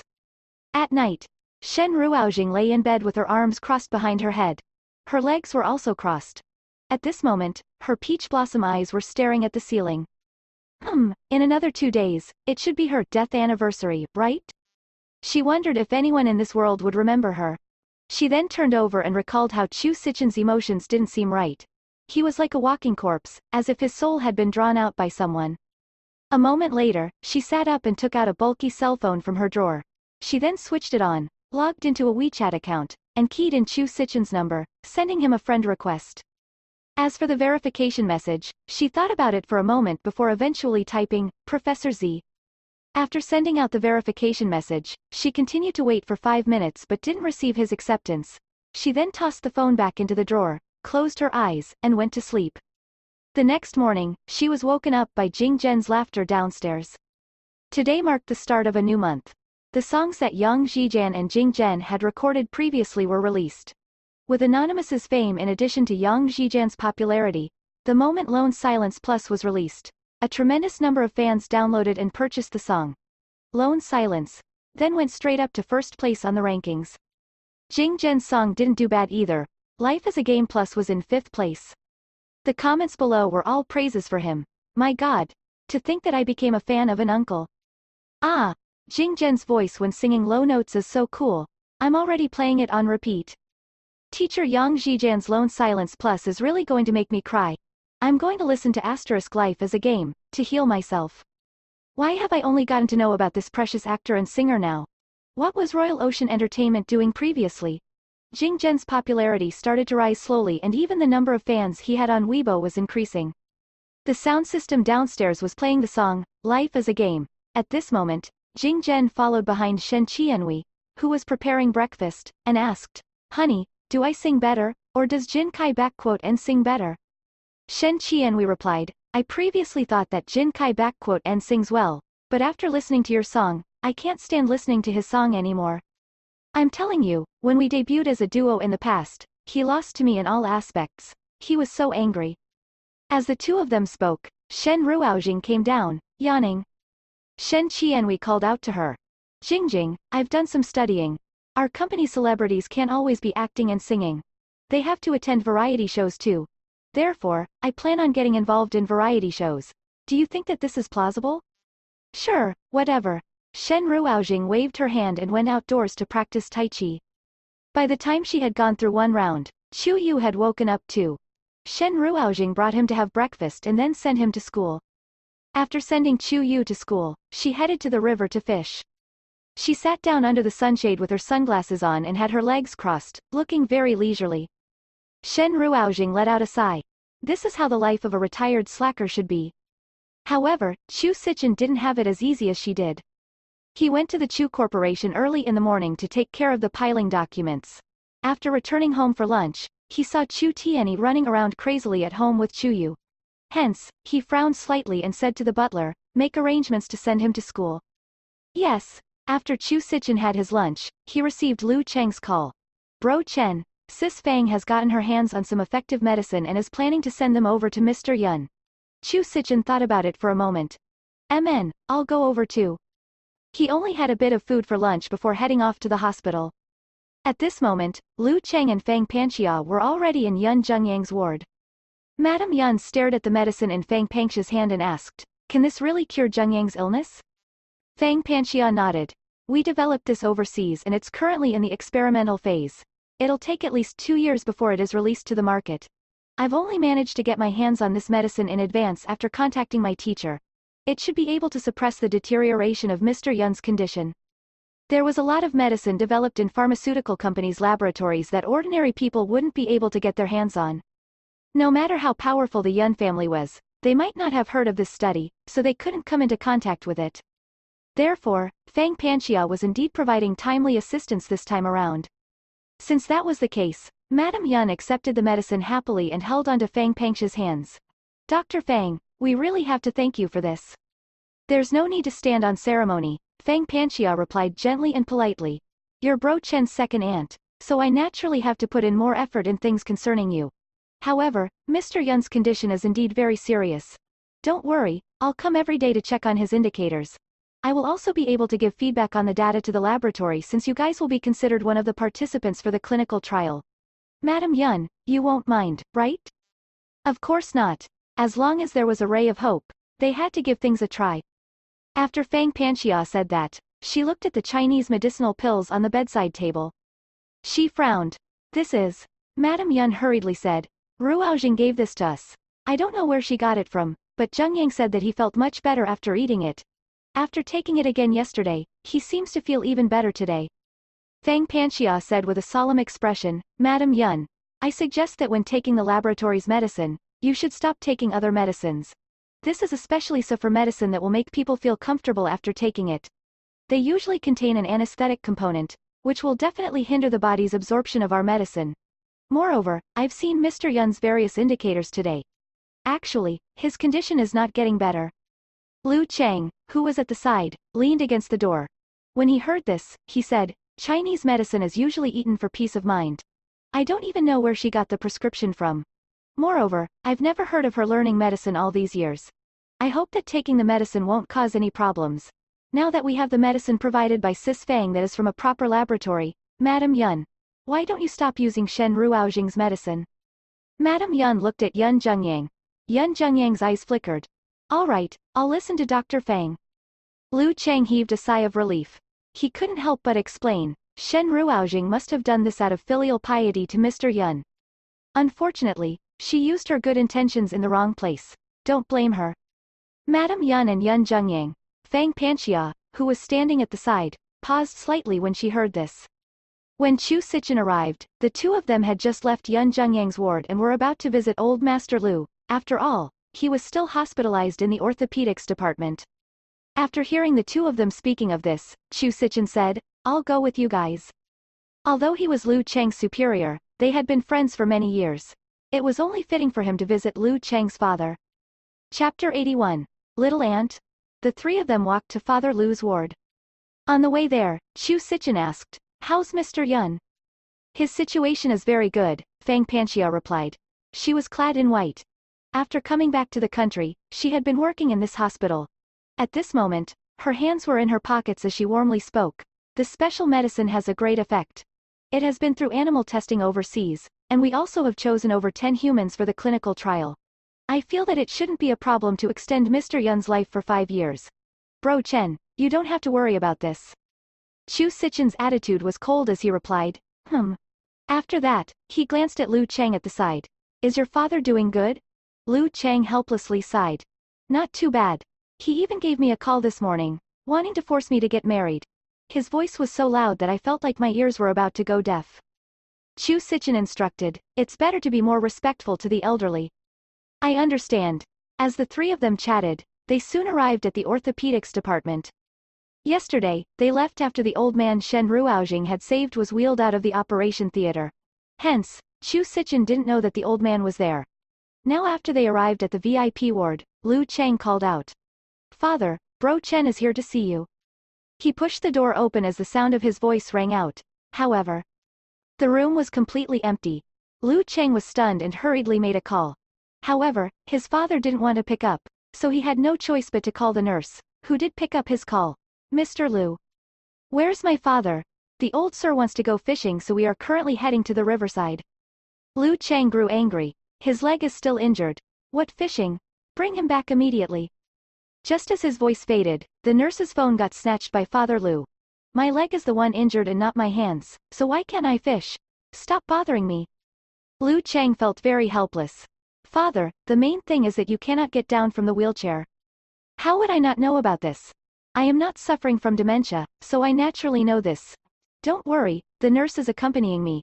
It is all your fault. Why didn't you give me a grandchild to accompany me? If I have to recuperate for 100 days, doesn't that mean I have to lie in the ward for 100 days? HMPH. Unfilial child. He hung up directly after speaking. Lu Chang. He helplessly glanced at Chu Sichen. Let's meet him next time when there's an opportunity. Chu Sichen nodded. He placed the fruit basket in his hands down and turned to leave. Father Lu found the best fishing spot in Sea City. After they parked the car, he instructed the nurse and family maid to bring along the fishing equipment. He then stopped at a particular spot. As he stared at the currents flowing in the wide river, he suddenly felt his mood becoming more relaxed. This was the best spot to fish. Hence, many elderly loved coming here for fishing.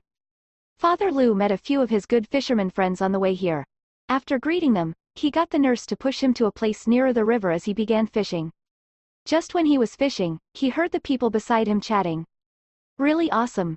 Don't you guys know that she only used a short time to catch a few big fishes? Really? She is more impressive compared to old Lu? Much more. The main point is that she is still young, yet she has more patience than us. Father Lu immediately grew interested. Who are you guys talking about? Miss Shen. The people beside him moved over and started chatting with him. In the past, we heard that Miss Shen's fishing skills were excellent but have never seen it before. Today, she actually came here. Didn't you say before that you wanted to compete with her? Do you want to give it a try today? Father Lu immediately grew interested. Sure. He had long since heard of this person called Miss Shen. This woman loved fishing as much as them and was extremely good at it. Father Lu always wanted to compete against such an expert, so he got the nurse to take him around to look for her. From afar, he saw a large black umbrella blocking the sunlight. A young woman around 20+ years old was clad in loose-fitting exercise attire, lazily lying beneath a chair underneath the huge umbrella. She was wearing shades, and one of her hands was casually on a fishing rod. Her legs were crossed and she looked extremely comfortable. Father Lu was pushed over toward where the woman was. All of a sudden, the woman moved. She sat up straight and directly hoisted the rod. Very soon, a fish of over 10 kilograms were pulled out of the river. Her casual hoisting movements made it seem as though the fish was weightless. She then tossed it into a fishing net at the side and straightened the fishing line before tossing the rod out again. Her series of movements were extremely proficient. One could tell she was a veteran with just a glance. Father Lu's eyes brightened. Benefactor, so it is you. His voice was so loud that Shen Ruoxing's hands trembled. She turned over and saw an old man with bright eyes in a wheelchair currently being pushed over by a nurse. This old man was extremely passionate. Shen Ruoxing fell silent before asking, "You are? I'm the person you saved at the hospital." Father Lu gestured at his leg. "If it wasn't for you, I wouldn't have been able to keep my leg." Only now did Shen Ruoxing connect this old man with a disagreeable elderly at the hospital yesterday. She calmly spoke, "Oh, so it's you?" Yup, it's me." Father Lu directly stopped his wheelchair beside her. "I came here to fish. You also like fishing?" Benefactor. Are you married?" "I have a son." Shen Ruoxing immediately interrupted him. "My children are already 5 years old." During these years when Shen Ruoxing was slacking, she had made a few good friends among the elderly. The hobbies of these people were very diverse, but they all had a common unique point. They liked to matchmake her. All the elderly she knew would almost immediately ask her, "Are you attached?" Shen Ruoxing had long since grown immune to this, so her direct reply directly cut off the other words Father Lu wanted to say. "Father Lu, my son doesn't have the fortune then. How about I accept you as my goddaughter? Old Lu, don't take advantage of little Shen. His fishing friends at the side immediately interrupted. They treated Shen Ruoxing as their little sister. If old Lu accepted her as a goddaughter, wouldn't their status be a generation lower than old Lu's? Father Lu immediately understood. In that case, I'm also your big bro in the future, and you are my little sister. You can look for me if you need any help. I'll back you up. The other elderly. Tisk, we were already her friends since long ago. If you want to back little Shen up, go and join the queue. I'm different. My son has some power in Sea City, and even if it is something he cannot help with, I can ask him to look for his big bro. As Father Lu said this, he directly took out his phone and called Lu Chang. I'll get my son to come right now, so he can get acquainted with his little aunt. Can you guys do the same? The others. Father Lu called Lu Chang and directly shouted, Smelly brat, come to the riverside now to look for me. I'll introduce my new god sister to you. She is now your little aunt. Lu Chang felt very helpless. Okay, wait for me there. I'm heading over immediately. Chapter 82. Medicine. Father Lu had Lu Chang when he was 30, so he was now already 60 years old. Ever since his wife passed away from sickness, his temper became bizarre. So, Lu Chang couldn't really ignore him. After hanging up, he immediately drove to the riverside. After parking, he looked around and soon discovered his father. His father's wheelchair was too conspicuous. Lu Chang quickly walked over and asked, Father, where is my new aunt? He thought he would see a middle-aged woman, and was suspecting whether his father's second spring had come. In the end, he only heard his father snorting, You were too late, she already left to pick up her kids. Lu Chang. Lu Chang didn't grumble. No problem. I will definitely have a chance to meet little aunt in the future. Father Lu continued to snort.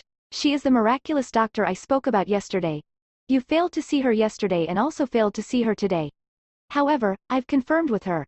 She will visit her relatives at the hospital tomorrow and will also take the time to visit me. The time is set at noon. You definitely have to be there to meet her, okay? Sure. I got it. Are you returning to the hospital now? Nope. I am going home to finish eating the fish your little aunt gave me before I head back to the hospital. Shen Ruoxing left long ago. She loved interacting with the elderly. Everyone was retired, so they had common topics. For example, playing chess and fishing were activities this group of elderly had invited her to. However, she didn't like interacting with the children of the elderly. It was too troublesome. When the kindergarten class ended, she went to the school to fetch Chu Yu. At the entrance, Teacher Miao was currently sending the children out. There was a strained smile on her face as she cast her gaze into the distance. What's wrong? Someone asked. Teacher Miao started. Why do I feel like I saw Chu Yu from class 1 being brought away by little Yi's mother? How can that be possible? That teacher continued. What are you thinking about? Chu Yu is the little young master of the Chu family. Who the hell is Chu Tianyi? For his sake, you got scolded by the president. I think you should use this opportunity to apologize to the president and stop dreaming here. Teacher Miao frowned. She then sighed and continued sending the children away. After that, the president came over. Although the Lin family had fallen, they didn't express the reason to the outside world. Hence, the staff in the kindergarten had no idea about it. The Chu family also didn't have time to deal with the president who had bullied and expelled Chu Tianyi. The president looked at Miao. Teacher Miao, the tasks of disinfecting all the rooms here will be handed to you. After all, you are young and should do more stuff, allowing the other teachers to rest more. Teacher Miao. During this period, although she wasn't fired, the president kept finding trouble with her. He made her do all sorts of unsavory tasks and caused her to suffer a lot. However, she didn't want to resign voluntarily. After all, she wanted to stay here and help Chu Tianyi return to school. Teacher Miao sighed. She then stretched her waist and began to carry the cleaning equipment such as alcohol and other items as she began to clean the classrooms. Lu Chang brought his father home and enjoyed a fish buffet. He only sent his father back to the hospital after they finished drinking the fish soup. Seeing that his father finally calmed down, Lu Chang said, You just had an operation on your leg. You should try not to go out during these 2 days. I won't go out tomorrow since your little aunt is coming. I will wait for her. It was rare for Father Lu to be so obedient. Lu Chang smiled. Okay, this little aunt is really worthy of my acknowledgement. I won't go anywhere tomorrow and will wait to meet her here. The main thing was Director Chen had said that her medical skills were astounding. When they met, he could ask if she was proficient in blood surgery. If she was good at that, she might be able to help Yun Zhengyang. After he left the ward, he went to Fang Pengxia's office and just so coincidentally saw that she was about to head to Yun Zhengyang's ward for a check. Hence, he decided to go there with her. Fang Pengxia involuntarily asked, "You came to visit Mr. Yun twice today. When did your relationship with him become so good?" The Yun clan of Ford City was merely connected to the Chu family through matriarch Chu. They didn't really have any business dealings between them. Liu Cheng coughed. After all, he is Bro Chen's uncle-in-law. There's nothing wrong with me paying him a visit. Fang Pengxia smiled. Okay. Just when the two of them arrived at the ward's entrance, they heard Madame Yun crying in shock. Zhengyang, don't scare me." Fang Pengxia's expression froze as she hurriedly pushed the door open and entered. The scene of Yun Zhengyang vomiting what he just ate appeared in her vision. His face was pale and his entire body felt very weak. Cold sweat could also be seen on his forehead. Madame Yun supported Yun Zhengyang as the nurses in the room began to clean up. Liu Cheng couldn't help but cover his nose, but Fang Pengxia professionally entered. "Mr. Yun, how do you feel?" Yun Zhengyang leaned against Madame Yun and panted. "Very unwell." Madame Yun hurriedly asked, "What's going on?" Fang Pengxia sighed. "This medicine hasn't entered the market yet, so the side effects are more obvious. Hence, you have to endure it. Mr. Yun, do you feel you can endure it?" Yun Zhengyang clenched his fists tightly and looked at Madame Yun who had a face filled with worry. He drew in a deep breath and looked at Fang Pengxia. "Yes. That's good then." Fang Pengxia also heaved a sigh of relief. "If you can't eat, you can take a break first. Wait until you are more comfortable before drinking some soup, Mr. Yun, there's no need to force yourself." "Okay." Fang Pengxia looked at them and continued, "Also, you must not consume the Chinese medicine anymore in case some medical properties in there might conflict with the medicine I gave you."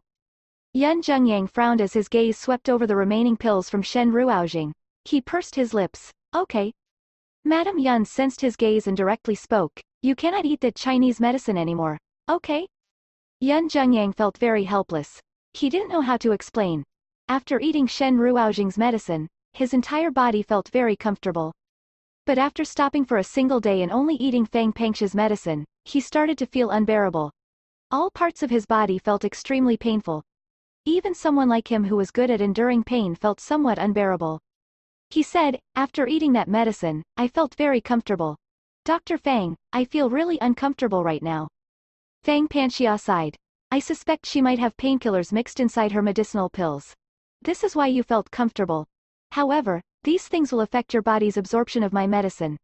Honestly speaking, Mr. Yun, feeling comfortable for a short period wouldn't cure your sickness.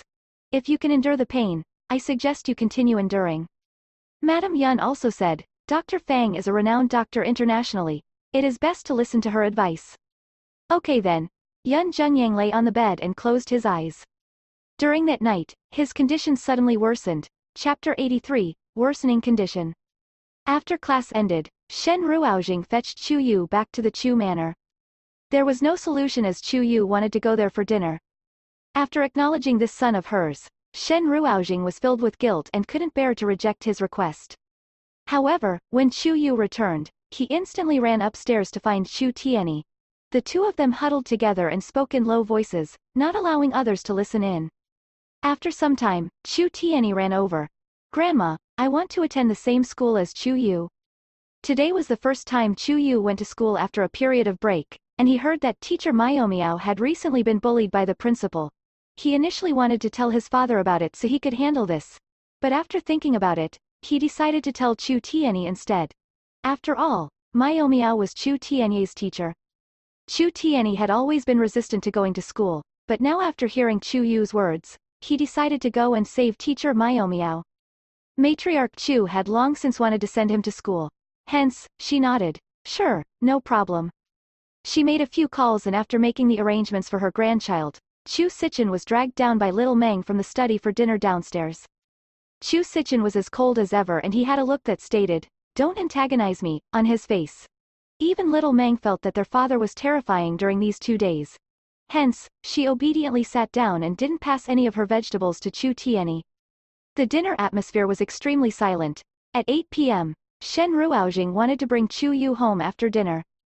However, Matriarch Chu felt some heartache, so she said, "Jingjing, summer is about to end and autumn is gradually coming. It is quite cold at night. Why don't you just stay at our Chu manor so you won't have to keep running to and fro? Sichin, what do you think? Matriarch Chu cast a glance at Chu Sichin. Shen Ruoujing also glanced at him. She had no plans to move in, but she wanted to see if his attitude had changed. Ever since Lin Wanru's incident, they knew that the night 5 years ago was between the two of them. After that, their relationship had clearly changed from before. In the past, Shen Ruoujing was angry that he couldn't control his lust. But after knowing it was a misunderstanding, she no longer felt anger. Also, she could clearly sense that it wasn't that Chu Sichin had no feelings toward her. For example, at the hospital, when she was treating Father Lu, she could feel his concern for her. She thought that the relationship between them had finally become somewhat warmer. However, she didn't expect him to simply glance at her before coldly speaking, "Miss Shen, this car is for you." He placed a car key on the table and continued directly to avoid gossip. "It will be more convenient for you to fetch little Yu to and fro with this." The room fell silent.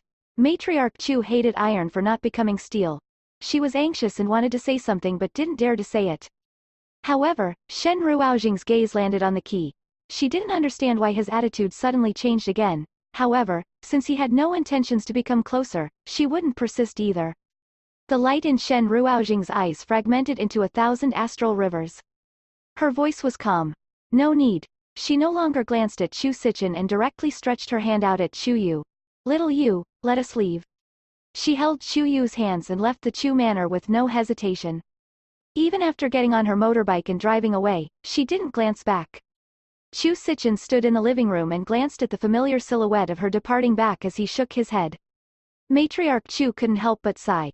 "Sichin, why must you do this? The one you love is already gone, so you should let things go when it is time to do so. Humans always have to look and move forward. What about you? Father has passed away for 20 years, so why didn't you move forward?" Chu Sichin suddenly spoke, causing Matriarch Chu to be speechless. Before Matriarch Chu could say anything else, Chu Sichin went upstairs. After entering the study, he glanced at the portrait that was hiding the switch to the secret room. He eventually rubbed his glabella and walked to the balcony. The night seemed to be enveloped in a gray veil. It was so tense that it felt hard to breathe. Chu Sichin suddenly took out a cigar and clasped it between his fingers. After lighting it, he inhaled fiercely. Amidst the spiraling smoke, his eyes slowly turned red. He missed her. He recalled that the first time they met was in an underground gathering. There were so many people there, but she walked straight toward him. She was clad in a red dress and had a graceful figure and a beautiful smile. She lifted her chin slightly and passed him a cigar while asking, "Do you smoke?" He subconsciously took the cigar and brought it toward his nose to sniff at it. "Nope." Useless. Her ruby-red lips uttered this word. She then lit a cigar for herself and inhaled deeply before exhaling a ring of smoke. Her aura was sassy and uninhibited. Her thick makeup was dazzling, but it was unknown why she bore some resemblance to Shen Ruoujing, who was bare-faced. This was especially so for the pride and carefreeness that unconsciously radiated from her. Chu Sichin abruptly regained his senses. He knew that he was observing Shen Ruoujing simply because of the resemblance she shared with the woman he loved. However, he couldn't treat Shen Ruoujing as her replacement. That would be a form of blasphemy toward the woman he loved and injustice toward Shen Ruoujing. Bzz, bzz, bzz, the vibration from his phone interrupted his thoughts. Chu Sichin's thoughts were derailed. He then picked up the phone and heard Lu Cheng anxiously speaking. "Bro Chen, Mr. Yun's condition has worsened. He might not be able to last through tonight." Chu Sichin's eyes dimmed slightly. Lu Cheng lowered his voice. "Mr. Yun consumed Shen Ruoujing's medicine before. Sister Fang said that the medicinal properties of the Chinese medicine must have conflicted with the special medicine she brought from overseas. Now, even Madame Yun is suspicious about it. Would this affect the relationship between the Yun family and Shen family?" The Yun family had just acknowledged the Shen family as their relatives, and something like this happened. This would definitely cause a barrier between Madame Yun and Shen Ruoujing. Chu Sichin was silent for a moment before instructing, "Keep that medicine and immediately get someone to check the composition of ingredients. If the pills are not effective in treating the illness but won't cause any mortal harm, you can let Madame Yun and the Yun family know the results. But if the investigation results are bad, silently destroy all the pills and leave no trace behind." "Yes." After hanging up, Chu Sichin headed down. Just so coincidentally, he saw Matriarch Chu heading down with a change of clothes too. Evidently, she had just received the news. The two of them sat in the family car and instructed the driver to drive to the hospital. Matriarch Chu suddenly asked in a low voice, Sichin, could it be that Yun Jungyang became like this because he ate Jingjing's medicine? Even Matriarch Chu was suspecting whether this was the case. There was no need to mention Madame Yun and the Yun family.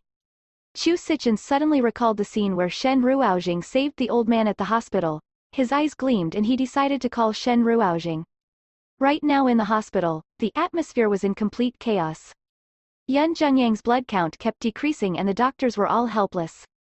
Madame Yun's eyes were red from crying. She panicked and screamed helplessly, quickly save him. Please save him. The main doctor frowned. Madame Yun, this situation is just like before and we have administered all emergency treatment measures. However, they are all useless. Previously, what measures did you guys take that caused Mr. Yun's condition to become better? Chapter 84. The Miraculous Doctor's Little Aunt. I really have no idea. Are you guys the doctor or am I? Save him quickly, money doesn't matter. We already did our best. What do you mean by, did your best? He is still alive and not dead yet. How can you all give up? Are you guys even useful at all? If you cannot save someone, why call yourselves doctors? Did Mr. Yun consume some special medicine? A doctor asked and Madame Yun immediately turned to look at Fang Panxia. Yes, he did. Dr. Fang, quickly tell them what medicine that is. Fang Panxia frowned and spoke in a heavy tone of voice. This is a new medicine that was created from research in overseas laboratories. Currently, it is still in the experimental phase but we have already tested it on over 100 patients. There were no issues at all. The doctors of the hematology department then asked, can you contact the other side and see if there were any patients with the same situation as Mr. Yun? Check to see what we can do? Okay, Fang Panxia nodded and took out a phone to make a call. Madame Yun was sobbing non-stop, she grasped Yun Jungyang's name and kept shouting his name. Fang Panxia left the room and made an international call to one of her seniors that were in the hematology field. The other party picked up and a male voice spoke in English. Fang, I was planning to look for you. Something went wrong with our medicine. Fang Panxia's heart clenched in shock. What's the matter? The rejection response by the patients is too great and the effects are too strong. Even if the patients endured past the first phase, they would find it hard to endure the latter phases. Currently, out of the 100 patients tested, there was only a 50% survival rate. Fang Panxia's hand, which was holding her phone, exerted force lightly. This medicine was still in the experimental phase. She had only taken some of it for the sake of Yun Jungyang, and she was doing her best to help him. After all, this medicine would require at least half a year or a year of time before it went to the market. Yun Jungyang couldn't afford to wait until then. But never in her wildest dreams would she think that the medicine would have a problem at the very end of the testing stage. Fang Panxia calmly spoke, send me the report. I will give the patient's family an appropriate answer. Okay, for the clinical trials of such medicine, they would usually find patients and provide free treatment to them.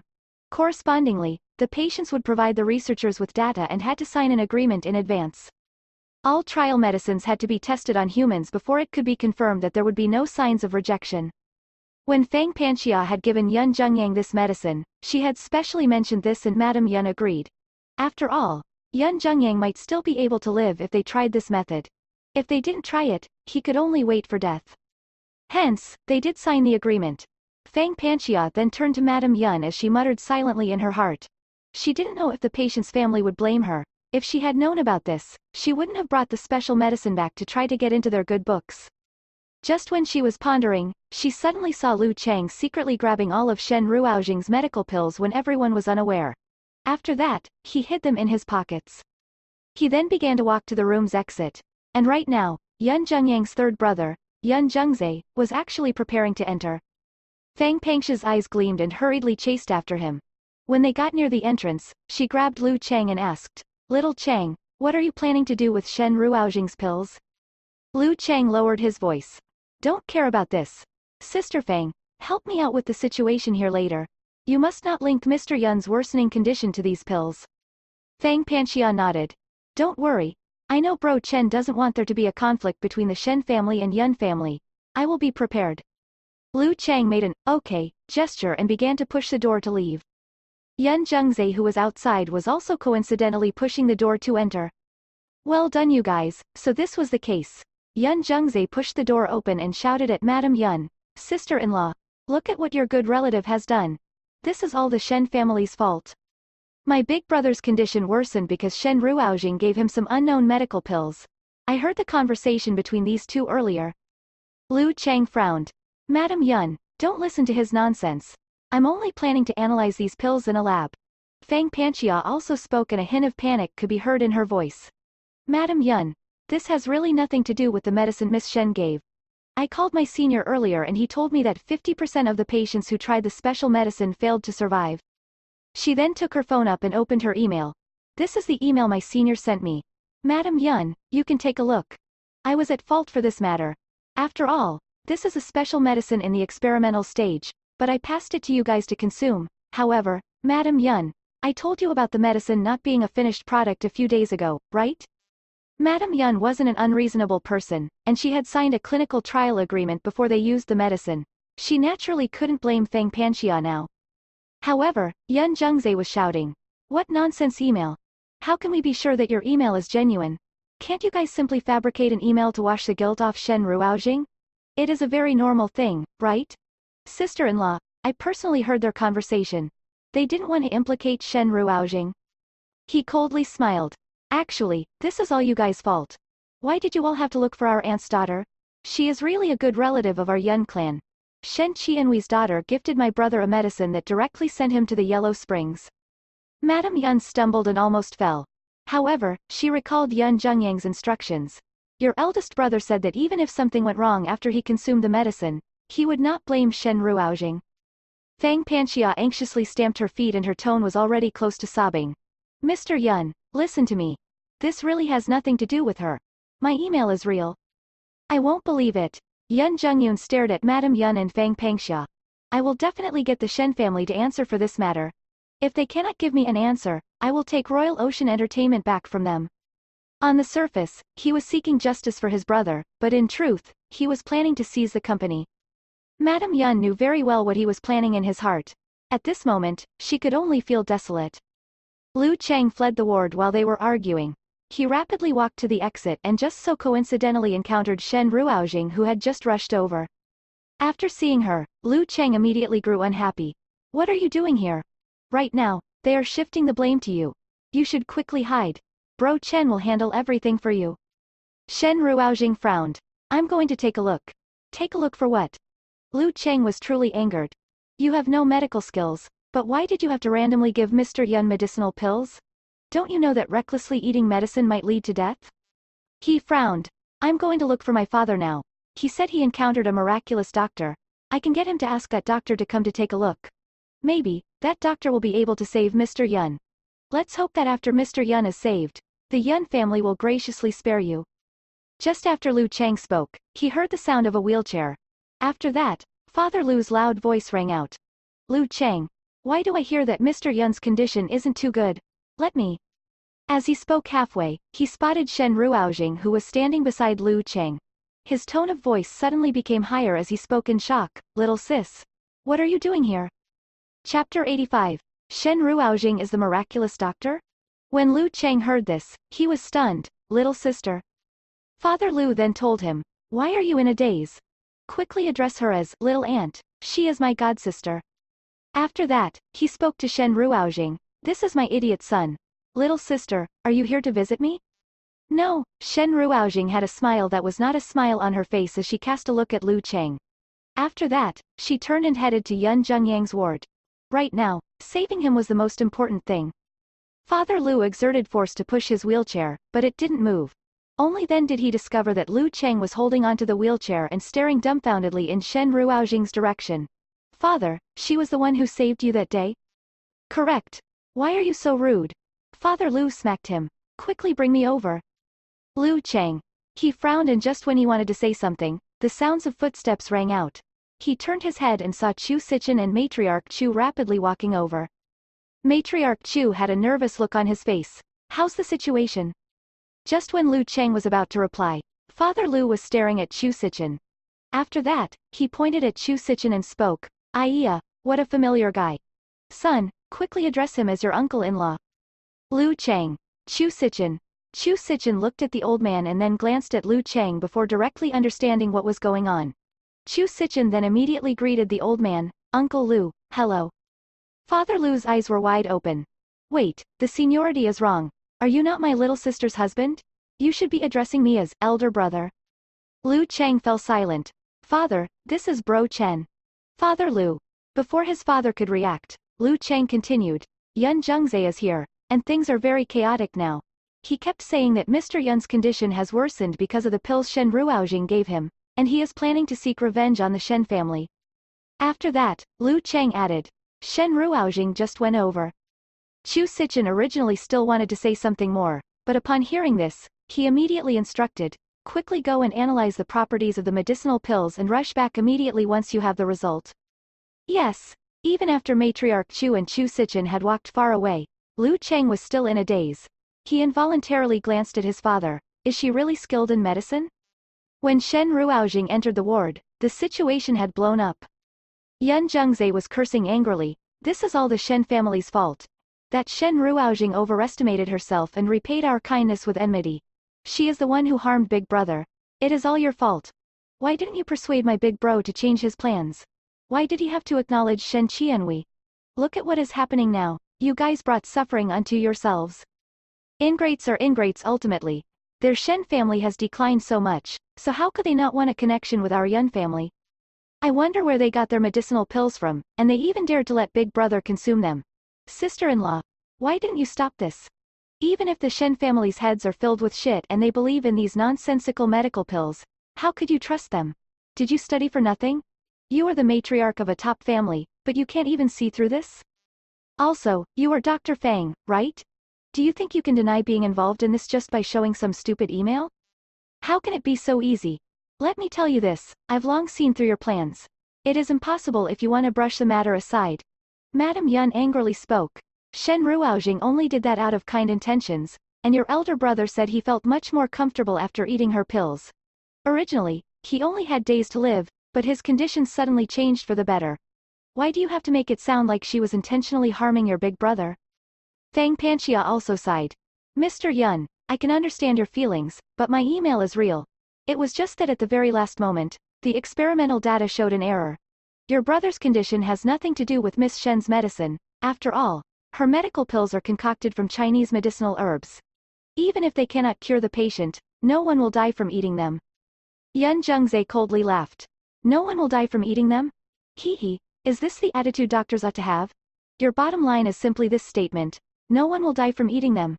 In that case, why can others get better after eating the experimental medicine but my brother cannot? It must be because the medicinal properties of these pills conflict with that of the experimental medicine. Sister-in-law, this matter was solely decided by you, so you have to bear the responsibility. He directly continued, you even dare to randomly feed my big brother medicine. I think the Yun family cannot be managed by you. Now that my big brother's condition is like that, it is best for you to hand the management authority to me. Madam Yun trembled as she looked at him. Yun Zhengyang was currently lying on the bed, and his life and death were unknown.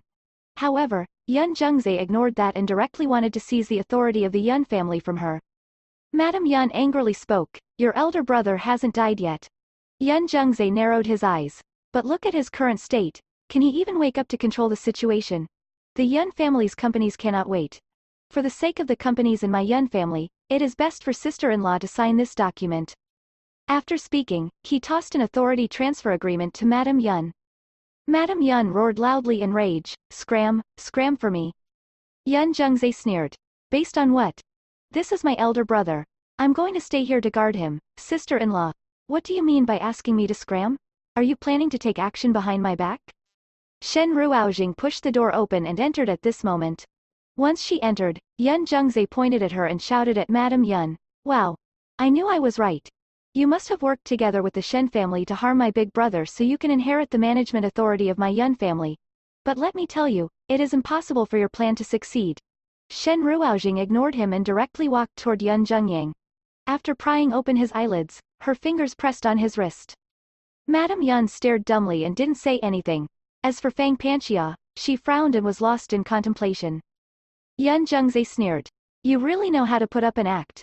It is a pity. You are so young, so how would you know anything about traditional Chinese medicine? How long do you plan on acting? After Shen Ruoxing finished taking Yun Zhengyang's pulse, she immediately took out a pill from her pocket.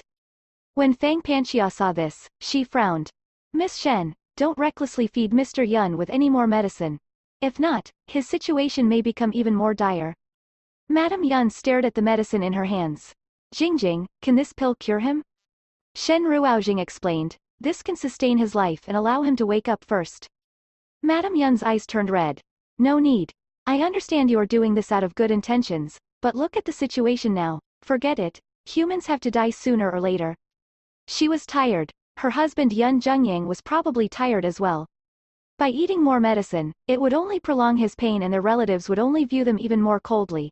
When she thought of how much pain Yun Zhengyang was in today, Madame Yun felt extremely discouraged. Maybe it was for the best to just let him go in peace. Yet Shen Ruoxing suddenly spoke, I guarantee that as long as he has a breath of life left, I can save him. Madame Yun was stunned. Yet, Yun Zhengzai coldly laughed. My elder brother originally still had a month, but his condition worsened after eating the medicine you provided. If he didn't eat your medical pills, he might be able to last for 2 more days in his current state. Are you going to be responsible if something happens after he eats your pills? Are you even capable of taking up this responsibility? Chapter 86. I will take responsibility. Shen Ruoxing frowned. I can. Yun Zhengzai choked before sneering. You can take responsibility? Based on what? The Shen family only has Royal Ocean Entertainment under their name, right? In addition, this is a company my Yun family gave you guys. Shen Ruoxing furrowed her brows. She knew that these people wouldn't believe her. Hence, a hint of coldness flashed in her eyes as she felt impatient. At this moment, a tyrannical voice rang out. I will take responsibility. The door was pushed open and Chu Sichen's lofty figure strode in. As he entered, an invisible pressure swept through the room. Yun Zhengzai, who was venting his anger, was stunned. Mr. Chu? Chu Sichen looked straight at Yun Zhengzai. Even if Mr. Yun doesn't believe Miss Shen, you should believe in me, right? Yun Zhengzai frowned. Mr. Chu, are you certain you want to take responsibility for her? I know you can do anything you want in Sea City, but my Yun family of Ford City isn't to antagonize either. Are you sure you want this responsibility? Yes, Chu Sichen answered with no hesitation. Fang Panxia wanted to say something when she saw this, but she ultimately chose not to talk. She had followed Chu Sichen for so many years and she understood his character all too well. Matriarch Chu also walked to Madame Yun and berated her. You don't want him to be tired, but what about his own will? Mr. Yun is enduring the pain by eating the special medicine. Isn't it so because he wants to live a few more days so he can accompany you? How can you become muddle-headed at this crucial moment?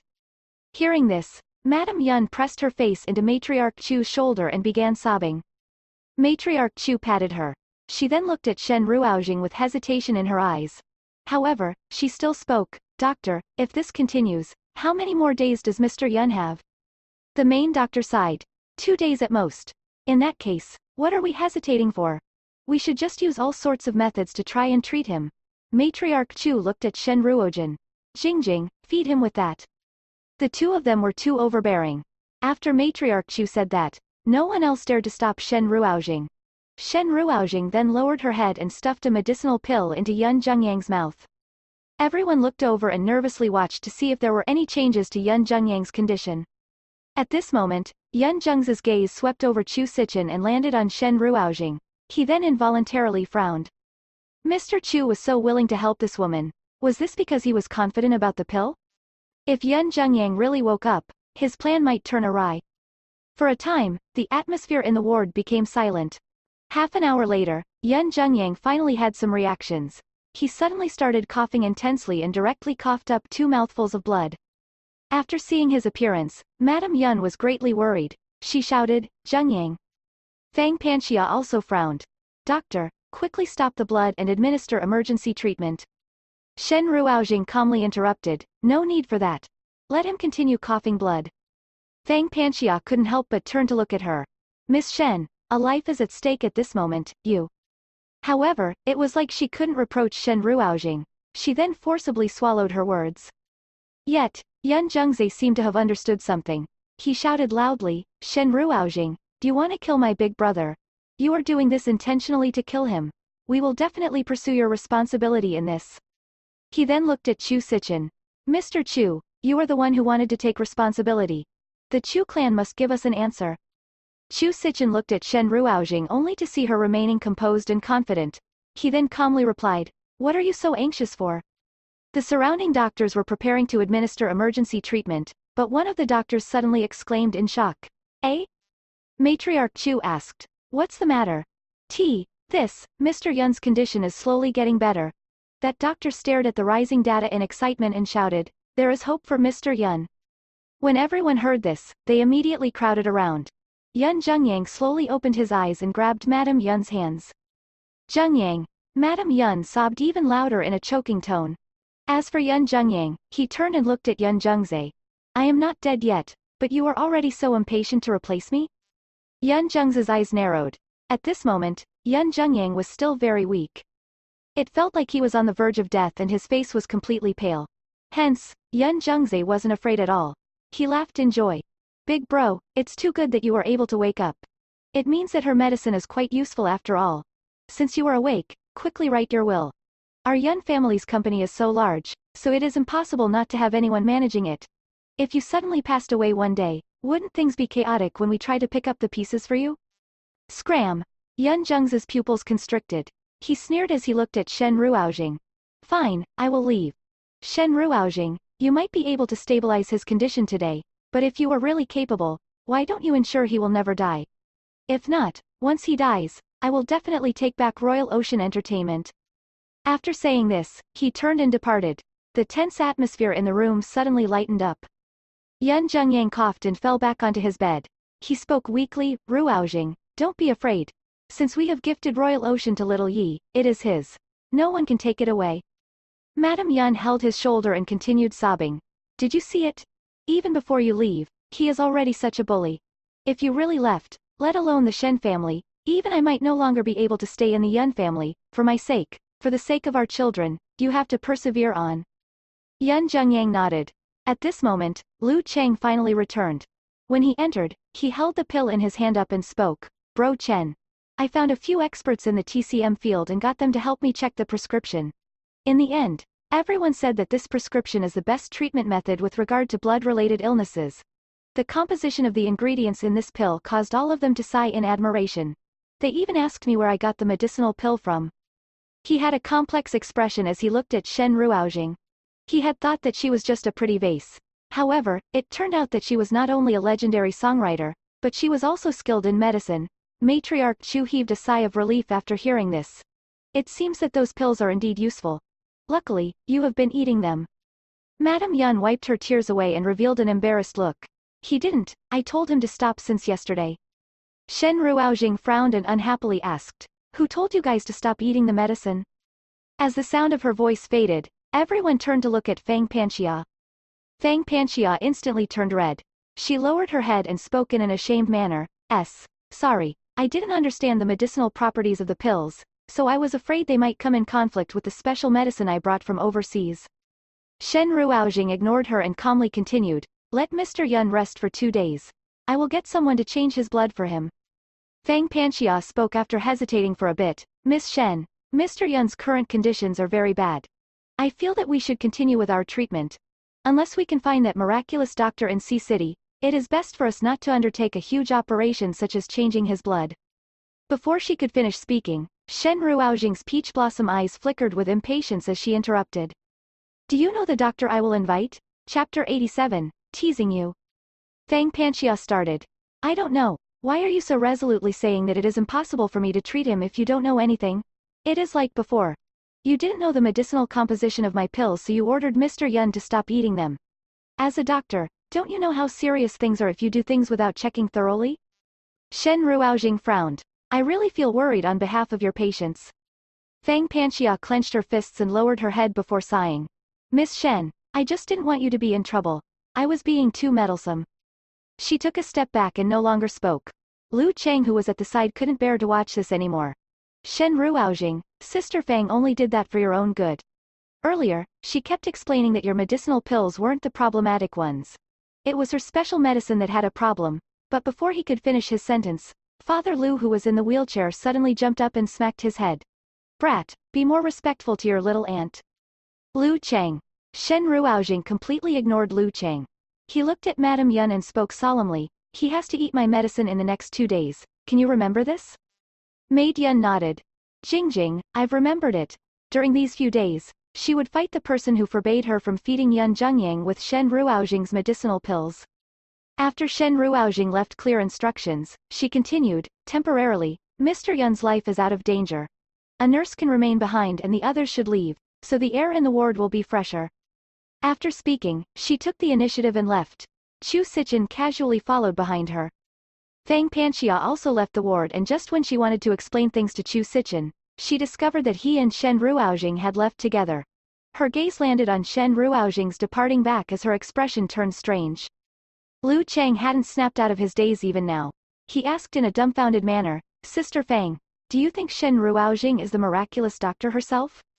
Fang Panxia was very confident about this. No, she then explained. One has to depend on accumulated experience in TCM. This is because things like taking a pulse can be very complex. It is different from Western medicine where there are fixed values in certain things. For example, if there's a certain amount of concentration in one's blood count, we will be able to tell it is normal. Hence, the practice is very objective-based. So, those who are addressed as miraculous doctors definitely have treated many patients before and accumulated a lot of experience. So, the older a physician is, the more highly skilled they will. Miss Shen is only in her 20s. Even if her master is a famous expert, her life experiences are still lacking enough people to reach the standard of a miraculous doctor. Liu Chang nodded. So this is the case. Fang Panxia narrowed her eyes and suddenly spoke. Oh right, it isn't too good for me to say these words before Madame Yun earlier. Mr. Yun's body is already like an arrow at the end of its flight. Even if that medicine of unknown origin managed to sustain his life temporarily, it is still very difficult to fully cure him. As of now, I have never heard of any physicians being capable enough to treat blood illnesses. I'm worried something bad might happen in 2 days. Liu Chang immediately grew anxious. Is Shen Ruoxing crazy? She dares to brag despite not knowing where her limits are. Sister Fang, what should we do so that we can preserve Mr. Yun's life? Fang Panxia's eyes narrowed. Look for that miraculous doctor. This matter can only be considered closed if Mr. Yun is fully cured. If not, Yun Zhengzai will continue to stir trouble for us. Although Bro Chen isn't afraid of the Yun family, Madame Yun and Matriarch Chu are sisters after all, and things would be very awkward. Liu Chang nodded. Right. However, he then recalled the matter about Anonymous previously, and he faintly felt that Shen Ruoxing wasn't as simple as Sister Fang made her out to be. After he left, Fang Panxia then bit her lips. She wanted to see how Shen Ruoxing would screw up 2 days later. She didn't believe that traditional Chinese medicine's method could cure blood illnesses. At the hospital's car park, it was already autumn, so the night was a little cold. The breeze gusted over and Shen Ruoxing sneezed. When she received the call from Chu Sichin earlier, she had fallen asleep. However, because she was worried about Yun Zhengyang's condition, she directly came here without having the time to change her short-sleeved shirt. Now, she even had to bear the bite of the cold wind while riding her motorbike back. Shen Ruoxing rubbed her arms and sighed. At the next instant, a jacket was passed toward her. Shen Ruoxing started slightly. It was only when she turned her head did she discover that Chu Sichin had been following her. She looked at the jacket and asked, Mr. Chu, what do you mean by this exactly? Chu Sichin paused. Shen Ruoxing cocked her head and her eyes reflected the starlight. I can understand the support you showed me earlier as you have faith in my ability. But your current behavior makes me feel confused. Are you pursuing me? Nope. Chu Sichin subconsciously rebutted. In that case, isn't the act of giving me a jacket a little ambiguous? Shen Ruoxing decided to make things clear.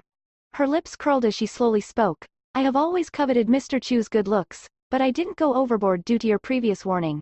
However, Mr. Chu is now starting to do things that might cause me to misunderstand your intentions.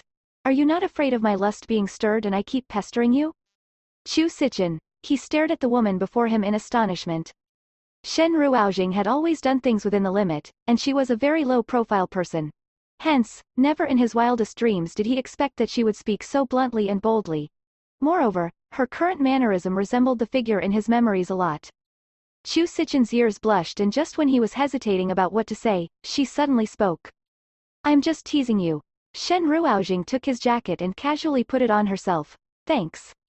She regained her usual coldness and got on her motorbike. She then put on her helmet and sped away. Chu Sichin. On the next day, Shen Ruoxing woke up an hour later than usual. She didn't practice her Tai Chi fist and also didn't have time to eat breakfast.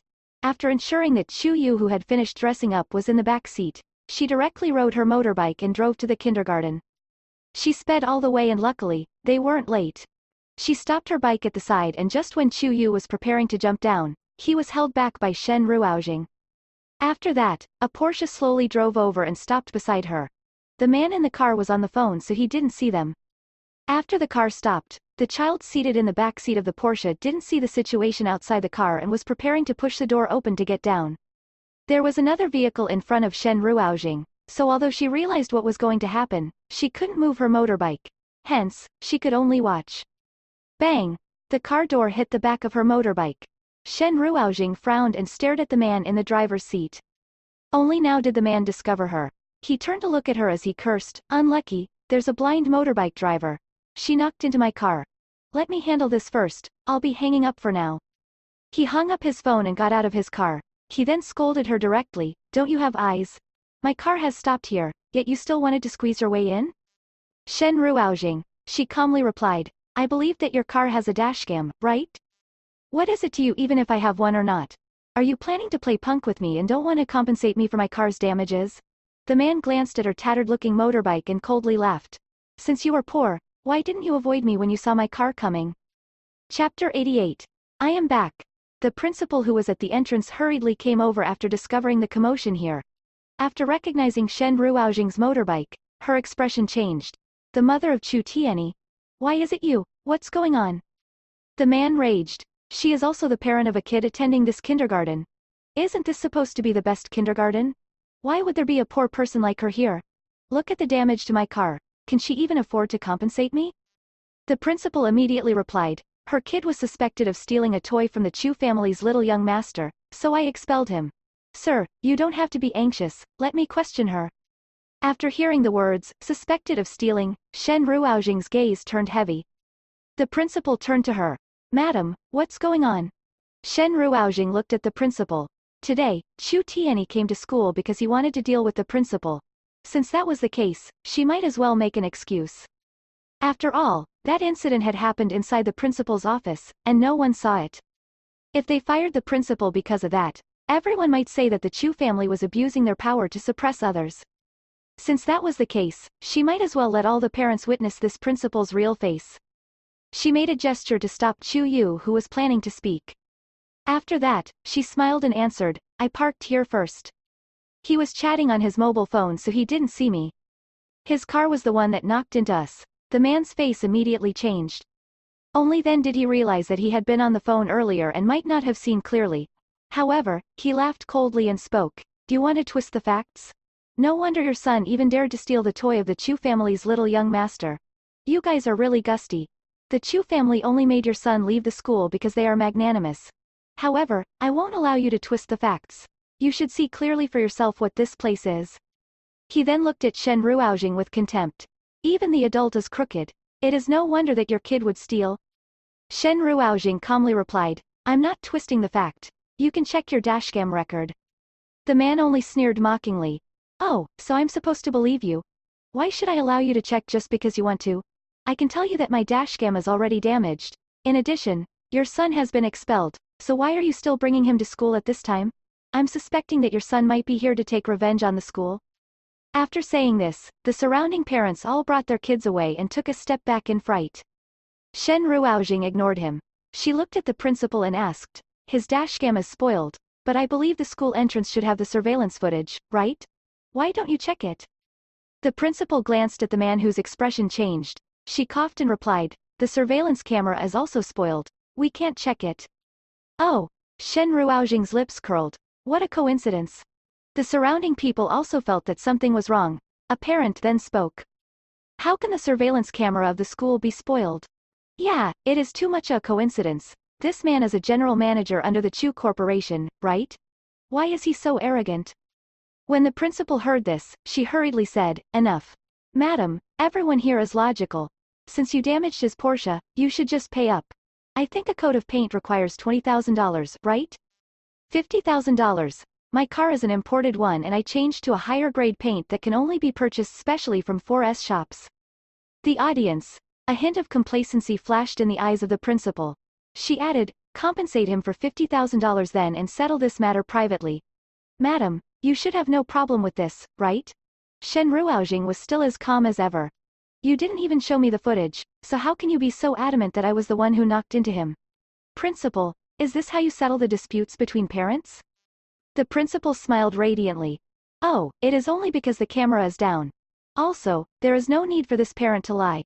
He is so rich, so why would he lie to you for the sake of $50,000? Shen Ruoujing frowned. Just because he is rich so he has no need to lie? The surrounding parents then began to speak up. The dashcam footage cannot be seen and the principal is unwilling to show the school's surveillance footage. This is clearly questionable. Chu Tianyi is a good kid. He is very passionate, it is impossible for him to steal things. Everyone had a yardstick in their hearts. This was especially so for this situation. It was clear who was in the right and who was in the wrong. The principal frowned when she heard the surrounding discussion. Madam, don't try to pressure me with numbers here. Do you have any proof to determine that you are the one who parked here first? I saw it. Teacher Miao suddenly rang over and spoke.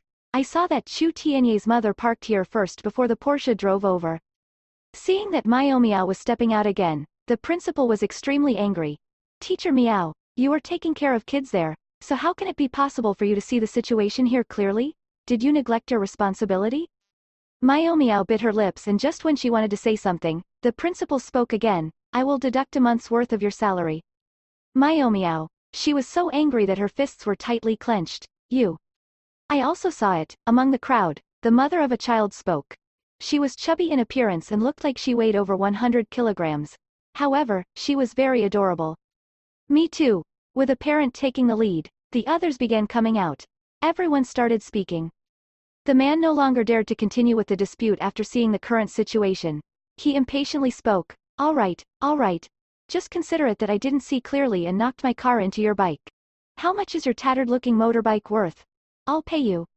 Shen Ruoujing waved her hands. I've made a call to get people from the insurance company to come. You should talk to them later. After that, she looked at the principal. Principal, what do you think? The principal frowned. Since this is the case, let's settle this via compensation then. What else can I say? Shen Ruoujing still wanted to say something, but someone at the side tugged at her and whispered, Hey friend, this kindergarten is owned by the Chu family and the principal is also working for them. You must not offend her, or your child might be deliberately picked on while at school. Teacher Miao also lowered her head and persuaded, Madam, let's just forget about this matter. We can't afford to offend the Chu family. Shen Ruoujing replied, Such an unprofessional principal ought to be fired. We can't let things go like this. The principal sneered. Fired? I was hired by the Chu family, so what qualifications do you have to fire me? The arrogant attitude caused everyone to feel enraged. At this moment, Shen Ruoujing suddenly stared at the child behind her. I don't have the qualifications but he does. Chu Yu's anger was simmering in his belly. After hearing this, he immediately removed his helmet and stared at the principal with rage. The principal looked at him with disdain, but an instant later, the principal was stunned.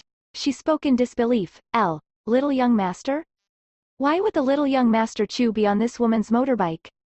What about Chu Tianyi? As this thought flashed in her mind, a Rolls-Royce slowly drove over. After that, the car window was wound down. Chu Tianyi sat in the backseat and stared at the shocked Miao. Teacher Miao, I am back. Chapter 89, Her Painting. The Rolls-Royce stopped at the kindergarten's entrance. The car door slowly opened and Chu Tianyi leapt out of the car. After that, the little fellow ran to Teacher Miao and lifted his head. Teacher, I miss you so much. I said before I will definitely return.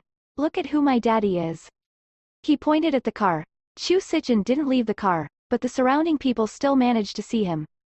A moment later, everyone's emotions exploded. Is that Mr. Chu? My God, that's actually Mr. Chu, and amidst everyone's shock, the principal's countenance paled. She retreated 2 steps from shock and wanted to hide in the school. However, Chu Tianyi saw her. He placed his hands on his hips and spoke with arrogance and great familiarity. Oi. Yes, I'm talking about you. You are fired. The principal. Chu Tianyi then continued, My mommy said before that everyone is equal. We cannot support and fawn on a certain person just simply because he is rich and bully those who are poor. You are too despicable. My daddy said that the Chu family doesn't need someone like you. Well said. The surrounding parents started applauding. The principal's expression turned ashen. Chu Tianyi then glanced at Miao. Teacher Miao, I've spoken with daddy. In the future, you will be the principal. Miao, It felt like a meat pie had fallen from heaven and appeared right before her. However, Miao was very professional. She excitedly spoke. Okay, parents, let us not block the entrance. Please send your children into the school in an orderly manner. Although everyone was speculating why Mr. Chu had an additional son, just his presence here by sitting in the car was like a type of intimidation. No one dared to stick around and watch anymore. After they sent their children into the school, all of them left the area. Very soon, the atmosphere at the entrance regained its earlier quietness. The man whose car knocked into Shen Ruoxing's motorbike immediately felt his legs becoming limp. He was currently bowing and apologizing. I'm sorry, it's all my fault. I heard that you offended the Chu family, so I wanted to take revenge. After speaking, he couldn't help but cast another glance at Shen Ruoxing's motorbike. He kept grumbling in his heart. Since you have such a relationship with Mr. Chu, why are you still riding on that tattered-looking motorbike? In the Rolls-Royce, Chu Sichen glanced at the tattered-looking motorbike of Shen Ruoxing. There were several times when he wanted to tell her to throw this motorbike away. It felt extremely frightening to ride it, and it looked as though it could fall apart at any moment. He had long since prepared a good car for her but hadn't had the chance to give it to her. But during dinner last night, after he brought up the subject, he got rejected. He coughed and passed the car key in his hands to Chu Tianyi. This car. Before he could finish his sentence, the person from the insurance company's claims department arrived and finished checking the motorbike. His eyes gleamed and his voice was filled with excitement. Miss Shen, is this motorbike of yours the Acabian GTBO? Shen Ruoxing. My god, I actually saw something like this. The other people here didn't understand, so they asked, what about this vehicle? The insurance guy directly said, this motorbike is made using carbon fiber from the fuselage of an airplane, and many parts are made using the flying principle of airplanes. Because the motorbike uses airplane technology, it is extremely expensive and is generally sold for 17 million and above. The man who knocked into her motorbike was completely dumbstruck when he heard the price. His legs turned soft and he almost fell onto the ground. What? The person who was from the claim department spoke. Don't worry, you won't have to pay so much. You have only knocked into the rear of Miss Shen's motorbike, so only a piece was damaged. If we change this part of the fuselage, just a few million will be enough to cover the cost. Shen Ruoxing looked at him. Are you compensating or not? His boss was just in the Rolls-Royce beside him, so how could he dare not to compensate? He nodded and gritted his teeth. Yes, I'll compensate. What a huge loss. Why did he have to offend someone like her? Why did he have to play punk and shrug off the responsibility despite him being in the wrong? At this moment, he truly regretted it. Inside the car, Chu Tianyi looked at the key his father gave him. He asked in confusion, Daddy, what are you trying to say? Chu Sichen glanced at the car key, but his mind was filled with the words Chu Tianyi would usually say. My mommy had to wake up very early to sweep the streets. She worked as a delivery girl who sent food. She needed to shift bricks. This woman was Teacher Anonymous and also a highly skilled physician. So, how would she lack money? Chu Sichen inhaled and silently looked at Chu Tianyi before he spoke. This car is worth 15 million and is currently parked in our garage at home. Chu Tianyi's eyes immediately brightened the moment he heard money. Is this for me? Nope, I'm only showing you the car keys. Is it nice? Chu Tianyi, it shines with the color of money, how can it not be nice? Chu Tianyi angrily got out of the car and entered the kindergarten together with Chu Yu. Now, Chu Sichen glanced out of the car window and saw that Shen Ruoxing was already sitting on her motorbike. She bent her waist and placed 2 hands on her forehead before swiping them out casually in a goodbye gesture. She then wore her helmet and started the engine before leaving here directly. Chu Sichen retracted his gaze and went to the Chu Corporation. He had to handle many things in the company this morning and only returned home for lunch after he was done.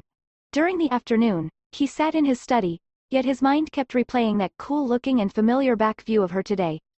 He inhaled deeply and was preparing to handle some overseas matter when the butler suddenly entered. Mr. Chu, Miss Fang is here. Chu Sichen frowned. After a moment of contemplation, he replied, send her in. Yes. After the butler left, she wanted to close the door. However, Chu Sichen instructed, leave the door open. Fang Panxia soon entered. After seeing Chu Sichen, she lowered her head to apologize for her mistake. Her voice was very gentle when she spoke. Bro Chen, I'm sorry. I really didn't expect there to be so many problems with the special medicine, and I almost caused trouble for you. If you came here to say this, you can leave now. Chu Sichen's attitude was cold. Fang Panxia lowered her head and sighed. Today is her death anniversary, so I specially came to see you. Chu Sichin, who had his head lowered and was signing off some documents, paused after hearing this. His attitude became somewhat warmer. Thank you. Bro Chen, I still prepared another gift for you. After Fang Panxia finished speaking, she took out a scroll from the bag and placed it on his study table. Chu Sichin narrowed his eyes. What is this? Fang Panxia spoke. You know that I have been good at drawing since young. I know that you are filled with regrets because you don't even have a single one of her photos. So, I drew her in a painting. If you miss her in the future, you can look at this anytime. Upon hearing this, Chu Sichin's breathing quickened by a bit. Fang Panxia asked, Bro Chen, my drawing is very similar, right? Chu Sichin didn't bother with her as his eyes were completely fixed on the painting. His gaze stared at the scroll as he slowly unscrolled it. He saw the legs of the woman first, and as he unscrolled, he could see that she was wearing a red dress. Her slender waist, her chest, and her neck then entered his vision. Finally, he saw her sharp chin and ruby red lips. Chapter 90. Why doesn't he recognize her? Chu Sichin stared at the face of the person in the painting. He was completely focused. His expression was solemn and his eyes didn't even blink. The person in the painting vividly appeared before his eyes after the painting was completely unscrolled. A trance immediately overcame him. It felt as though the person in the painting had appeared right before him in reality. The woman was clad in a red dress that wrapped around her waist. Her arms and delicate collarbones were revealed, and she had the tattoo of a butterfly on her shoulder. As for her face, above the ruby red lips, her features were covered by a golden mask. The mask obscured all her features save for her chin and lips. Her long hair casually flowed down behind her. Her entire person exuded a graceful charm and a clean aura. This painting seemed to combine all her unique points and express them fully. Chu Sichin bitterly smiled as he looked at the painting. That's right, he basically had no idea what the person he loved looked like. This was because he didn't have time to see what she looked like when she was unmasked. In fact, he didn't even know her name. He only knew her code number, 0518. Fang Panxia looked at his heavy and persistent gaze before she cautiously spoke. Bro Chen, you have to take care of your body. Chu Sichin nodded and casually waved his hands at her. This perfunctory act, in addition to his attitude of not saying anything, caused Fang Panxia to clench her fists tightly. However, she still lowered her head and slowly retreated from the study. Just as she left, she coincidentally saw Chu Xiaomeng sitting in the living room downstairs. Chu Xiaomeng was wearing a white gauze skirt and hugging a dinosaur soft toy. Fang Panxia's eyes flashed. She heard that Shen Ruoxing had given birth to 3 children for Bro Chen. The 2 male children went to school and only the female child remained at home. At this moment, a smile appeared on her face. She wanted to head down to chat with Chu Xiaomeng so she could build a good relationship with her. Fang Panxia then went down the stairs. The sound of her footsteps alerted Chu Xiaomeng, who was looking at her phone. She lifted her head upon hearing the noise and was shocked to see an outsider at her home. Hence, she abruptly stood up and lowered her head in panic. When Fang Panxia was walking over, Chu Xiaomeng silently ran to the study on the 3rd floor with her head lowered. Fang Panxia. She frowned and pondered. This child looked to be panicking. Chu Xiaomeng must have done something wrong and was worried that she might discover it. But what sort of wrong things could Chu Xiaomeng have done? Fang Panxia then recalled that Chu Xiaomeng was playing on her phone earlier. A glint of light flashed in Fang Panxia's eyes, and at this moment, Matriarch Chu, who had just finished instructing the cooks on dinner, walked out of the kitchen. Fang Panxia immediately walked over. Matriarch, there's something I don't know if I should say or not. Matriarch Chu's eyes had a hint of dislike as she stared at her. Miss Fang, you shouldn't say things if you are unsure whether you ought to say them or not. Fang Panxia was stunned. However, she still decided to speak. Originally, I shouldn't be so nosy, but this concerns the little young miss, so I feel that I should remind you. This concerned her biological granddaughter. Matriarch Chu's expression turned serious as she anxiously asked, what about her? Is there something wrong with her health? Fang Panxia immediately waved her hands. No, but, earlier, I saw that the little miss had a guilty look on her face, and she ran upstairs the moment she saw me. Could she have done something wrong? After seeing Matriarch Chu's expression changing, Fang Panxia hurriedly continued, I saw her using her handphone. Could she be looking at something she shouldn't be looking at? She was also hugging a soft toy. Could she have taken something she shouldn't take? She then sighed, Matriarch, the child is still young. If she did something wrong, it must mean that her parents hadn't taught her well. Chu Xiaomeng's parents were none other than Shen Ruoxing and Chu Sichin. However, many years had passed before Shen Ruoxing brought the children here to get acquainted with the Chu family.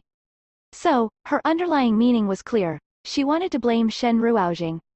An ordinary grandmother who heard this would surely blame the child's mother.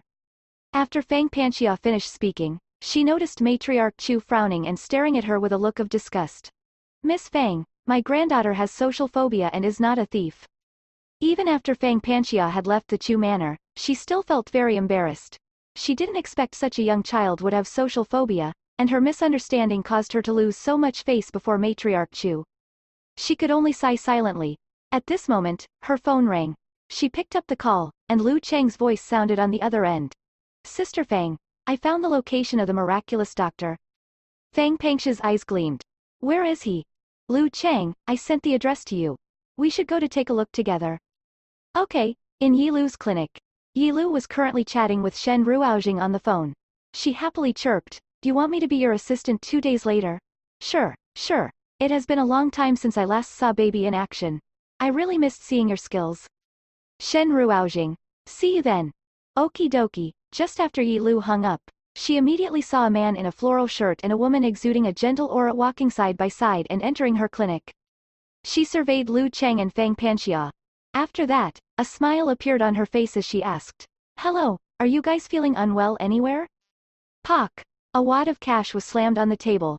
Lu Cheng took a step forward and lowered his voice. We wish to look for miraculous Dr. Jing. There was an innocent smile akin to the smile from the girl next door on Yi Lu's face. Our clinic doesn't have any doctor with the surname Jing. Could you have gotten the wrong person? Lu Cheng laughed. Miss Yi, stop acting. We have investigated.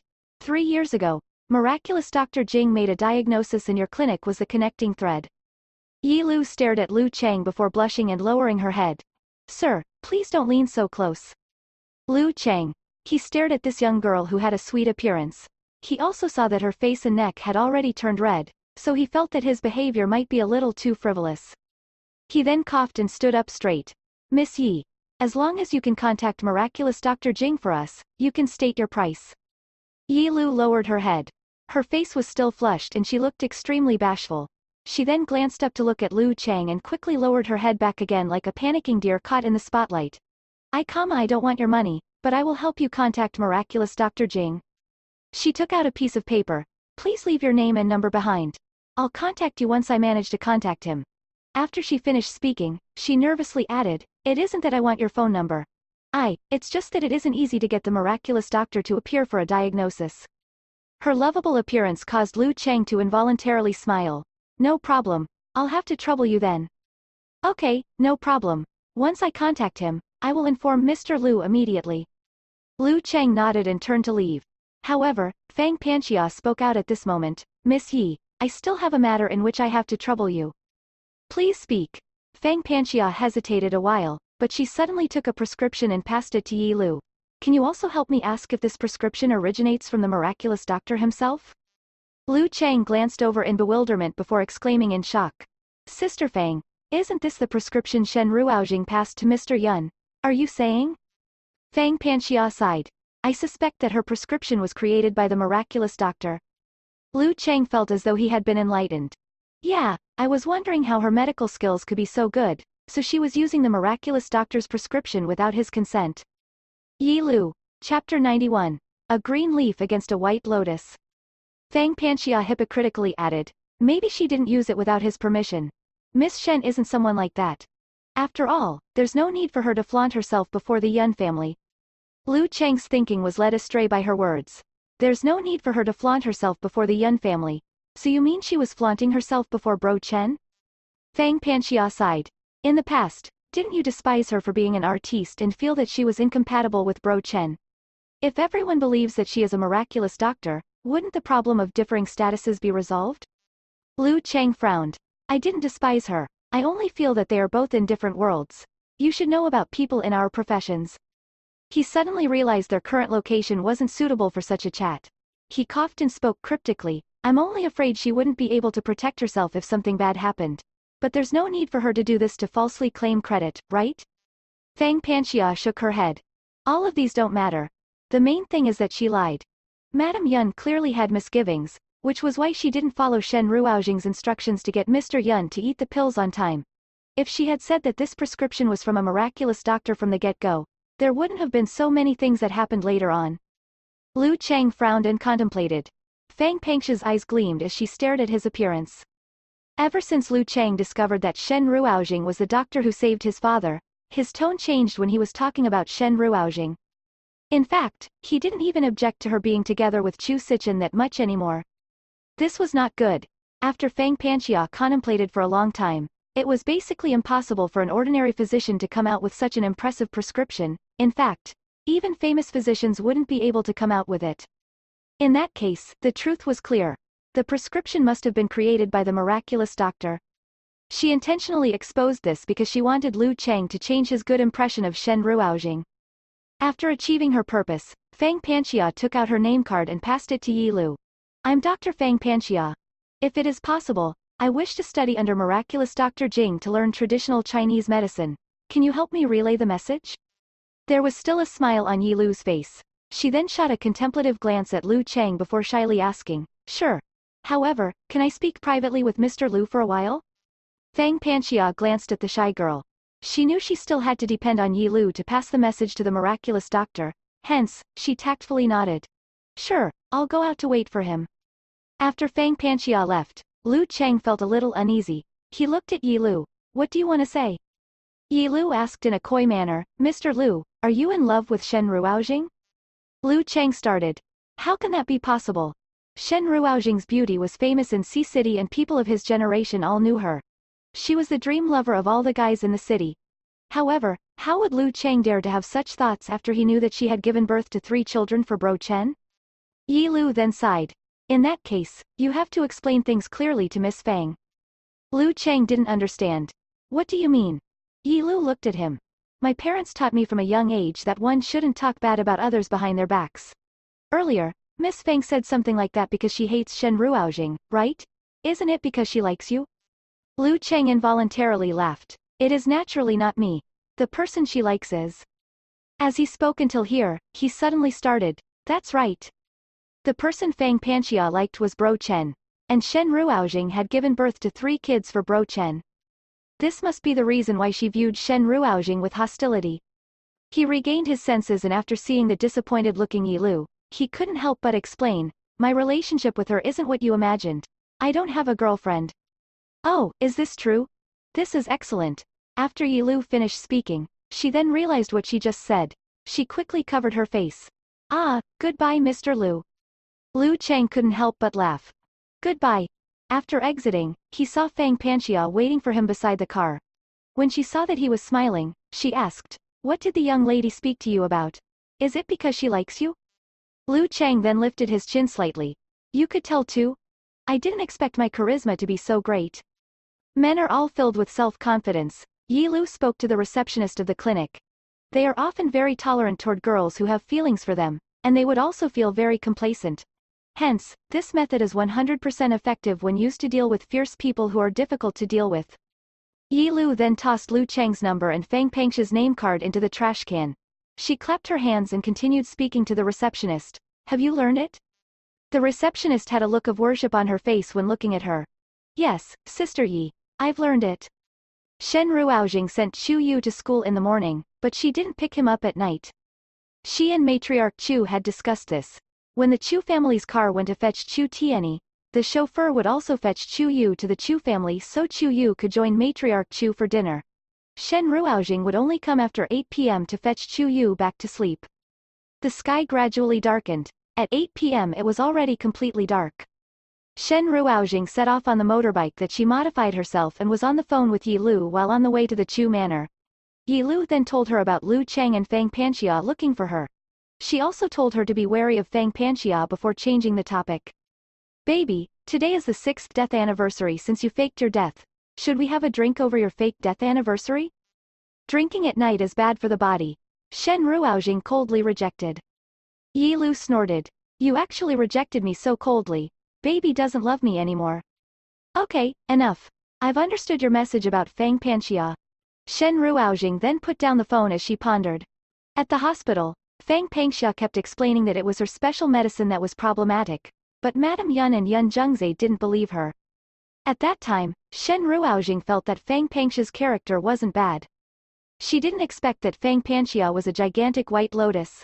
If it wasn't for the fact that Yi Lu's acting was top class, Shen Ruoujing might have misjudged Fang Pangxia and thought that Fang Pangxia was merely not serious in her work.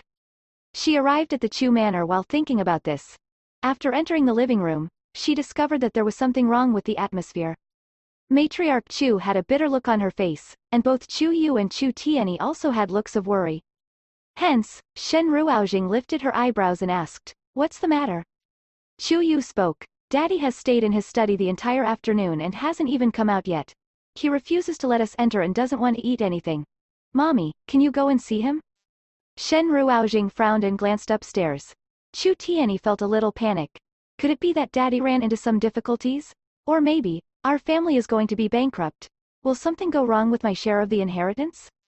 Chu Xiaomeng was so scared that her hands clutched the book in her hand tightly. Shen Ruoujing, she helplessly spoke, "All right, I'll go and take a look." She put her hands in her pockets and helplessly headed up. After arriving outside Chu Sichen's study, she knocked on his door. Chu Sichen's cold voice rang out from within, "Scram." Shen Ruoujing paused before speaking. "Mr. Chu." The room fell silent for a moment. After that, Chu Sichen opened the door. His expression was very unsightly. It didn't look like he was sick. Rather, he appeared as though he was filled with longing. Shen Ruoujing looked at him before suddenly asking, "Want a drink?" Chu Sichen started. A strange silent atmosphere manifested outside the study. It was unknown how long had passed before Shen Ruoujing realized that her words were too impudent. Her eyelashes fluttered.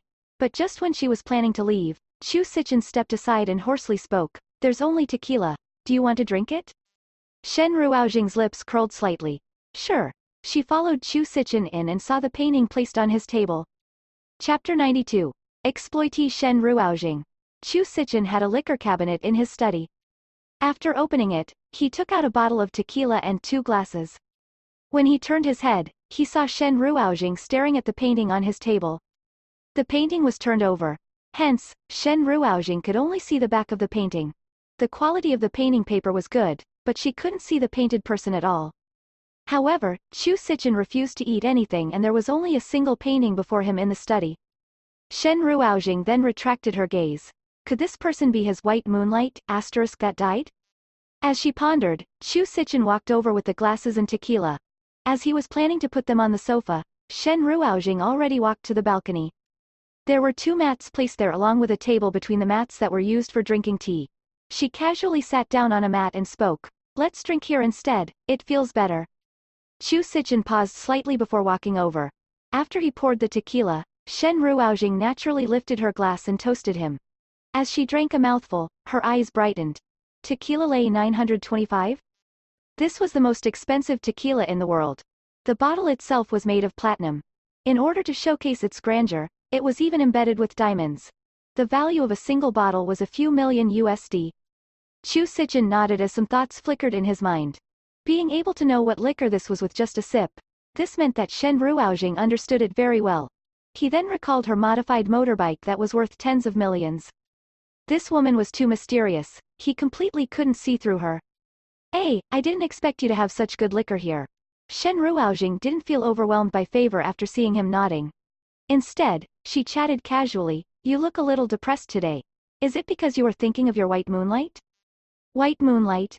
Chu Sichen recalled her fiery appearance that was akin to a bottle of strong liquor. She should be called a cinnabar mark instead. Oh, Shen Ruoujing also didn't know what overcame her today. She was actually chatting with him about his cinnabar mark. She only knew that Chu Sichen, who didn't remember their past, was another person. She finished her drink in a single gulp and poured another glass for herself. Chu Sichen surveyed her and suddenly asked, "What about you?" "What?" Shen Ruoujing didn't understand. Chu Sichen pursed his lips. "Me, who is in your memories?" Or more accurately, the term, him, would be better. What is he like? Shen Ruoujing started slightly. This was the first time Chu Sichen had taken the initiative to mention the past. She pondered for a moment before laughing. "He's like a clingy little puppy." Chu Sichen fell silent. "Back then, was it because of his disappearance that you wrote so many sad songs?" In his memories, the two of them didn't know each other. Hence, he had never admitted that he was Shen Ruoxing's ex-boyfriend. Shen Ruoxing looked at him and her peach blossom eyes gleamed. He was the one who wrote the songs. Chu Sichen was stunned. He had thought that Shen Ruoxing was the one who became dispirited after being abandoned. And after gaining so many insights, she then wrote so many sad songs. He didn't expect it was the guy who wrote them. He suddenly recalled matriarch Chu saying that when Shen Ruoxing was 10 years old, she was abducted by traffickers to a mountain. Did she survive well in those 3 years? Not going to mention this, he then drank a mouthful of tequila. The two of them quietened down and no longer spoke. However, Chu Sichen's emotions became much calmer. He also didn't know why he calmed down after listening to Shen Ruoxing's voice. In fact, when she asked if he wanted to drink, he didn't reject her but was instead filled with the impulse to drink. It had to be known that ever since he got plotted against by others those years ago, he had completely stopped drinking. Without realizing it, he finally felt somewhat tipsy. At this moment, Shen Ruoxing stood up. She lowered her head and looked at the man who lifted his head to look at her. His phoenix eyes were very bright and dark, reflecting the crescent moon in the sky. Shen Ruoxing asked, "Has it been very long since Mr. Chu last felt so unrestrained?" Chu Sichen lifted his glass and drained the contents within. Shen Ruoxing saw that he was suddenly smiling, hence, she asked in a mischievous manner, "Do you know something? I have a strange hobby. I like to lead the good children in the eyes of teachers and parents like you, astray." After saying this, she turned and walked out. "Thanks for the drink." When she passed by his table, her gaze fell onto the painting again. However, her gaze only paused slightly before she shifted it away and continued to walk away. Chu Sichen was the only one remaining here in a daze. His mind suddenly recalled the situation where he first met her those years ago. Back then, she had snatched a cigarette from his hands. After seeing that he didn't smoke, her lips couldn't help but curl. "Good kids like you are really useless." Recalling these memories, Chu Sichen pursed his lips and suddenly walked to the study table. After turning the painting back, he meticulously looked at it. The woman in the painting was flamboyant. The black mask she was wearing was in the form of a phoenix, and the butterfly tattoo on her shoulder was extremely lifelike. Since Shen Ruoxing had drunk some alcohol, matriarch Chu was afraid something might happen if she drove under the effects of alcohol. Hence, she got Shen Ruoxing to leave her motorbike here and made the chauffeur send Shen Ruoxing and Chu Yu back. When she arrived home, Shen Ruoxing discovered that Shen Qianhui and Jing Zhen hadn't returned yet. But she didn't think too much and brought Chu Yu to his room to sleep. The next morning, the Chu family's chauffeur sent her motorbike over. After preparing everything, Shen Ruoxing rode her motorbike to send Chu Yu to school. Upon returning home, she saw that her mother had a haggard look on her face as though she hadn't slept the entire night. Hence, Shen Ruoxing asked, "What's wrong?" Shen Qianhui waved her hands. "Didn't I say I wanted to start a variety show? A guest that I invited suddenly didn't want to come, so we had to work through the night to find people. However, there are no famous celebrities that have a free slot." Shen Ruoxing was puzzled. "What variety show?" "A music variety show that is named Masked Singers Plus. Those who are invited have to be popular celebrities or artists. They have to know how to sing and understand music. If not, I should simply get a random stranger to come." After hearing this, Shen Ruoxing suddenly felt a bad premonition. She subconsciously tried to lower her sense of existence and flee upstairs. Sadly, it was too late, because when Shen Qianhui said this, it was like she suddenly thought of something. She looked at Shen Ruoxing in shock. "Jingjing, how did I forget about you? Anonymous is a famous composer." Shen Ruoxing, she quickly deflected it. "My father is a celebrity too." "Right, so he is already in the show." Shen Ruoxing. Could she still continue with her slacking lifestyle? Why did it seem that she was becoming busier and busier each day? Half an hour later, at the backstage area where the TV program was broadcasted, Shi Qianhui laughed. It's fine. I know that you don't usually sing. You just have to wear a mask and sing 2 sentences casually up the stage. We will just eliminate you during the first round." Exploitee Shen Ruoxing then entered her makeup room with reluctance and spotted her attire with a glance. It was a long red-colored dress with suspenders. After wearing it, her shoulders would be revealed. In addition, there was a golden mask in the form of a phoenix lying atop the dress. Chapter 93. I have a wife. Shen Ruoxing halted and frowned. She stared at the attire and clenched her fist. Did she really have to wear this? Was this a coincidence? Or was there someone from that organization on the TV program team? Why did they suddenly prepare the attire she wore back then? She glanced at the surroundings and her body entered a state of combat instantly. After that, the door was pushed open. She immediately looked over. Her sharp gaze caused the person who entered to be stunned. After that, Shen Ruoxing saw that the person who entered was a fat woman. She was over 100 kilogram and maybe because she was stunned by Shen Ruoxing's intense gaze, she suddenly halted, causing the fats on her body to tremble from the inertia. This woman was very fair, and her skin also looked very smooth. However, she was just too fat. Even her eyes were compressed to a single narrow line, and her face looked like a bun with hair. Even so, she didn't look ugly. She stood there in a panic and rubbed her fingers nervously. Sorry, I came in here to take the clothes. Her voice was delightful sounding and gave off a sense of tranquility. Shen Ruoxing stared at her. Have we met before? The fat woman nodded and stared at her in hesitation. You are the mother of Chu Tianyi, right? We met at the kindergarten before. My daughter is a classmate of Chu Tianyi and Chu Yu. Kindergarten. Shen Ruoxing suddenly recalled that when she sent Chu Yu to school that day and was being framed, a fair fat woman did stand out to speak for her. She nodded and asked again, You are reading on our content copy site. Please copy and search this link, web links, to support us. When the fat woman wanted to answer, an arrogant voice rang out. Damn fatty, what the hell are you doing? Can't you move faster? I told you to take the clothes, right? Why are you so slow? The fat woman immediately grew nervous after she heard this. I'm coming. Forget it, step aside. I'll directly change here. The fat woman hesitated. There's already someone here. Step aside. Why are you talking so much nonsense? The fat woman was then pushed aside. After that, a woman with a very good figure appeared at the entrance. With her long curly hair and exquisite-looking makeup, her appearance wasn't bad. She was none other than the current popular idol, Yan Zijing. She got famous by depending on her dolphin voice, which was very airy and empty. Having obtained a few singing awards before, she also held the title of Little Heavenly Queen.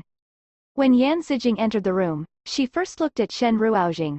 After that, she immediately frowned upon noticing Shen Ruoxing's beautiful looks. Which company are you from? Shen Ruoxing calmly said, Royal Ocean Entertainment. A newbie? I have never seen you before. Yan Zijing started surveying her from top to bottom. Her eyes were filled with hostility as her lips twitched. Che, so Royal Ocean Entertainment is using this TV program to boost the popularity of newbies. How greedy. She rolled her eyes. I'm taking this makeup room. You can go to the side. Shen Ruoxing. Before Shen Ruoxing could respond, the fat woman mumbled in a low voice. Zijing, she was here first. In addition, your makeup room is just next door. We can just take the clothes and head there. Are you my manager or not? Why can't you think of a solution for me despite this being such a small matter? And you still want to help an outsider, huh? Yan Zijing directly entered and sat on the sofa while hugging her arm. I'm going to change here today. Bai Shanshan, go and communicate this with the program team. The fat woman bit her lips. She then cast a glance at Shen Ruoxing before going over to Yan Zijing and whispering something in her ears. As Shen Ruoxing's hearing was good, she faintly heard the words, This place is too far from the stage, inconvenient, and things would be bad if others saw you doing this. In the end, Yan Zijing coldly snorted and stood up. All right then. Quickly take my clothes and we'll go. Okay, please go over first, I'll be there shortly. After Yan Zijing left, Bai Shanshan then wiped away the sweat on her forehead. She lowered her head and apologized to Shen Ruoxing, I'm sorry. After that, she took that red dress and gold mask and wanted to leave. Wait a minute. Shen Ruoxing stopped her. She looked at that gold phoenix mask and asked, Who's the one that prepared this? Bai Shanshan replied, Yan Zijing's fans all addressed her as, Swallow. Hence, she was annoyed and told us to make a phoenix mask instead. So this was the case. Shen Ruoxing heaved a sigh of relief. This red dress had a different design compared to the one she wore those years ago. So, it was nothing serious. Also, when she looked closely, the phoenix mask was different from hers back then. She was simply too nervous. In order to free herself from the organization, she had feigned death before so many people 6 years ago. It was impossible for her to be discovered. However, this also reminded her that she had to be even more low profile in the future. Seeing that Shen Ruoxing had no more questions, Bai Shanshan took the clothes and went next door. At this moment, Shen Qianhui took a white feather mask over. There was also a white frock in her hands as she hurriedly walked in. Come, change into these. Do you want to apply makeup first? Shen Ruoxing waved her hands. I'll be wearing a mask anyway, so it doesn't matter. Shen Qianhui laughed and explained the rules of the TV program. Oh, I forgot to tell you that if you are eliminated, you have to remove your mask to give a speech. At that time, you have to reveal your identity as anonymous. There's no problem, right? Shen Ruoxing, I thought it was clear I wanted to keep a low profile? Her lips twitched and she decided to reject it. But after that, she heard Shen Qianhui saying, Anonymous came to participate in Masked Singers and is only doing so for a single round. Think about how explosive this would be. Jingjing, the success of the first variety show that your mother creates will have to depend on you. Shen Ruoxing sighed. Back then, her sock puppet account in that organization didn't reveal musical talent. This was why she was okay to expose her teacher anonymous identity. And since this was for her mother, let's just forget it. She nodded. I'll just apply some lipstick and won't be putting on makeup. Shen Qianhui glanced at her face. Her face was fair and had hues of red within as though she applied foundation. Her eyelashes were very long, and her peach blossom eyes shone with light. Others might not look as beautiful even after they applied makeup. Hence, Shen Qianhui nodded and said, okay. Shen Ruoxing then wore the feather mask and white frock as she exited. Shen Qianhui followed beside her. Oh right, you still have to think up a name for yourself. Shen Ruoxing saw that there were feathers on her mask. Let's make the name, White Feather. You are so lazy. Forget it. Shen Qianhui almost rolled her eyes. She then asked another question. Oh right, what song will you be singing? Do we need to prepare anything for you? Shen Ruoxing pondered. Give me a piano. Okay. The two then went to the actors area. There, Shen Ruoxing immediately saw her father, Jing Zhen. He was clad in a black western suit and had a black mask on. He seemed unassuming within the crowd, but he had a certain aura that made others impossible to ignore his existence. Shen Ruoxing walked over and directly sat down beside him. At the next moment, Jing Zhen leapt up. Oi, I'm married and have a wife. Why are you sitting beside me? Shen Ruoxing. Before she could reply, Bai Shanshan had her head lowered and was already beside her. She sounded very embarrassed as she asked, Sorry, do you mind changing clothes with Yan Zijing? Chapter 94. Is she qualified? The moment Yan Zijing entered, she saw Shen Ruoxing who was clad in white. In addition to the white feather mask, it made Shen Ruoxing seem like an immortal maiden. Seeing it, Yan Zijing immediately fell in love with the attire, hence, she forced Bai Shanshan to come here to ask. Shen Ruoxing narrowed her eyes and calmly spoke, I'm not willing. Bai Shanshan also felt that her request was a little overboard, and tears could be seen in her eyes. This 100-kilogram fatty almost seemed like a child as she mumbled, oh, okay. She hurriedly left. After that, Shen Ruoxing heard Yan Zijing angrily scolding her in a low voice. She is just a newbie, does she know the rules? Shen Ruoxing wanted to say something, but Jing Zhen already recognized her voice. He then asked with disbelief, Jingjing? MN. After that, Shen Ruoxing just sat there and felt bored. Hence, she took out her phone and discovered a message Yi Lu sent her. Remember that we have an appointment to do an operation for Mr. Yun tonight. Shen Ruoxing replied, Sure. After sending the message, Shen Qianhui came over. I've greeted them. Later on, you will be the first to go. It doesn't matter if you sing well or not, just treat it as getting the ball rolling. Jing Zhen also laughed. A day's tour at Masked Singers. Jingjing, your retirement life is pretty good. Shen Ruoxing. Very soon, the time to record the program arrived.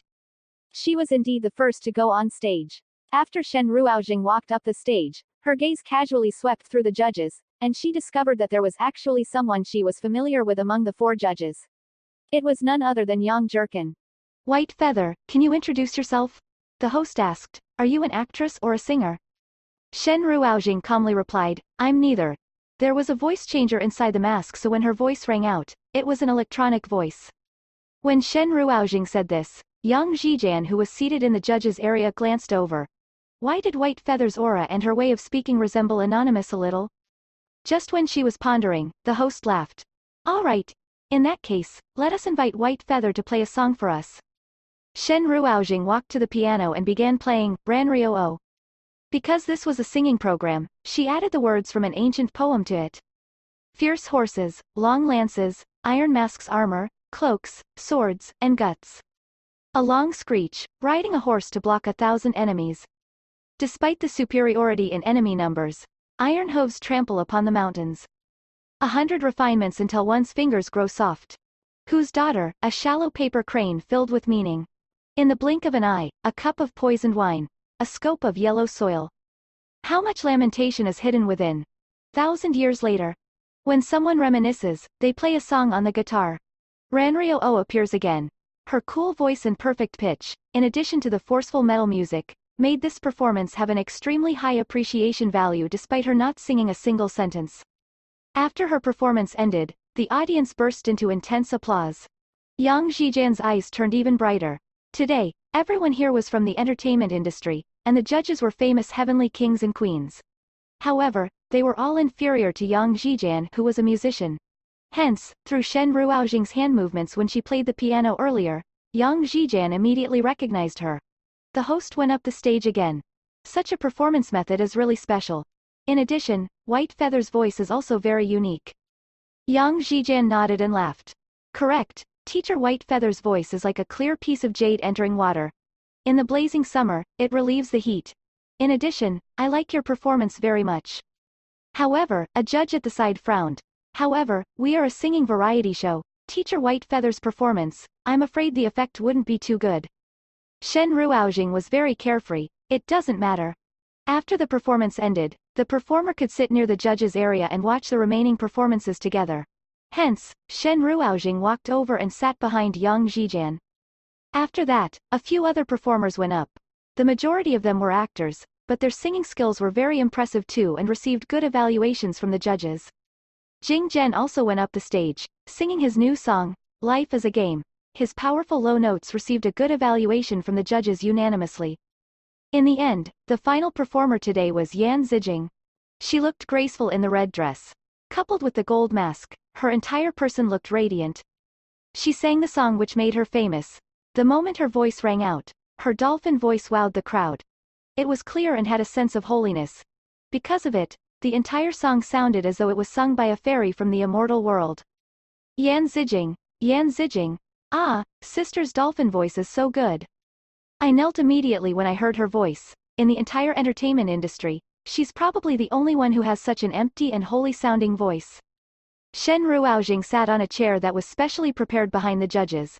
This place was very close to the audience seat, so she could directly hear the comments of the audience. It seemed like Yan Zijing was indeed very popular. However, she frowned. When Yan Zijing sang this, the judges began laughing. I think I've managed to guess who she is. Yeah, her voice is too unique and many people are imitating her during these years, but none has succeeded. Hence, her identity can only be Yan Zijing. Her voice is too moving. It is simply a voice from the heavens. The other three judges gave very high evaluations, but when Yang Zijian's turn arrived, she furrowed her brows. Although her voice is very pleasant, I keep feeling that something is wrong, but I'm unable to discern what it is exactly. When Yang Zijian said this, she suddenly recalled that there was an expert behind her. Hence, she turned her head and looked at Shen Ruoxing. Teacher White Feather, how do you feel about her song? Shen Ruoxing frowned. She suddenly laughed and spoke. The song is nice to listen to, and she is indeed pretty. However, the song and her give off a feeling like their essence is clashing. They are somewhat incompatible. The moment Yan Zijing opened her mouth, Shen Ruoxing felt uncomfortable. It was one thing if she wasn't acquainted with Yan Zijing, but they had had an interaction backstage. Yan Zijing was a very overbearing person, but her dolphin voice earlier, as well as the emotions portrayed by the song, were completely incompatible with her true personality. It seemed as though someone was singing for her. Shen Ruoxing spoke the truth, but she neglected the fact that this was a variety show. And it was also a live broadcast. The moment she said this, the bullet screen and the live audience instantly went mad. Why should Teacher Yang care about White Feather? Who the hell is she? How can she even evaluate Yan Zijing? Correct. What nonsense was her performance? The way she sang sounded like a stranger, so she must be a newbie. What qualifications does she have to critique Yan Zijing? The song and Yan Zijing are incompatible. Is she trying to say that Yan Zijing is lip-syncing? However, we know that Yan Zijing is a professional singer and she has always sung live. The audience on the scene began booing, and someone directly scolded her. White Feather, who the hell do you think you are? On what grounds are you qualified to evaluate Yan Zijing? Yup, a small-time celebrity actually dares to slander others like this? Yang Zijian frowned. She grew somewhat angry. Giving an evaluation is one's freedom. In addition, she is the one most qualified here to evaluate others. The audience booed again. Yan Zijing really knew how to act. She bit her lips and appeared aggrieved. I've remembered Teacher Whitefeather's evaluation. As she said this, her fans immediately grew more impulsive and started cursing even more vehemently on the bullet screen. In fact, people even began to curse the program team on Weibo. The director found Shen Qianhui and asked anxiously, "What should we do?" Shen Qianhui was also very angry when she saw her daughter getting scolded. She coldly laughed. Yan Zijing agreed to participate because I promised to give her a song by Teacher Anonymous. Don't be anxious, the elimination list will be announced soon. Get Jingjing to reveal her identity, so Yan Zijing and the audience can see if my daughter has the qualifications to critique her or not. Chapter 95. The elimination name list is out. Masked Singers was a program that allowed the judges and audience to vote and decide who would be eliminated. A single vote from the judges was equal to 10, and there were also 1,000 people in the audience. So after all the performance ended, they still had to tabulate the data. Hence, the participants all went backstage to rest. Shen Ruoujing and Jing Zhen walked together backstage. On their way, the two of them chatted in a low voice. Jingjing, how was my performance earlier? Do you feel that your father was exceptionally charming? Your performance is also very special, but when did you learn the piano? Why didn't I know about it? There are many things that you don't know. That's true. Oh right. Jingjing, do you know why these people are so respectful toward me? Why? Naturally, it's because my position in the entertainment industry is very high. I've climbed the ranks for over 20 years in this industry, so I can be considered their senior. Jing Zhen stood tall and puffed his chest out. Just after saying this, some of the performers earlier walked past him and bowed respectfully to him. Teacher Jing, please help me to send a greeting to Teacher Anonymous. Shen Ruoujing showed Jing Zhen an expression that was filled with indescribable meaning. Jing Zhen said, let me tell you this. Actually, everyone is only being so respectful to Anonymous because she is my daughter. Do you understand? Okay.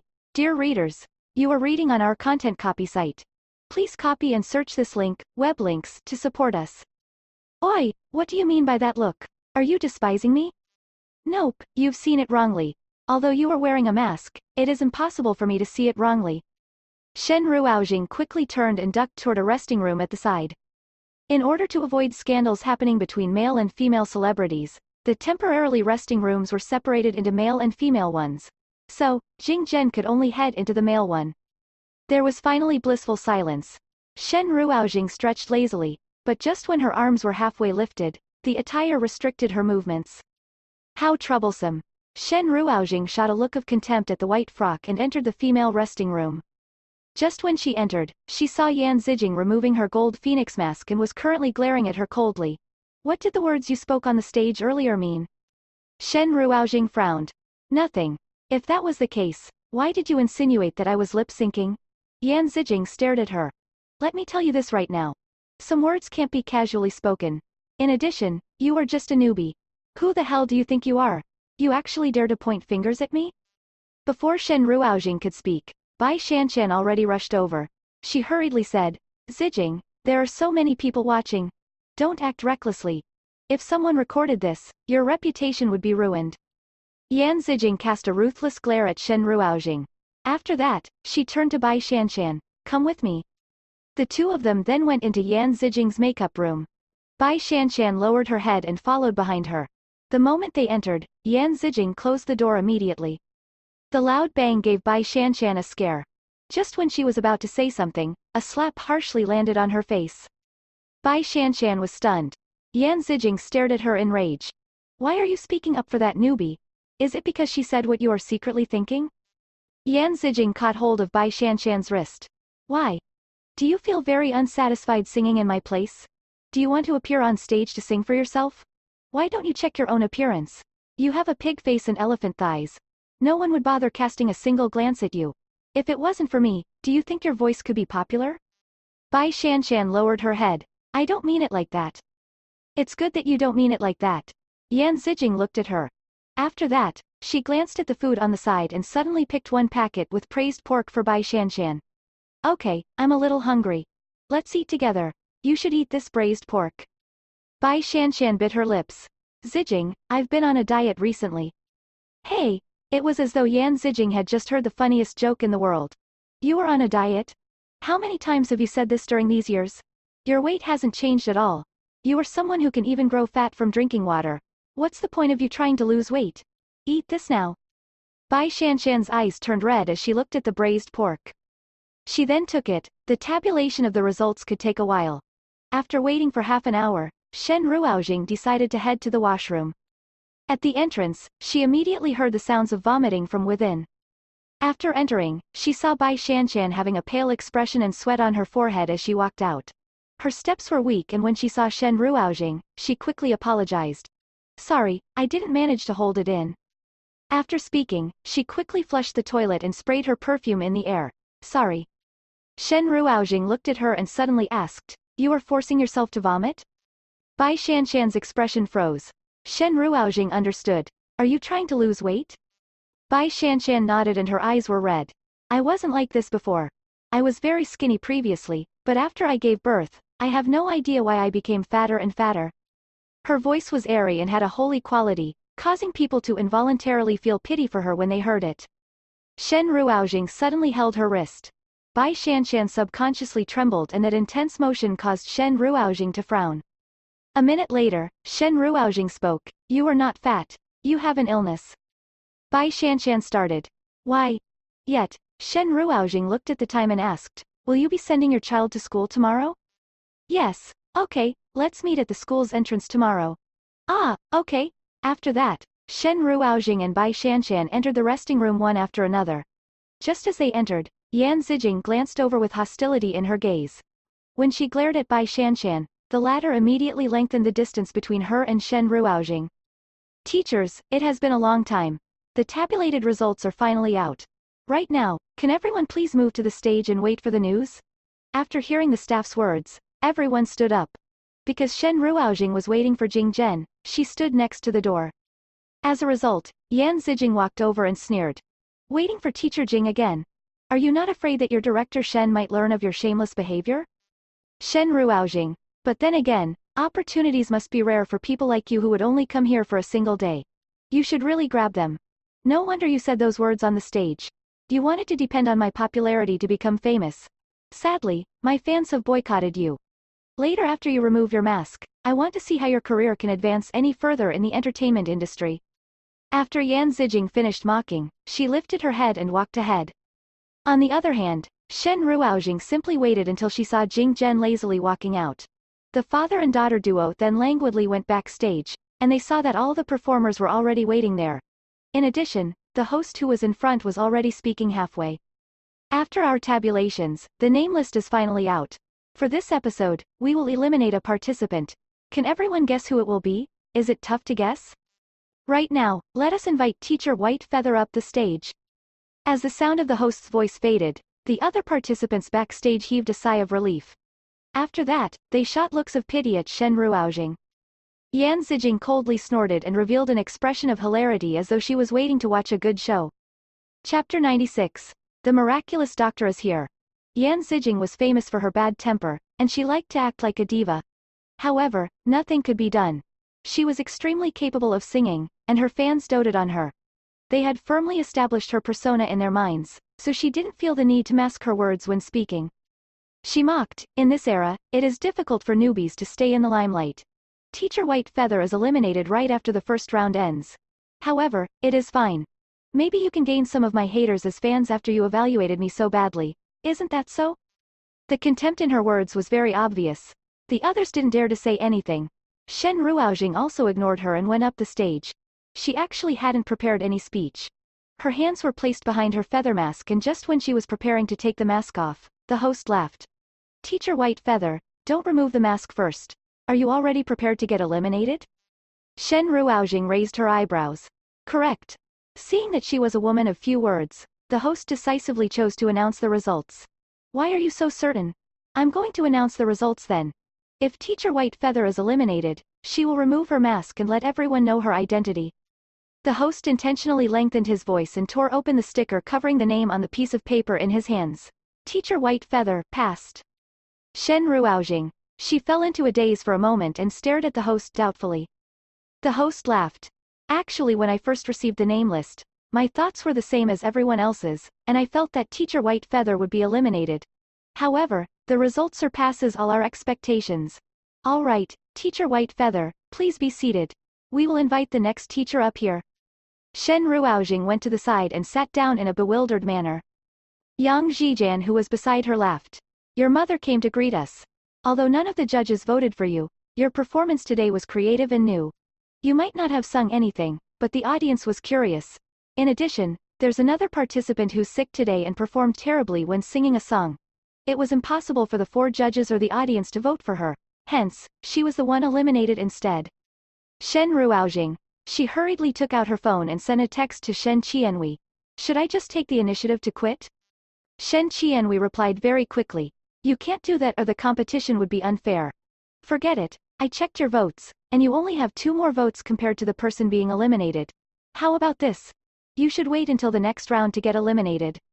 Shen Ruoxing. Backstage. After Shen Qianhui sent Shen Ruoxing the text, she lifted her head and her expression changed. The director frowned. Director Shen, all the comments on the bullet screen are scolding our program team. They say that Royal Ocean Entertainment is trying to pump popularity for newbies. There are also people scolding us on Weibo. Should we use this chance to reveal Teacher Anonymous's identity? Shen Qianhui frowned. The chief producer at the side looked at them and suddenly spoke. Actually, the fiercer the scolding, the better the TV show's effect would be. Originally, we planned to invite another popular beautiful celebrity for the first season, and we wanted to see Yan Zijing fighting against her.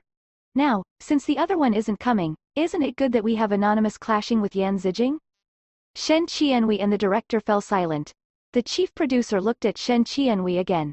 How is Teacher Anonymous dealing with the psychological pressure? Do you think she can endure it until the second round before she reveals her identity? The next recording would be 2 days later. The chief producer felt that the ratings for the next round would be guaranteed. Shen Qianhui fell silent before sighing. Let me ask her. She then sent another text to clarify the situation. Shen Ruoxing's reply was very direct. The one being scolded as White Feather. What does it have to do with me? As expected, Jingjing had been independent since young and basically wouldn't care about the views and comments of others. The show soon concluded. After Yan Zijing heard that White Feather passed, she didn't reveal anything despite how unhappy she felt. She only made her eyes red and hugged the eliminated performer while sighing and speaking strangely. After all, no competition is fair. I hope I can still hear you sing in the future. The performer being hugged also felt very stressed. She wasn't actually someone who could sing. Her company got her to come here for the sake of gaining experience, and she really didn't want to embarrass herself anymore. Yan Zijing's words were further exaggerated by the fans. To simplify things, everyone began cursing White Feather online. But Shen Ruoxing's only thought was, phew, I can finally get off work. She took her phone up and realized that Yi Lu had sent her a message. Baby, see you at the old place. Shen Ruoxing replied. Okay. Downstairs at the underground car park, Shen Ruoxing suddenly heard a kissing sound. She turned her head and saw Yan Zijing kissing a guy inside the car. Yan Zijing was very passionate when they kissed. Her eyes were closed and her arms were forcefully hugging the man. The man's large hands were also kneading her body softly, causing Yan Zijing's body to turn limp. It was unknown how long they had been kissing before the man finally released her. He then patted her on her chest. Little vixen, did you miss me to death? Shen Ruoxing retracted her gaze, having no interest in a celebrity's private life. She then walked to the space where her bike was parked, and just when she was planning to leave, she saw a sweating Bai Shanshan coming down the car park. Bai Shanshan then ran to the car and panted heavily. Zijing, I found your bag. Yan Zijing and the guy in the suit returned to normal. They were seated in the back seat. Yan Zijing's voice grew much gentler. Okay, get into the car. Shen Ruoxing rode her motorbike and passed by them. She originally didn't care about this at all, but she suddenly saw Bai Shanshan walking toward the man in the suit, who was previously behaving intimately with Yan Zijing. Bai Shanshan shyly spoke, Husband, you've returned. Shen Ruoxing. Her head was filled with question marks as she left the area. She felt that the scene here was truly a contrived one. The sky gradually darkened. In the VIP ward of the hospital, Yun Zhengyang continued eating the medicine for 2 days and felt that his body was now much more relaxed. Even his breathing was better and his complexion returned to normal. Madame Yun stayed by his side and had a worried look on her face. Why don't we cancel the operation? I feel that you are pretty well like this. I'm afraid that you won't be able to survive the operation. However, Yun Jungyang was smiling. I'm fine. Shen Ruoxing's medicine is so useful. I trust her. This was an instinct and reliance of a patient toward a doctor. Lu Cheng and Fang Panxia were standing at the entrance. At this moment, Fang Panxia's face showed a few hints of anxiousness. Why isn't Miss Shen here? Is she having cold feet? However, Lu Cheng replied, it's fine. Even if Miss Shen doesn't come, it is okay as long as the miraculous doctor comes. Fang Panxia bitterly smiled at him. Why would the miraculous doctor come? Lu Cheng was very confident in himself. Why not? Since Yi Lu promised me, it is impossible for her to break it. After all, Yi Lu seemed to like him very much. Fang Panxia felt this to be very unreliable. At this moment, the door was pushed open and everyone turned their head. They saw a sweet-looking beautiful girl entering, and she had a sweet smile on her face. This was none other than Yi Lu. Lu Cheng's eyes brightened. Is the miraculous doctor here? Yes. Yi Lu stepped aside and let Shen Ruoxing enter. Chapter 97. Self-exposed. Face smacking. Everyone in the room turned over in unison. Lu Cheng asked in shock, the miraculous doctor? Fang Panxia was also surveying her from the side. Shen Ruoxing wore a simple surgical gown and a surgical cap as well as a mask and glasses. Because her entire body was wrapped up, they couldn't see her features or tell if she was a male or female. Yi Lu spoke, everyone, please head out first. We can't have too many people inside the room during the operation. Fang Panxia wanted to stay behind. Hence, she said, miraculous doctor, I can help. Shen Ruoxing didn't speak but Yi Lu laughed. No need for that. How can we trouble Dr. Fang for such a small matter? I alone am sufficient. This is just a minor operation. Fang Panxia lowered her head. That's true, it is impossible for anyone to casually witness the miraculous doctor doing an operation. I'll be waiting outside then. Madame Yun hesitated for a moment before standing up and heading outside. Just when the ward's door closed, Shen Ruoxing cast a glance at Yi Lu. Yi Lu then walked over and closed all the curtains in the room, blocking the vision of everyone outside. Shen Ruoxing took her phone out. Yi Lu asked, baby, what are you doing? Shen Ruoxing replied, to check if there are any surveillance cameras in the room. Do you have to be so cautious? Yi Lu asked in astonishment. Shen Ruoxing didn't explain too much. After ascertaining that there were no hidden cameras in the room, she then turned and looked at Yun Jungyang. He had been injected with anesthesia and was currently asleep. Dear readers, you are reading on our content copy site. Please copy and search this link, web links, to support us. Shen Ruoxing walked over and took out the case she was carrying. After opening it, one could see a row of shining silver needles within. She nodded to Yi Lu. Yi Lu walked to the side and injected the pre-prepared blood into Yun Jungyang's body while also simultaneously releasing his blood on the other side. Yun Jungyang had blood illness, so a blood exchange was necessary for his treatment. Naturally, it was impossible to cure him just by changing blood. During the blood-changing process, Shen Ruoxing lifted her silver needles and pierced them into his body. She had to turn and twist every needle repeatedly until she found the most appropriate depth. This was a huge test of her stamina and energy. Outside, Matriarch Chu accompanied Madame Yun, and Lu Cheng stood together with Fang Panxia. The four of them were staring at the operation room. Shen Qianwei and Jing Zhen also came over after they finished their work. However, they were a little late and could only stand beside Madame Yun to accompany her. Madame Yun felt very grateful to Shen Qianwei. At this moment, Yun Zhengzai also arrived and he directly asked, Shen Ruoxing didn't come? As his words rang out, everyone had various expressions on their faces. Lu Cheng frowned and had a look of complaint on his face while he whispered to Fang Panxia. This was the trouble she caused, but she didn't even show up during the day of the operation. This is really... Fang Panxia's eyelashes fluttered. She is most probably scared. Madame Yun's expression was calm, but she also sighed. Although Shen Ruoxing had helped them locate the miraculous doctor, this was after all a major incident concerning life and death. How could she not appear? However, she felt no resentment. If Yun Jungyang could be saved, Shen Ruoxing would be the benefactor of their entire family.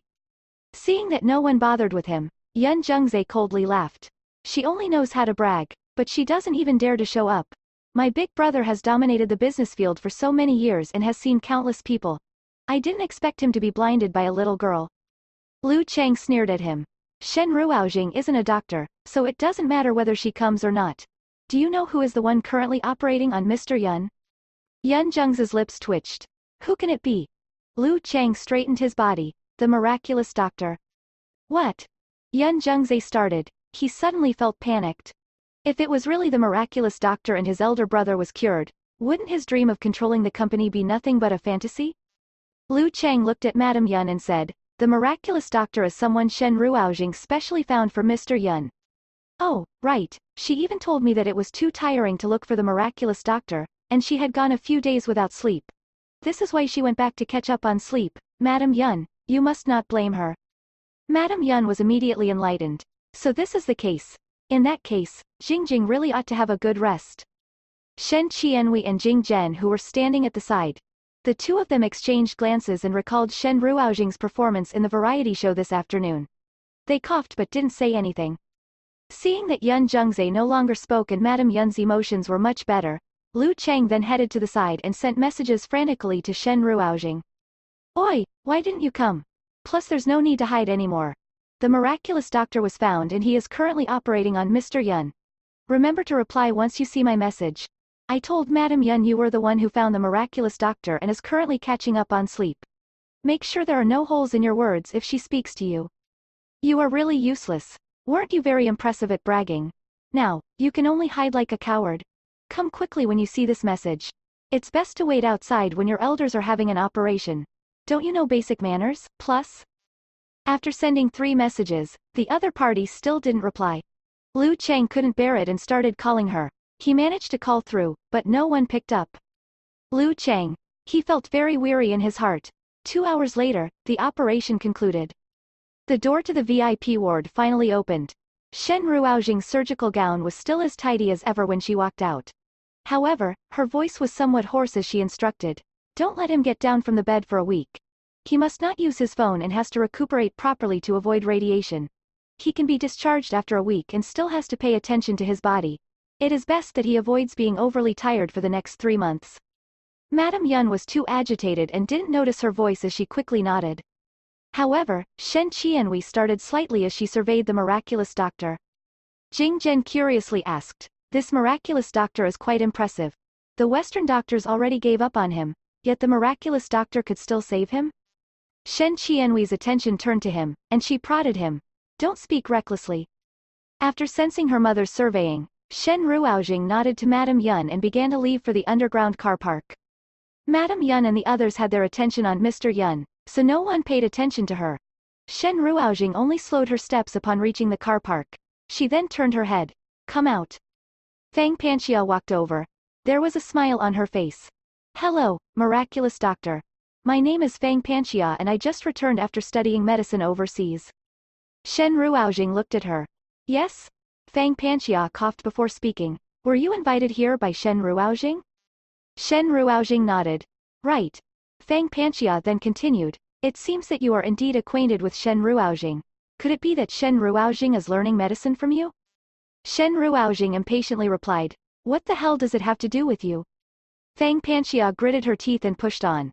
She took your medical pills and told Mr. Yun that she was the one who concocted it. I feel such behavior isn't very good. Also, can I take you on as my teacher?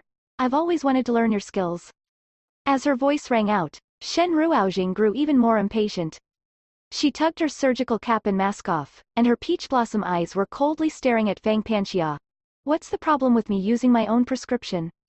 Chapter 98. I'll make you unable to make a living in the medical field.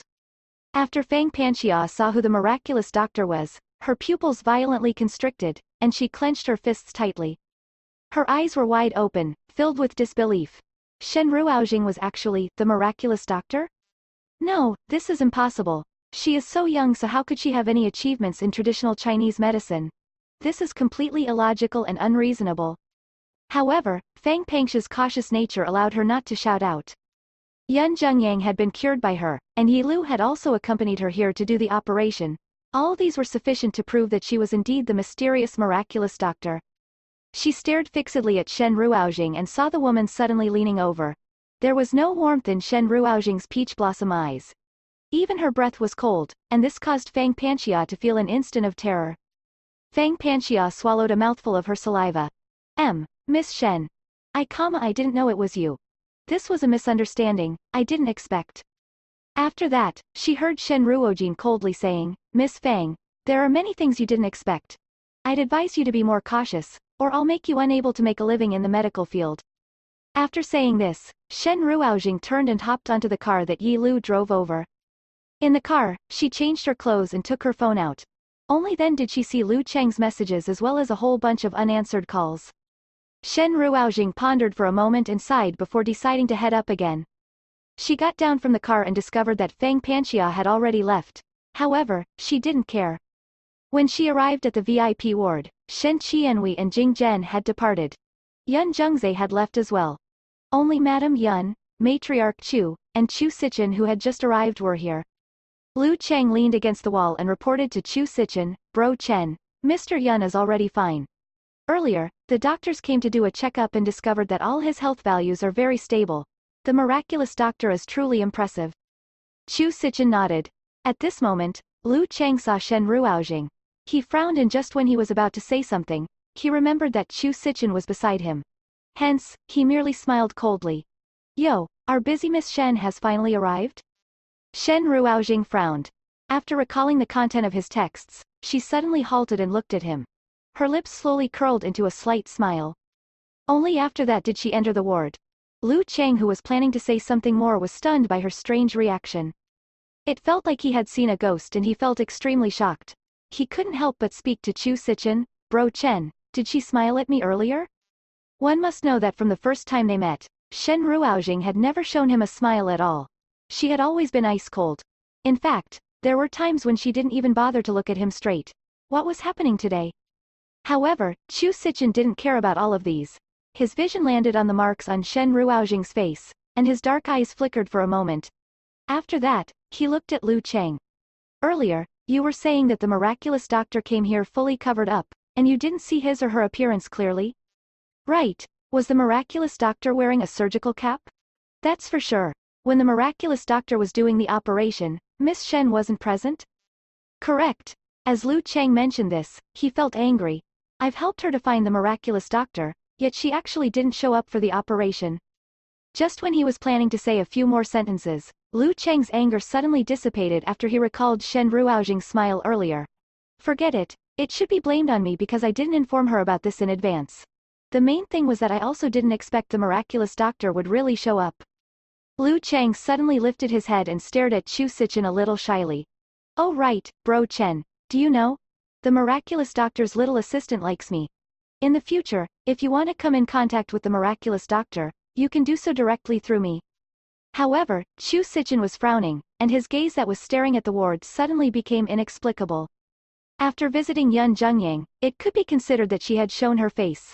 Shen Ruojing then bade them farewell. Madame Yun was very grateful to her. Jingjing, I actually didn't expect that you could get the miraculous doctor to show up. I really have to thank you. No problem. Lu Cheng, who was outside, couldn't help silently remarking how good her acting skills were when he saw this. Her actions were so natural that those who didn't know might really assume that the miraculous doctor had been invited by her. Shen Ruojing woke up early the next morning. Since she had to do an operation last night, Chu Yu was sent to the Chu Manor, so she didn't need to send him to school today. But after thinking about her agreement with Bai Shanshan to meet outside the school yesterday, she still rode her motorbike to the kindergarten. After parking her motorbike, she waited at the entrance. Teacher Miao saw her and was extremely joyful. She then walked over and asked, Hi madam, do you need anything? Shen Ruojing didn't answer. She smiled and asked a question instead. How's Tiany's performance in school? Very excellent. Tiany is obedient and sensible. He has a very good relationship with his classmates. Shen Ruojing nodded. She then asked another question. Do you know who Bai Shanshan is? Teacher Miao contemplated for a while and was suddenly enlightened. Oh, are you talking about Shaoqi's mother? Shaoqi? Yup, Yan Shaoqi. Yan. Shen Ruojing started. Who is Yan Zijing to Yan Shaoqi? Oh, Yan Zijing is her aunt. Teacher Miao laughed. The students are usually very envious that she has a big celebrity for an aunt. Shen Ruojing. She recalled the scenes in the underground car park that she had seen last night and was stumped for words. So, Yan Zijing and Yan Shaoqi's father were siblings? In that case, was she the sister of Bai Shanshan's husband? Shen Ruojing was completely stunned. At this moment, Bai Shanshan arrived and sat in the Yan family's luxurious car. When the car door opened, the fair and fat woman got down the car while holding the hands of an adorable little girl. The little girl wasn't fat at all and looked relatively intelligent. But after seeing the little girl, Shen Ruoxing couldn't help but start. This was because the little girl had the same phoenix eyes as Chu Tianyi and Chu Yu. She had seen Bai Shanshan's husband yesterday, and he didn't have phoenix-like eyes. And as for Bai Shanshan, she was too plump. Her eyes were almost narrowed to slits, so Shen Ruoxing couldn't see the shape of her eyes. Shen Ruoxing then took a step forward. Bai Shanshan immediately instructed Yan Shaoqi to greet her. "Greet Auntie." "Auntie," the little fellow's cutesy voice was very pleasant to listen to. Shen Ruoxing nodded. After Bai Shanshan passed her child to one of the kindergarten teachers, Shen Ruoxing passed her the medicine she had prepared. Bai Shanshan took it, but at the next moment, the medicine was snatched away by a man. Shen Ruoxing turned her head and saw Bai Shanshan's husband, Yan Zihao, standing at the side. He was frowning as he asked, "What the hell is this?" Bai Shanshan gently replied, "This is the weight loss medicine Miss Shen gave me." "Weight loss medicine?" Yan Zihao sneered. "You believe something like that? Ever since you grew fat. How much weight loss medicine have you eaten? How many weight loss classes have you signed up for? But did you lose weight? I think you should just give up and accept your fate. Stop wasting your effort." Bai Shanshan lowered her head. Yan Zihao cast a glance at Shen Ruoxing as he continued to scold Bai Shanshan. "Also, can you be smarter? How many people want to come in contact with my Yan family through you? Why are you friends with any random strangers?" Shen Ruoxing. At this moment, the Chu family's car that had Chu Tianyi and Chu Yu inside slowly drove over. Chapter 99. Slimming down. "No, Miss Shen is, all right. Quickly get in the car. I still have to go to work. How troublesome." After Yan Zihao finished scolding Bai Shanshan, he glared at Shen Ruoxing and directly entered the car. Bai Shanshan stood at her original spot, looking like she was about to cry. She then glanced at Shen Ruoxing and apologized. I'm sorry." Shen Ruoxing didn't implicate Bai Shanshan in her anger. She instructed, "My medicine is specially targeted at your sickness. You have to eat it. You will see an effect on the second day, and your change will be even greater a week later. 3 months later, you will return to normal." This was actually considered a conservative estimate. Bai Shanshan didn't eat a lot, but she was just fat. Actually, the fats were not even real fats. It was due to her hormones. It was easy to reduce such weight. As long as she ate the correct medicine, it wasn't a problem to lose 20 to 30 kilograms in a single month. Moreover, she would regain the weight of an ordinary person in just 2 months. Bai Shanshan started to return to normal, her eyes brightened. But just when she was about to say something, Yan Zihao scolded her again. Hence, Bai Shanshan apologized once more and quickly got into the car. After the Yan family's car drove off, Yan Zihao saw the Chu family's car. He couldn't help but ask Bai Shanshan, "In kindergarten, you should get to know more of the children's parents.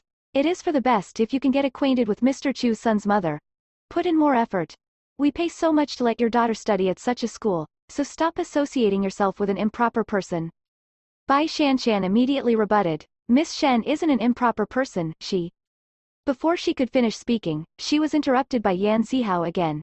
"Hey, I saw it earlier. She was standing beside that tattered-looking motorbike. That motorbike belongs to her, right? She was clearly waiting for you at the school's entrance. Why would a proper person be so nice to you? Do you even have some estimation of yourself? Isn't the only reason why she's fawning on you because you are Mrs. Yan? It can't possibly be because you are beautiful, right?" His strange tone caused Bai Shanshan to lower her head in inferiority. She was on the verge of tears. When she was young, Bai Shanshan was also considered relatively beautiful. When she was 18 years old, she was discovered by Yan Zihao, who was a talent agent. Yan Zihao then said that she had an angelic voice and told her to ignore her appearance as she had to polish and train her voice more. Yan Zihao was an affluent second generation that treated her as though his world revolved around hers. Every time she asked when she could join the entertainment industry, Yan Zihao would say that she had to practice more. Once she was done practicing, she would shock everyone with a single song. One night, she was brought by Yan Zihao to a banquet and after drinking too much, sexual relations occurred between them. The next day, Yan Zihao said he wanted to marry her. She was a commoner and had never felt inferior before. But after being together with Yan Zihao, she gradually felt inferior when she compared things. She then started to grow fat. Also, after giving birth, she couldn't slim back down and grow even fatter. She had originally been 40 plus kilogram, and now she ballooned all the way to over 100 kilogram. A topsy-turvy change happened in her life. Because of it, she could no longer lift her head up high to meet people. Yan Zihao then told her that her voice was polished enough, but her image was too bad and she definitely wouldn't be able to become popular. At this moment, Yan Zijing suddenly said that she wanted to become a celebrity. Hence, Yan Zihao suggested for Bai Shanshan to sing on Yan Zijing's behalf. Yan Zihao said that only her voice was good, and it would be too much a pity if it was buried by her looks. After being fed the idea for 2 years, she was finally brainwashed and willingly became Yan Zijing's voice. On the surface, she was Yan Zijing's manager, but in truth, she wasn't considered anyone in Yan Zijing's team. Now, Bai Shanshan recalled her experiences for the past 7 years and felt as though she was living alone in an isolated world. She then placed the weight loss medicine in her bag. Yan Zihao spoke. All this weight loss medicine would only make you have diarrhea and cleanse the oil in your stomach. You shouldn't eat this medicine as you still have to practice singing tomorrow. 2 days later, Zijing will be participating in the 2nd episode of Masked Singers. You must not screw up at such an important time. Bai Shanshan's heart grew cold. Yan Zihao sent her into a recording studio and left. After that, Bai Shanshan practiced singing new songs for an entire afternoon. After confirming that there would be no problems, she then practiced lip-syncing and expression management with Yan Zijing. Night soon came. Yan Zijing had dinner plans today, and she would accompany Yan Zihao to eat a meal with an advertiser. The other party wanted to invite Yan Zijing to be their spokesperson. Bai Shanshan followed them to a private restaurant. At the entrance, just when she was about to get down the car, Yan Zijing suddenly spoke. Bai Shanshan, you shouldn't go because your appearance is too embarrassing. I don't want you to join the negotiation. Bai Shanshan started before staring pleadingly at Yan Zihao. Yan Zihao pondered for a moment and said, she is right. You shouldn't go. Just wait for us in the car. In any case, you are planning on losing weight and you also don't eat much for dinner. Seeing Yan Zijing hugging Yan Zihao's arms as they walked to the elevator, Bai Shanshan felt as though something was piercing her heart. The interior of the car was too stuffy, hence, she got out of the car. However, her plump figure was actually blocked by the door when she got down. She started, but all of a sudden, a few cars drove over and parked in the car park. The people there were chatting. Someone among them asked, Chimo, Shen Ruoxing is so beautiful. Why does your brother not want to marry her? Although matters of the Chu family were usually kept a secret, the matter of Shen Ruoxing bringing her children over to prove their bloodline was extremely high profile. After that, everyone began to speculate. These brothers of Chu Chimo all knew about the truth. Chu Chimo rolled his eyes. Not anyone can casually enter our family. If one is ignorant and isn't educated well, it won't do even if she is beautiful. What a pity. Shen Ruoxing is the most beautiful woman I've ever met. Chu Chimo coldly snorted. How many women have you guys met before? Let me tell you guys something. The school belle of my high school can be ranked at the top of all the beauties in the world. Who is it? Is she someone from your imagination? How can that be? Her name is Bai Shanshan. Chu Chimo chortled. I even have her WeChat account. You guys don't believe me? I shall video call her right now to show you guys. After speaking, Chu Chimo took out his phone and searched through his WeChat. After that, he made a video call. As a result, the sound of a ringtone rang out. Bai Shanshan was so scared that she opened her bag in a panic and quickly pressed the hang up button. However, the noise attracted the attention of Chu Chimo and the others. After seeing them, Bai Shanshan was so nervous that she couldn't say anything. Her phone rang when you made the video call. I was badly frightened because I thought she was Bai Shanshan. What nonsense are you thinking of? Chu Chimo directly walked past her. How can Bai Shanshan become a fatty? Let me tell you guys. Back then, this daddy has even pursued her before. The group of them then left. Bai Shanshan was stunned by what she had just heard. All the way until night, Bai Shanshan was still panicking. Her gaze suddenly landed on the weight loss medicine from Shen Ruoxing. Originally, she had given up due to her husband's words. But now, she suddenly took the medicine and ate a pill before she slept. During that night, there was no difference compared to usual. She only went to the toilet twice in the middle of the night. When she woke up the next morning, she immediately sensed a difference. Normally, she would feel very tired after waking up. But last night, despite her waking up twice, she actually felt extremely refreshed and clear-minded after waking up. At this moment, Yan Zihao, who slept in a separate room, pushed the door open and entered. After looking at her, he sneered, You wanted to eat the weight loss medicine last night no matter what, correct? Have you slimmed down today? Come, go and weigh yourself to see if you have lost weight. Chapter 100. Slimmed down. Yan Zihao was certain that Bai Shanshan wouldn't become slimmer. Her condition would make her fatter the hungrier she was.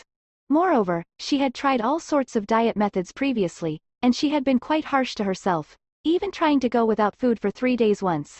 Her legs had turned very weak then, but she still couldn't slim down at all. He sneered and took out a weighing scale from the room, saying to Bai Shanshan, "Go on it.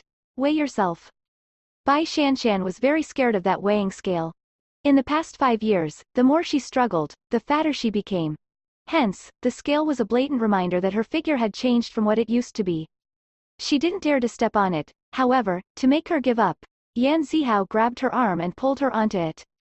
"Take a look at your weight. Is there any difference? I told you long ago to give up. Moreover, I've also said that even if you're fat, I won't despise you." Yan Zihao had Bai Shanshan under his control. In the beginning, it was through sweet talk, but being exposed to these mind games for so many years made Bai Shanshan believe that she wouldn't be able to live without him by her side. Therefore, Yan Zihao no longer paid as much attention to what he said these days. He would say sarcastic words frequently, making Bai Shanshan feel great pain, but she didn't dare to resist. In Bai Shanshan's mind, she somehow agreed. Although her mother-in-law despised her, her husband would always speak up for her each time.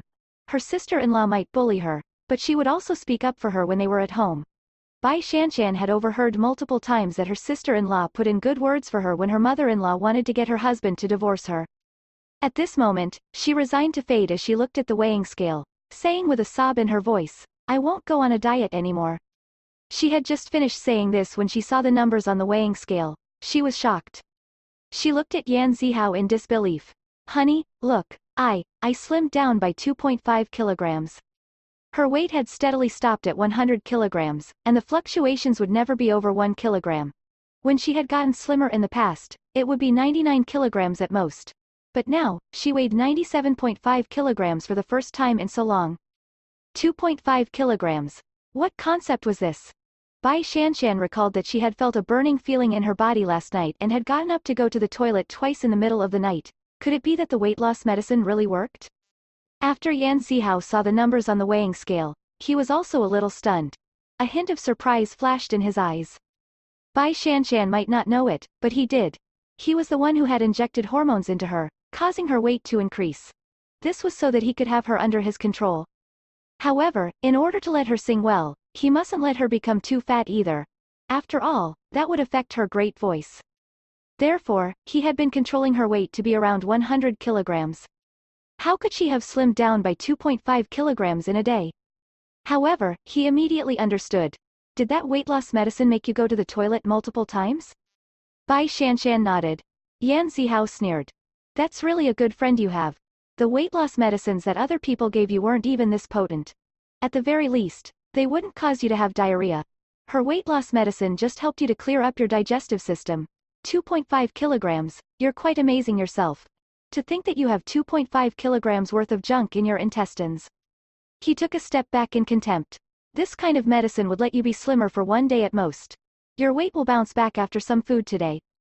When he saw Bai Shanshan's expression after he said this, he quickly continued, "You aren't allowed to fast today. There's still the recording for Masked Singers Plus. That's a live broadcast. What would happen if you were to faint from hunger? Do you hear me?" Okay. However, Bai Shanshan had her head lowered, her gaze fixed on the weighing scale. The thought that had died out long ago suddenly lit up in her again. Was it really possible for her to return to her slimmer days? In the afternoon, it was the filming for the second episode of Masked Singers. At this moment, Shen Ruoxing arrived backstage once again. She still didn't have any makeup on except for a light layer of lipstick. However, her looks were still dazzling. After she was done changing, she didn't put on her mask and left her dressing room to go to the one next door. She had just reached the door when she heard Yan Zijing scolding Bai Shanshan in the room. "I get angry every time I see that white feather. Does she think that she's other people's white moonlight just because she's dressed in a white dress? The internet is already filled with people scolding her because of how she speaks so bitingly." Bai Shanshan spoke softly, "Zijing, don't say that. White feather didn't do that intentionally. Moreover." She lowered her voice. "When you sing today, try to restrain your expression and action a little. if they are too exaggerated, it's true that it won't match the voice. Do I need you to teach me how to sing? Yan Zijing's voice suddenly raised to a higher pitch. Bai Shanshan immediately said, that's not what I mean, cough cough. Yan Zijing instantly became nervous. What happened to your throat? Bai Shanshan said, it's just a little itchy. It's fine. I'll probably be fine if I drink more water later. That's good then. Yan Zijing's tone changed and was no longer as aggressive as it was previously. Alright, if you aren't feeling well, hurry up and go get some water to drink. Don't stay here. Alright. Bai Shanshan went out. After that, Bai Shanshan happened to see Shen Ruoujing and her eyes lit up. She then walked up to Shen Ruoujing and said, Miss Shen, I've really slimmed down by 2.5 kilograms today. Shen Ruoujing sized her up carefully. The bloating on her face was a lot better than it was yesterday. Her eyes were almost opening up. 2.5 kilograms was really not an exaggerating effect for her. After all, the number to start with was too big, and she wasn't really fat to begin with. Her weight was caused by hormone imbalances. If the medicine was used in conjunction with acupuncture, massage, water retention reduction, and detoxification, it'd be possible for her to slim down by 10 kilograms on the first day. Shen Ruoujing nodded. Continue to take the medicine. Bai Shanshan was very happy. I will. Is Miss Shen here to look for me? That's right. Shen Ruoujing handed her a big bottle she was holding.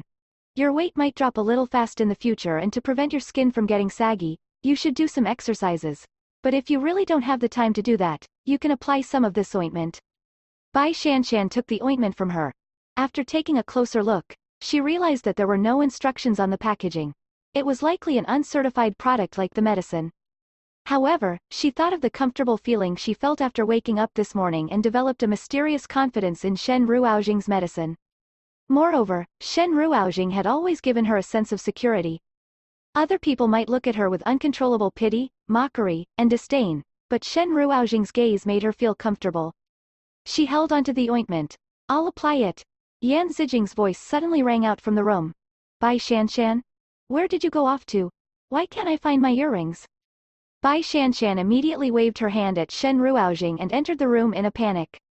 Shen Ruoujing hadn't finished her words. She wanted to remind Bai Shanshan that the effect of the medicine she gave her yesterday was a little strong, and her throat would feel increasingly itchy.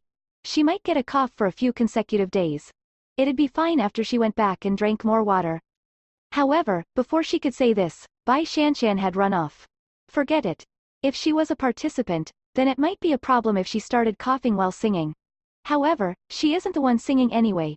She is just a manager, so it should be fine even if she were to cough a little. Hey guys! Don't forget to hit the like, share, subscribe button and turn on the notification bell icon for more content like this. It helps the channel a lot. Thank you.